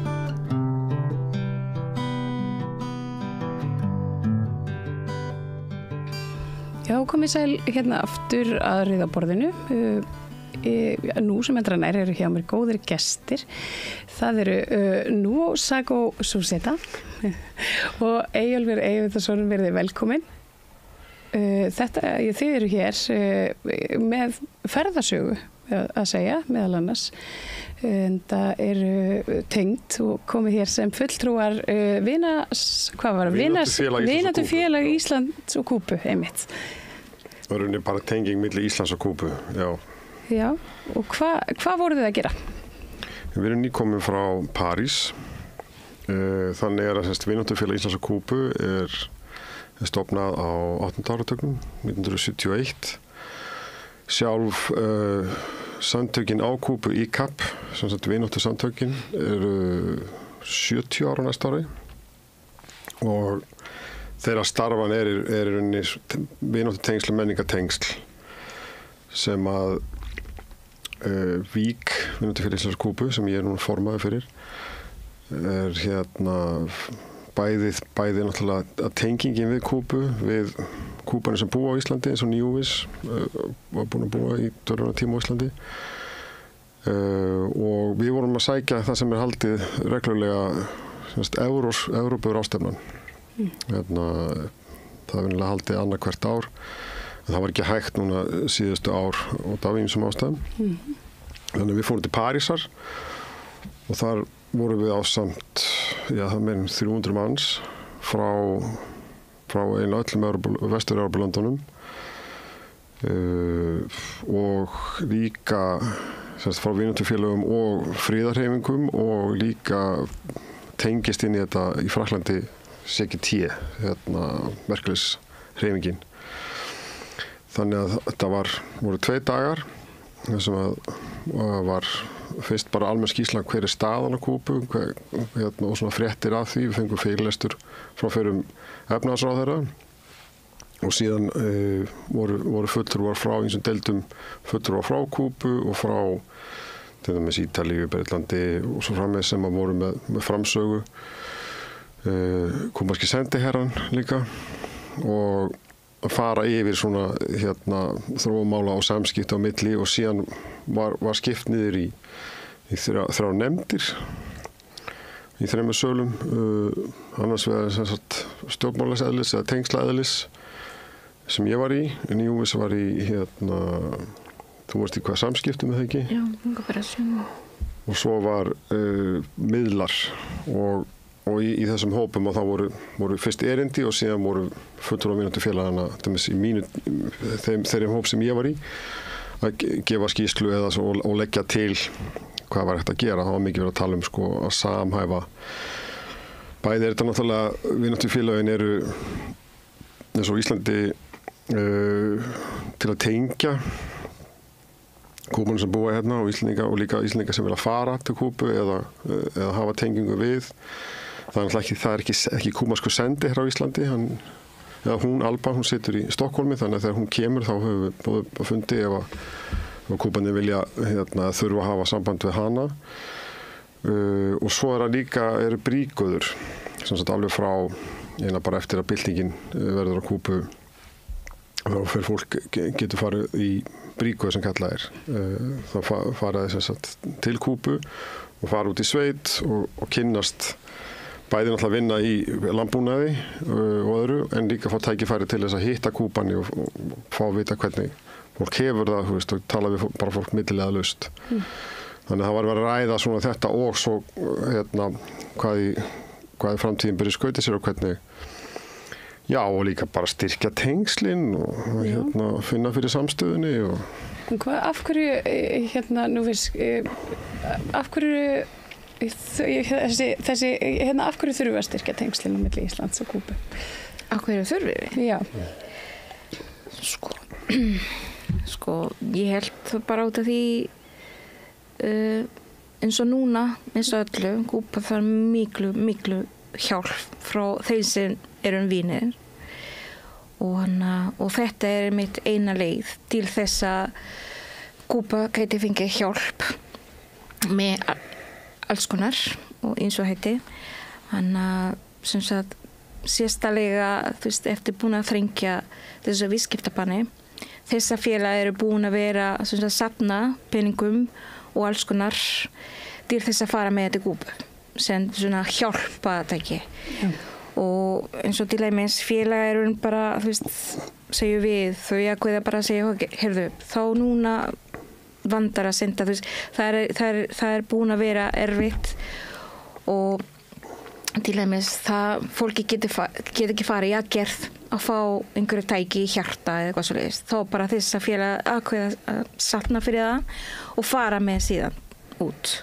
Þú veist, eins og það er búin að vera að gera heldið á Fraklandi og já, fleiri sem safna og svo voru að safna fyrir 500 tæki. Kángráð og það er þessar hluti sem að sko viðskiptabann þá sem þekki ekki söguna að Kúba sem kallað perla Karibíahafsins og svona lykillinn af Karibíahafinn, þannig að koma Spánverjarnir fyrst og var undir spænsku krúnunni alveg þangað til að var stríð og svo bylting í rauninni og þegar maður skaffa út og þá kom Bandaríkjamenn inn og fór inn í þessa nýlendastefnu neokolóníal. Þannig að svipa dæmi sem sagt Puerto Rico og Kúba. Kúbanski fáninn er einu eins og speilmynd eða þannig af portúríkanska fánunum var búið til í sömu skrifstofunni í Washington á sínum tíma og þeir svona leiðum að hafa fánan, leiðum að þú veist en stjórnurinn öllum út af við og svo var gerð bylting því að það var baptista einræðisherra sem að gerði valdarán og það var ekki lýðræði og mjög mikið harðræði og fyrst sinn þá gerði Bandaríkjastjórnin ekki neitt en olíufyrirtækin Esso og Exxon og þau vildi ekki skipta við nýju stjórnuna. Þannig að þeir þurftu að flytja inn olíu frá Sovétríkjunum, þetta er sérst 1959-1960.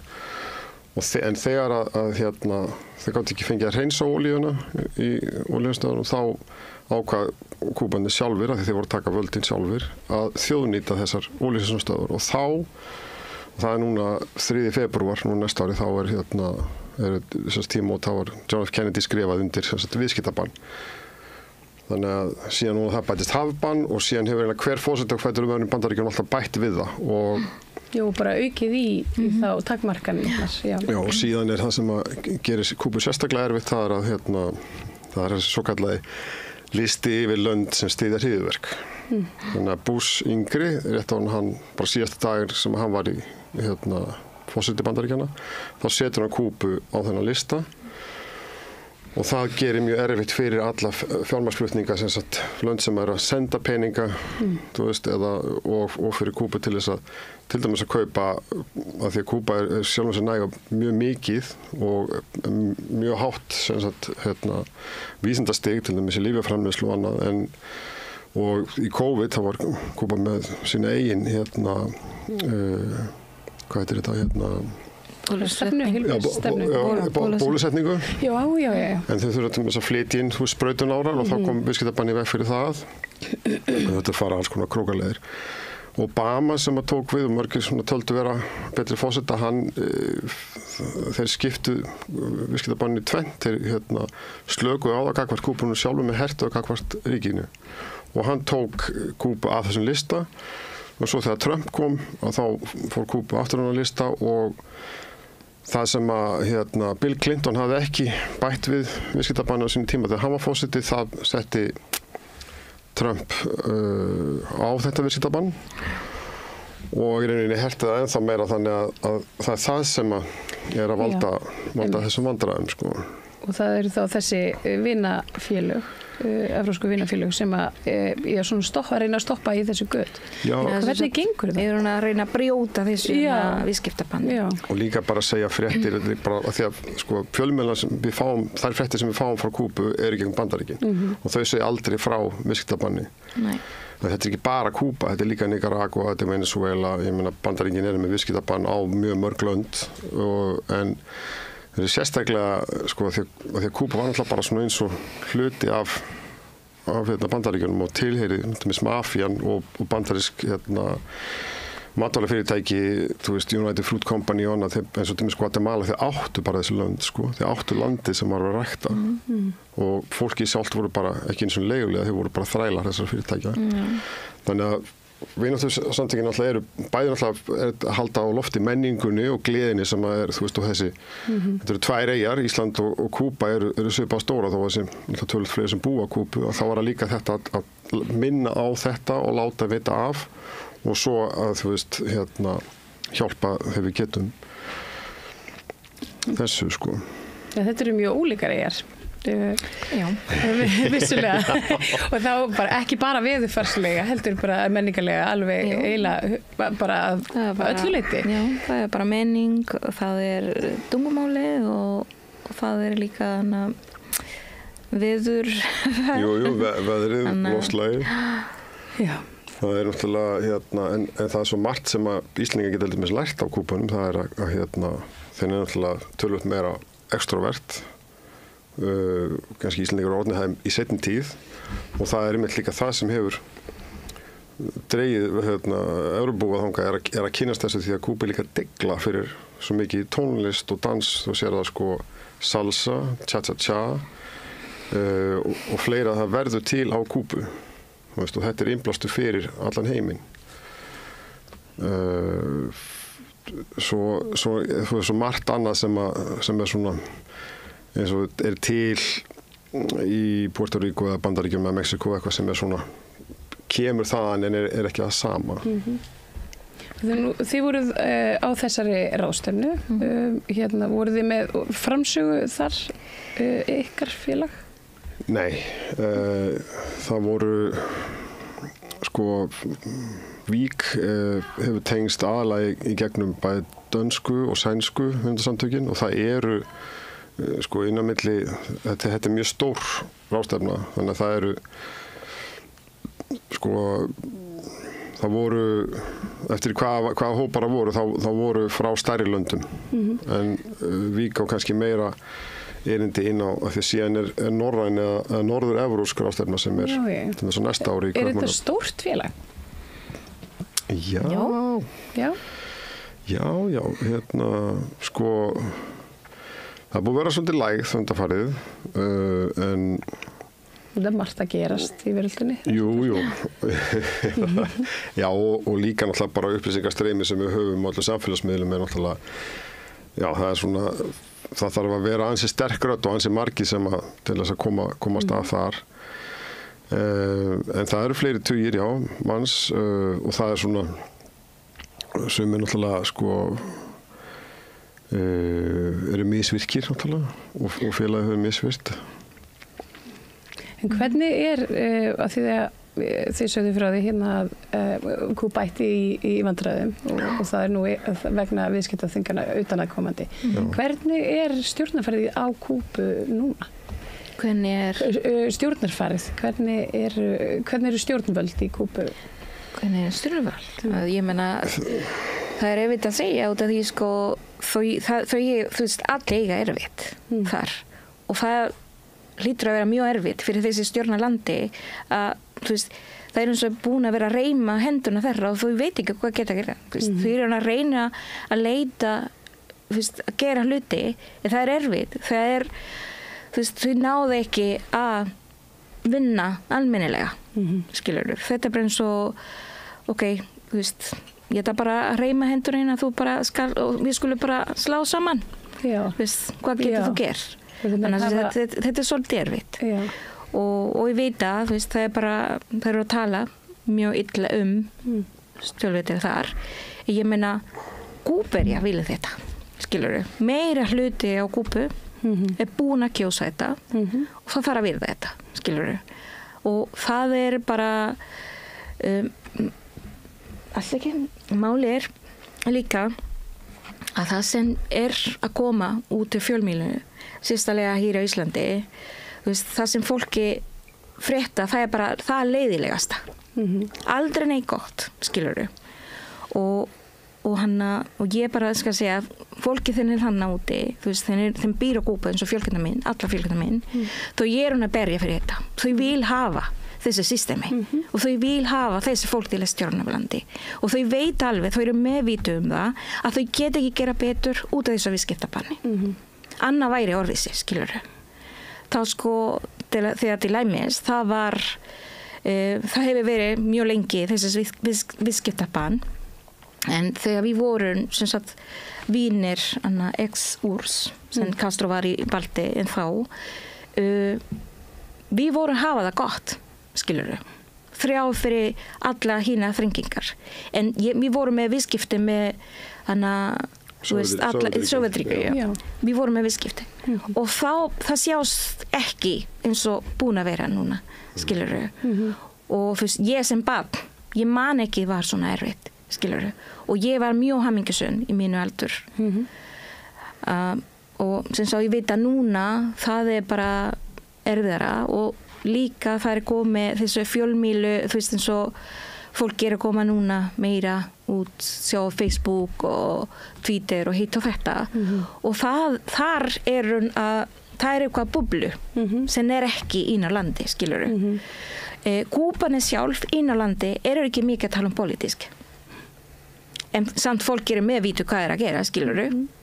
Og fólki veit alveg hver að kenna að það sér ekki til lífjum á spítalanum, skilurðu. Fólki veit alveg hver að kenna að við getum ekki fá almennilega að laga til að hafa berfæri til að hafa ramat og allt svona. Fólki veit alveg hvað að gerast og fólk að berja fyrir þetta og fólk að haldast saman. Þannig að fólk bara haldast saman, og vera með þessi stjórn á landi. Og það búin að gjósa fyrir þetta. Það er ekki lánsið, ég held að 2019, það var gósið og meiri hluti á landi á ég var ekki alveg svona mikill meiri hluti. Ég vil að allir Íslandingar heyri þetta. Meiri hluti á landi valdi að þá vera sosialismi rauða á landi. Þá bara, annars eins að það, eins og ég segi, það er eitthvað búblu inn á fjölmiðla sem streymir yfirleið frá Bandaríkinu, sérstaklega frá Miami, er allt svona neikvæða hluti, aldrei neitt fallegt tala landi og þetta er svolítið svona skrítið. Þeir sem eru að halda þess að verja á landi, ef þau eru að posta eitthvað í þessu fjölmiðlu, það er dregið niður. Ef þeir sem eru að tala illa Kúbu, það gerist ekki neitt. Þau bara halda áfram að tala illa og þá ég vita það er upplýsingar það fólk að fá, það er þetta neikvæða, skilurðu. Og ég veit það er erfitt á landi, það er búin að vera erfitt, en samt, það sem maður heyrir, það er vera. Og allt sem að gera á Kúbu, það er verra en öðru landi, Það er að sama þeir að gera í öðru landi, skilurðu. Þeir eru kapitalistar, þeir að gera það saman, en það heyrist ekki neitt frá þeim, skilurðu. Það er bara gott. En gerist eitthvað á Kúbu, það er vonlaust. Af því að þau kenna alltaf sósíalismunum svona kapitalískum heimi. Þetta er kallað gera mediatika, sem þetta er bara fjölmiðla stríð og það er náttúrulega eitt sem við líka séð bara sem meginstjórns fjölmiðlar hérna í dag með Palestínu, með Úkraínustríðið og með það sem er að brugast núna gagnvart Kína að við fáum bara ákveðna orðræðu í þessum meginstjórns fjölmiðlum og fólk þarf að leita sér að fréttum annar stað. Það eru til leiðir til þess að komast að hvað að gerast. Það er, ég vil bara segja eitt mjög stutt með ástandi núna á Kúbu er orðið verra en það var kannski fyrir ég veit ekki 6 eða 8 árum. Það kemur til náttúrulega COVID af því að eftir að Sovétríkin hverfa þá er ferðaþjónusta sem byggist upp og þetta snýst allt að Kúbanir eins og Nýjús var að segja þau ráði sér sjálf að við getum borið þetta saman við sko Puerto Rico til dæmis eða El Salvador eða önnulönd og við getum séð bara hversu mikið ráða íbúarnir þar og hafa að segja sitt eigið land. Svo kemur COVID og það stoppar ferðaþjónustan og síðan eru út af gróðursáhrifum og annað þá hvirfilbyljir sérstaklega slæmir.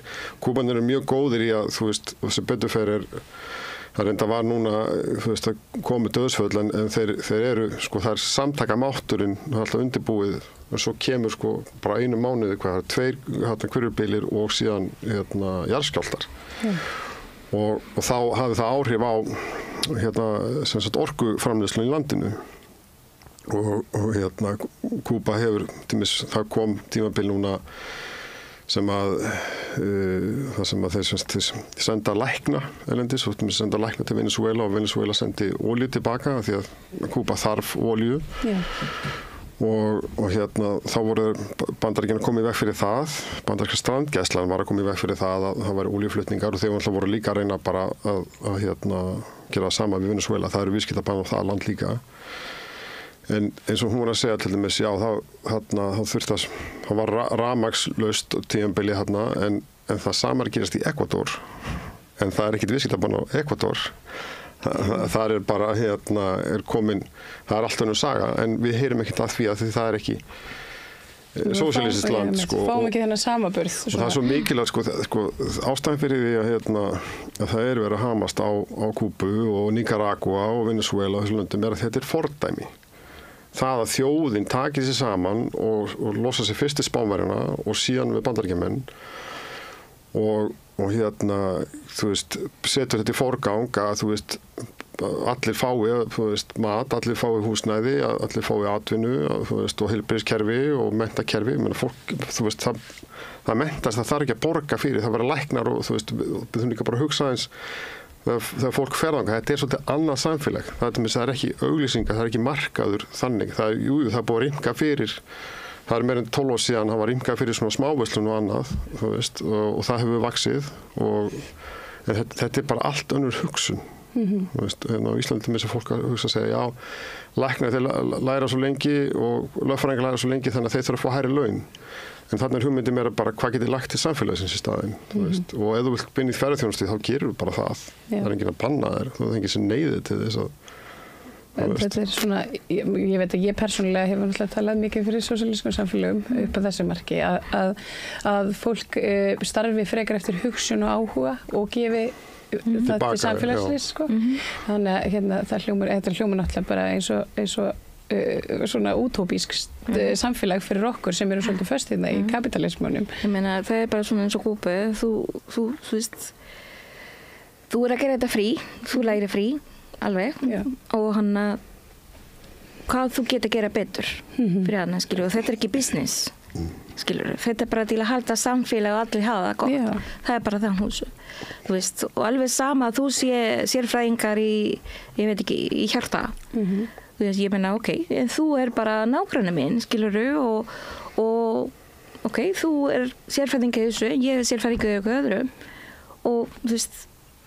ég bara, þú veist, gera það líka hvað fyrir því, skilur og út af því þú þessi, þú veist, þú lagnir, þú ekki betri en ég skilur, okkur alin upp þannig, þú veist, og hver í fjölskyldunni að Kúbu, það til lagnar og alls konar fræðingar og ég meina, út af því þú þú veist, lagnir, þú betri en ég? Nei, og ég veit ekki þannig að við erum líka alin upp þannig, skilur það er ekki aðri breyting en aðrir, heldur bara við erum eins og við gerum þetta til að hjálpa og við erum bara eins og stór fjölskylda við hjálpa hvert annað og þetta er bara svona veist, og fólki gera hluti án þess að bíða og fá eitthvað tilbaka aldrei, þú veist, ef þú ert að gera hluti, gera það, horfa ekki hver það er og bara, þú veist, liðið betur að gera það, skilur annars þess að þú ekki að bíða þetta bara svona partur af lífinu í rauninni, bara að búa í samfélagi annars þess að þú ekki að bíða eftir þú veist að, út af því ég ger þetta fyrir því þú verður bara, þú veist fá að gera saman að borga þetta. Já, það er ekki alltaf þessi peningakvati á bak. Nei, það er ekki hvað græði ég á þessu. Það er, eins og Nýjum segir, fjölskylda er samfélag og það er líka þess, sko, stundum er sagt sko að Kúba gefist ekki upp, það gefist við ekki upp og það er líka innblásturinn fyrir okkur á Vesturlöndum sem búum í rauninni eins og auðvaldið með bara stöðuga krísu og það er oft borið saman við, það er núna Kúba erfitt og svo tímabilið eftir fallasáðuríkjana er erfitt en þú hafa í huga í þessu auðvaldssamfélagi sem við búum í, það er stöðugkrísa alltaf. Já. Heimilisleysi og getur ímyndaðir ef það væri ekki bæði þetta viðskiptabann og þetta hafbann og ég veit ekki þetta ég veit ekki hvað mikið af þáttum sko það sem að þetta er ólöglegt sko viðskiptabann er ólögleg og vinnusamtökin gerðu það í fyrra þau fóru með þetta fyrir Evrópudómstólinn og hann dæmdi viðskiptabanni ólöglegt. Það er ekkert ríki sem hefur rétt til þess að setja viðskiptabann á einhvern annan og Bandaríkin ætlar að gera það er mjög mikið krafti þess að heimsviðskiptin eru í dollar, bandaríkjadollar. Nú er það reyndar að breytast og kannski eru líka bara að sjá að því að það heimsveldi riða til falls og þá slær það meira frá sér af því það veit að það er að fara. Já, það er þekkt í sögunni. Núna þá þetta er bara eins og dýr sem er að fastið gildru. Já, fastið gildru. Bara, já. Já, það er svona tekur trilling. Já, þau eru bara að reyna að taka Kúba alveg niður en hægt þannig að með alltaf þessa viðskiptabanni það er hann að reyna að drepa landi sem áttu smá og við að Kúba segja þetta er eins og sé svona Genocídio, já, þjóðamorð. Já, þjóðamorð. Þetta er rauninni hægt þjóðamorð. Sko, þetta er hægt þjóðamorð. Þetta er bara svolítið. Ég meina, það er erfitt allt. Við getum ekki fengið lífjum, við getum ekki fengið nóga mat, en þrjá fyrir það, allt þetta, Kúbu halda áfram í sínu strikki. Þannig að fólki bara halda áfram í sínu strikki. Og allir hjálpa það. Og heldur að það sé vegna þessa að það er svona sterk samfélags, svona samkennd á meðal fólksins? Er það, sko ofti talað að erfiðleikar auðvitað að þjappa fólki saman, en svo er það líka eitthvað í okkur sem eitthvað annað, eitthvað svona samfélagsábyrgð. Heldur það sé þess vegna sem að Kúbanir standi svona styrkum fótum ennþá? Já, þá bara líka fólki vil ekki missa það þeim búin að vera að hafa. Já, það er búið að færa fórnir og það er búið að berjast fyrir þessu og fólk gefið lífsitt fyrir það og þannig að svo getum við líka bara, Íslinga getur líka bara séð, borið bara saman eins og ég nefndi áðan þessi lönd, eins og Puerto Rico. Það er sagt stundum að Kúba og Puerto Rico er svona dos alas, þess að tveir vængir á sama fugli. Puerto Rico er í rauninni 51. ríki Bandaríkjanna án þess að hafa neitt að segja hvað gerist og þeir eru meira með eins og þeim líka Chile. Það er búið að einkavæða 90% af öllu í Chile tilheyri meira meina Bandaríkjanna. Það er verið að verksmiðju fyrir Bandaríkjanna. Þannig að fólk getur hugsað sér ef að byltingin hefði ekki orðið hvar þá væri Kúba sennilega á svipum staði ekki verra og þessi lönd.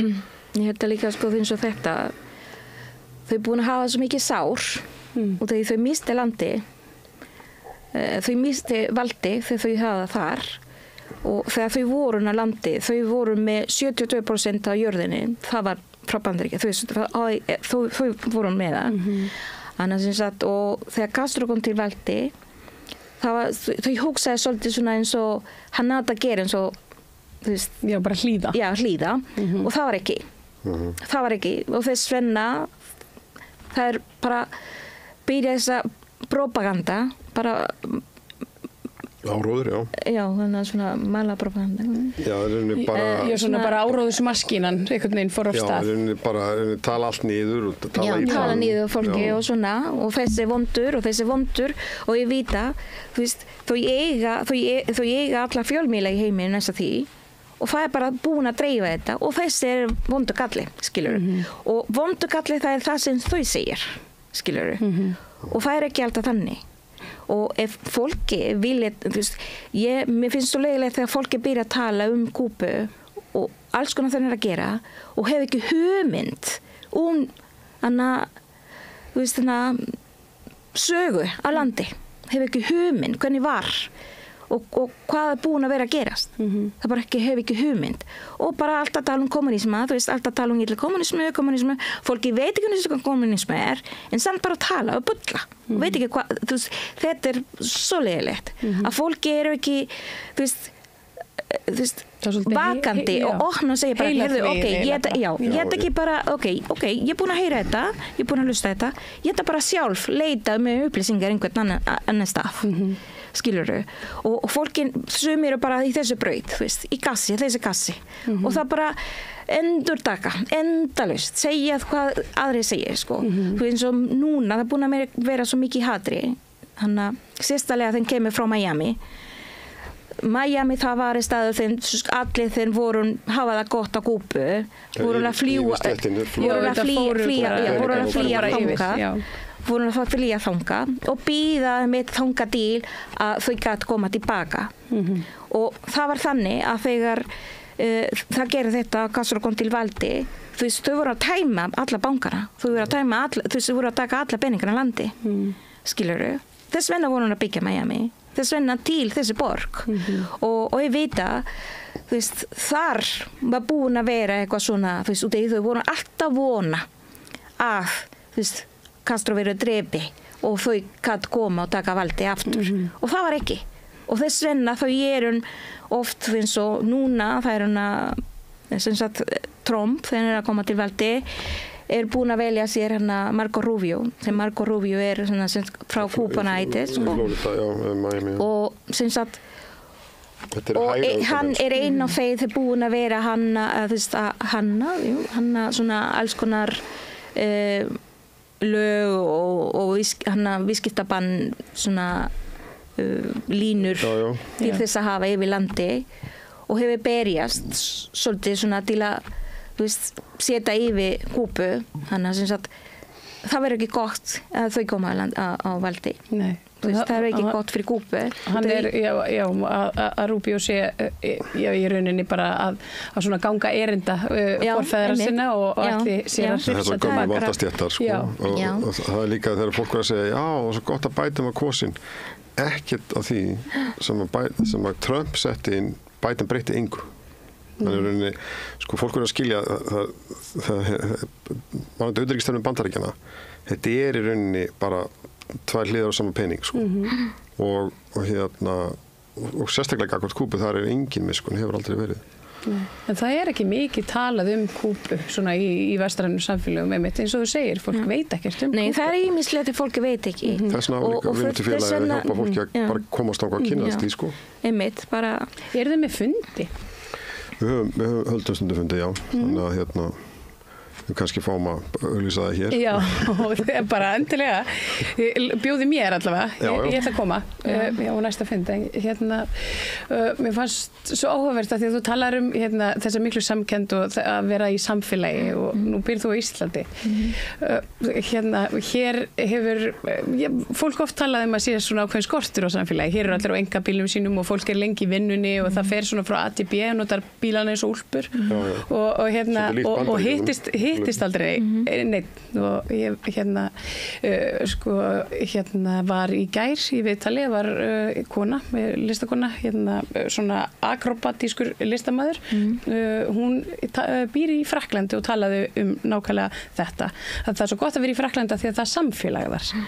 Og hún og ég veit að sjálf frá einskynni, ég bjó í Englandi, það sem ég sakna mest þaðan samfélag. Hvernig þetta fyrir þig sem að elst upp í þessu mikla og hlýja samfélagi að koma svo hingað? Þú hefur alltaf félagið. Það er ákveðna öfgar líka, sko. Já, þetta nefnilega smá öfgar, svona. Ég ekki þessu félagið, sko. Nei, þú að reyna að draga með þanga. Já, ég skil það. Ég var miskilja. En þau bara mjög sætt hjá þeirna að bjóða mér að vera með þessi skiptatöfja. En ég bara hugsaði með máli framtíðinni. En sko, ég veit ekki hvað að segja mikið, en ég kom til Ísland með nást og er gift Íslandingi og þannig að sem sagt ég á 2 börn. Þannig það sem hefur mig hér held ég núna í dag, stoppa mig hér. Þannig að sem sagt, en allavega, ég veit ekki, sko, þegar ég var saman með fyrirverandi minn, við vorum reyna bara mikið að gera, þessi leita hvað mikið að gera og svona. Mér fannst svolítið erfitt, en við vorum samt svona reyna ofta að fara í heimsók, að ég var svolítið íta fara í heimsók til tengdamamma og tengdapabbi og hana, þú veist, bræður, svona sískinni í hópin og frængur og svona. Þannig að mér fannst mjög gott, mér fannst líka mjög gott, þú veist, að fara út í natúra, bara út að labba eða bíltúr, þú veist, þannig að það hjálpaði mig svolítið og þannig að var búin að vera líka, þú veist, svolítið sambandi við svona latini. Það var kynntist nokkru latini sem en þá við erum þá í hóp og búin að vera vinnir alveg bara lengi og við erum að reyna, þú veist, með bara hittast og fara í bíó saman eða leikhús eða bara matabóð og gera eitthvað saman. Þannig að sem sagt það hefur hjálpað, en samt það er ekki alltaf í gangi. Já, einmitt. En ég held að ég er búin að vera venjast að vera svona smá Íslandingi, bara vera heima og mér ekki neitt og bara vann snemma að fara í vinna, kom heim og það er búin að vera og fara upp í rúm og ekki neitt.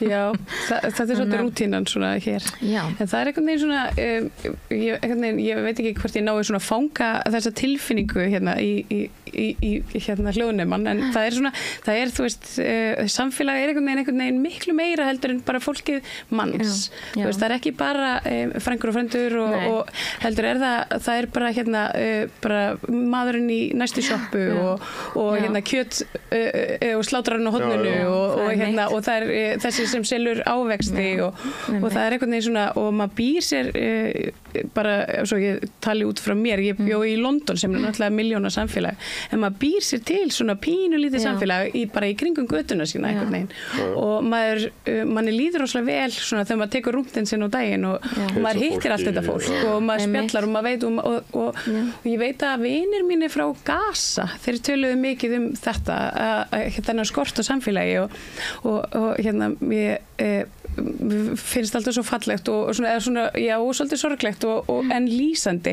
Það var einn vinur minn og ofbúslega leiður hérna og var eitthvað svona niðurdregin og að vetur hérna og það var ábyggilega bara fyrst eða annar veturinn hans hérna og hann segi við mig bara, Marja, ég bara saknaði svo að vita hvernig nágrannir mig hefur það.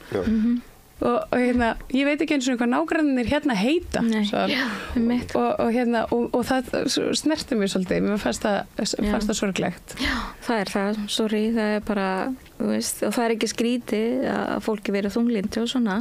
Ég hef verið þar líka, eins og allir Íslandi. En ég til dæmis, ég var heppin, ég átti heima á Rauðalegnum og sem sagt þegar við fluttum þangað strákurinn minn var svona að fara að vera 4 ára og var ólétt og sem sagt fyrirverandi minn hann var að vinna í Marel og var mikið að ferða og ég var svolítið mikið ein með börnin og það mér fannst mjög leiðilegt en það var svona, þú veist, spenninga þú veist og ég var svo heppin að nágranni uppi sko, það var kona hún var að vinna í bakari í þessu hverfi og ekki þessa tímabil þegar ég kynntist henni hún, þú veist, ég var búin að heyra frá henni og svo leiðis, allir þykka hana hún kallar Bibi hún er lífandi en þó hún Bibi og hún var svo æðislegt og hún bankaði einu sinni til mín og sagði við mig, þú veist, að hún væri til og ég gæti bara, þú veist, banka hjá henni bara hvenær sem mér vandar og ef mér vandaði, þú veist, hana að fara út í búð, hún gæti bara kíkja, þú veist, vera hér með strákin og með börninu og svona og ég tók orðin og það var þannig, þú veist, við vandaði ekki, þá bankaði ég upp á henni og henni vandaði stundur stóla hjá okkur, þú veist, hún bankaði og bara, herðu, hún, sem sagt, hún, núna í dag, við köllum, hún bara svona kerfiamma. Já. Og hún var svo yndislegt að hún var bara að baka mótnana og kom með brauð fyrir okkur og bara, þú veist, hún var að baka oft. Og var komið til okkar og börnin og þú veist, börnin mín fengur jólagjöf, afmælisgjöf og sem sagt, hún ná inn í hjarta hjá okkur inn í stað. Já, þetta er alveg til. Já, það er alveg díl, sko, það er alveg díl. Þannig að sem sagt, kannski ekki allir þeim þóra líka. Já. Gæti verið. Ég hugsa að það sé stóra ástæða. Já, en maður sé líka, sko, munur á vetur og sumar. Veist, þegar er vetur, fólki er hér í þessi skell og þegar sumar þú sé meira nágranni og þú sorfaði brosa og segja góðan daginn, hann að sem sagt, já, þetta er díl, en kannski fólki þóra ekki stundun, held ég. En mér finnst líka að vera munur af því ég búið, orðst upp í Danmörku og ég bjóði í Barcelona lengi og svoleiðis og ég hef alltaf borið það saman við þessi samfélög. En svo hef ég búið líka annar staðar en ég orðst upp í Kópavoginum en fyrir utan höfuðborgarsvæðið. Mér finnst svolítið eins og Ísland sé 2 samfélög. Það er annars vegar höfuðborgarsvæðið og svo landið. Já, og það sé meira svona samfélags. Búið á Vestfjörðum til dæmis. Þar er svolítið þetta að, þú veist, fólk einhvern veginn gefur sér líka tíma.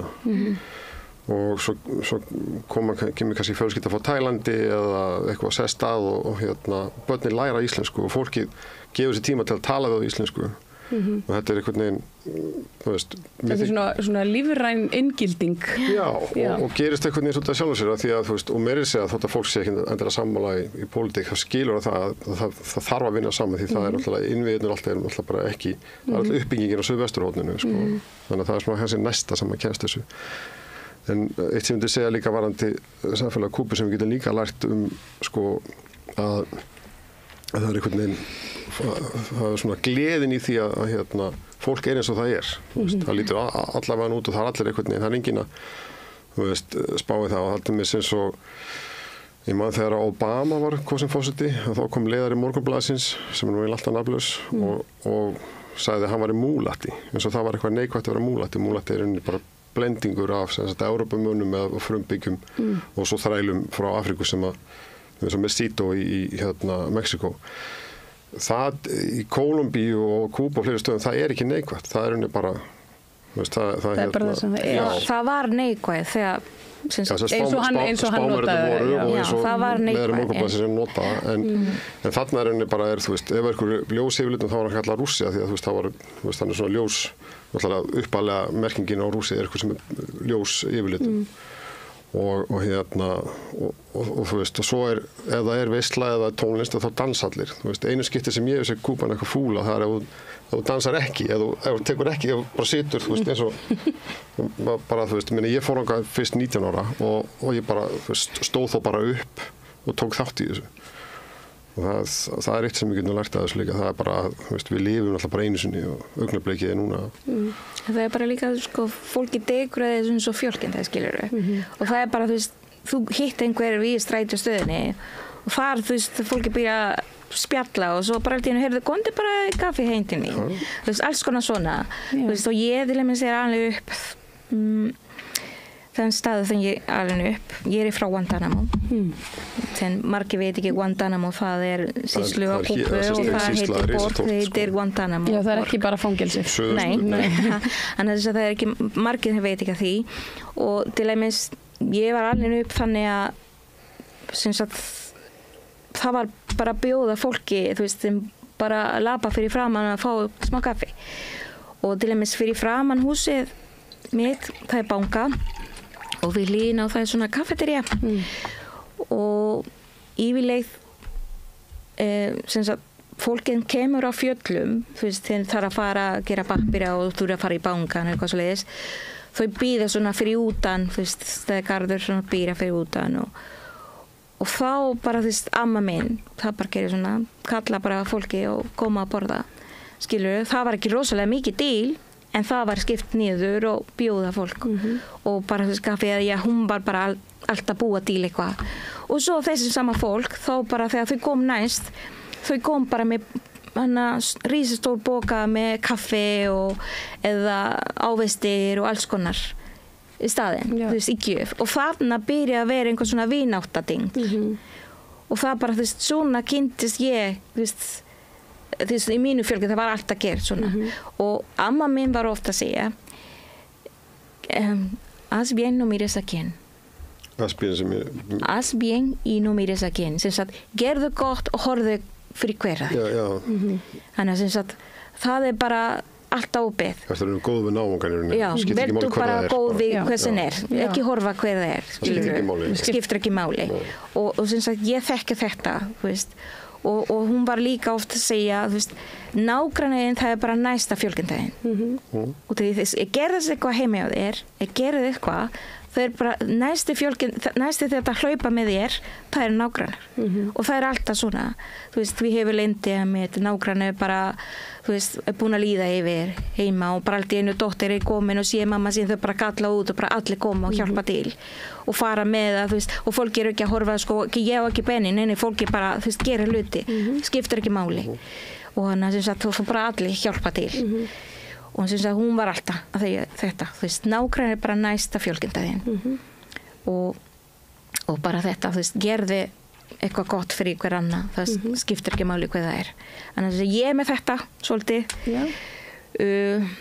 samt þess að maður er búin að læra alls konar svona þegar maður hefur leyndi í sérstalega þegar koma svona fólki frá mínu landi þú veist, þeir eru ekki allir þeir er góð og kannski ég hefur þú veist opna hurðina og húsið mitt og opna hjarta mitt fyrir einhvert og svo síðan það er eitthvað þú veist leiðindi og það er ljótt og það þú veist máðu vera sárt og ég hefur svolítið svona ég held að ég er búin að taka svona smá Íslanding í mér þegar ég hefur svolítið svona loka fyrir og vil þú veist ég á fávinnir ég á góðvinnir skilurðu annars að ég bara er að velja mér og ég leiði ekki að fólki koma inn bara svona einfalt búin að vera svolítið svona stoppa mig en samt þú veist að ég þarf að gera eitthvað fyrir einhver sem ég þekkir ekki, ég gera það skilurðu, ég er ekki að horfa ég þarf að hjálpa einhver, ég gera það Þú segja svona Íslendingurinn sem farin að svona smitast svolítið allavega á þig þarna Já, fjölskylda mín fjölskylda mín búin að vera að segja mér þú er svolítið köld núna Já, kúbanska fólkið Já, með alls konar, þú veist það með alls konar, það er svolítið svona að þau segja bara Hún býr á Íslandi þessi? Já, þessi en samt Já, þetta er alls konar greinilega og hérna bara svona lokum mér eitthvað á döfinni hjá félaginu Já, við sko það er stjórnarfundur núna og svo í framhaldinu þá munum við sko það er alltaf eftir svona ráðstefnu þá er alltaf miðlað af niðurstöðum og því sem að kemur til leiða þannig að við munum bara tilkynna að við höfum verið með síðu á Facebook sem heitir Vináttu félag Íslands Kúbu og þá sko félagi hefur haldið til mér kúbanska kvikmyndahátíð, við erum með kvikmyndadaga, við hefum verið með svona elda kúbanskan mat, þú veist, og ef einhver er komið frá Kúbu eða fara einhvern, koma og bríka sína myndir, þannig að ákveðat núna er bara starf framöndan, við erum ekki með dagsningu fyrir einhvern. Nei, engan svona sérstaklega viðbröð, en það er svona, það er margt á prjónunum, matur og menning. Það kemur ljós, já. Takk ykkur kærlega fyrir komuna, Eyjólfur og Núvis. Og við þökkum kærlega fyrir hlustendur, góðir og áhorfendur samfélgina hérna í kvöld. Við látum þessu lokið héðan frá rauðaborðinu í bili og eigiði góða nótt. Segðu það á Samstöðinni. Samstöðin er í eigu hlustenda, áhorfenda og lesenda. Sláist í hópinn og gerist áskrifendur.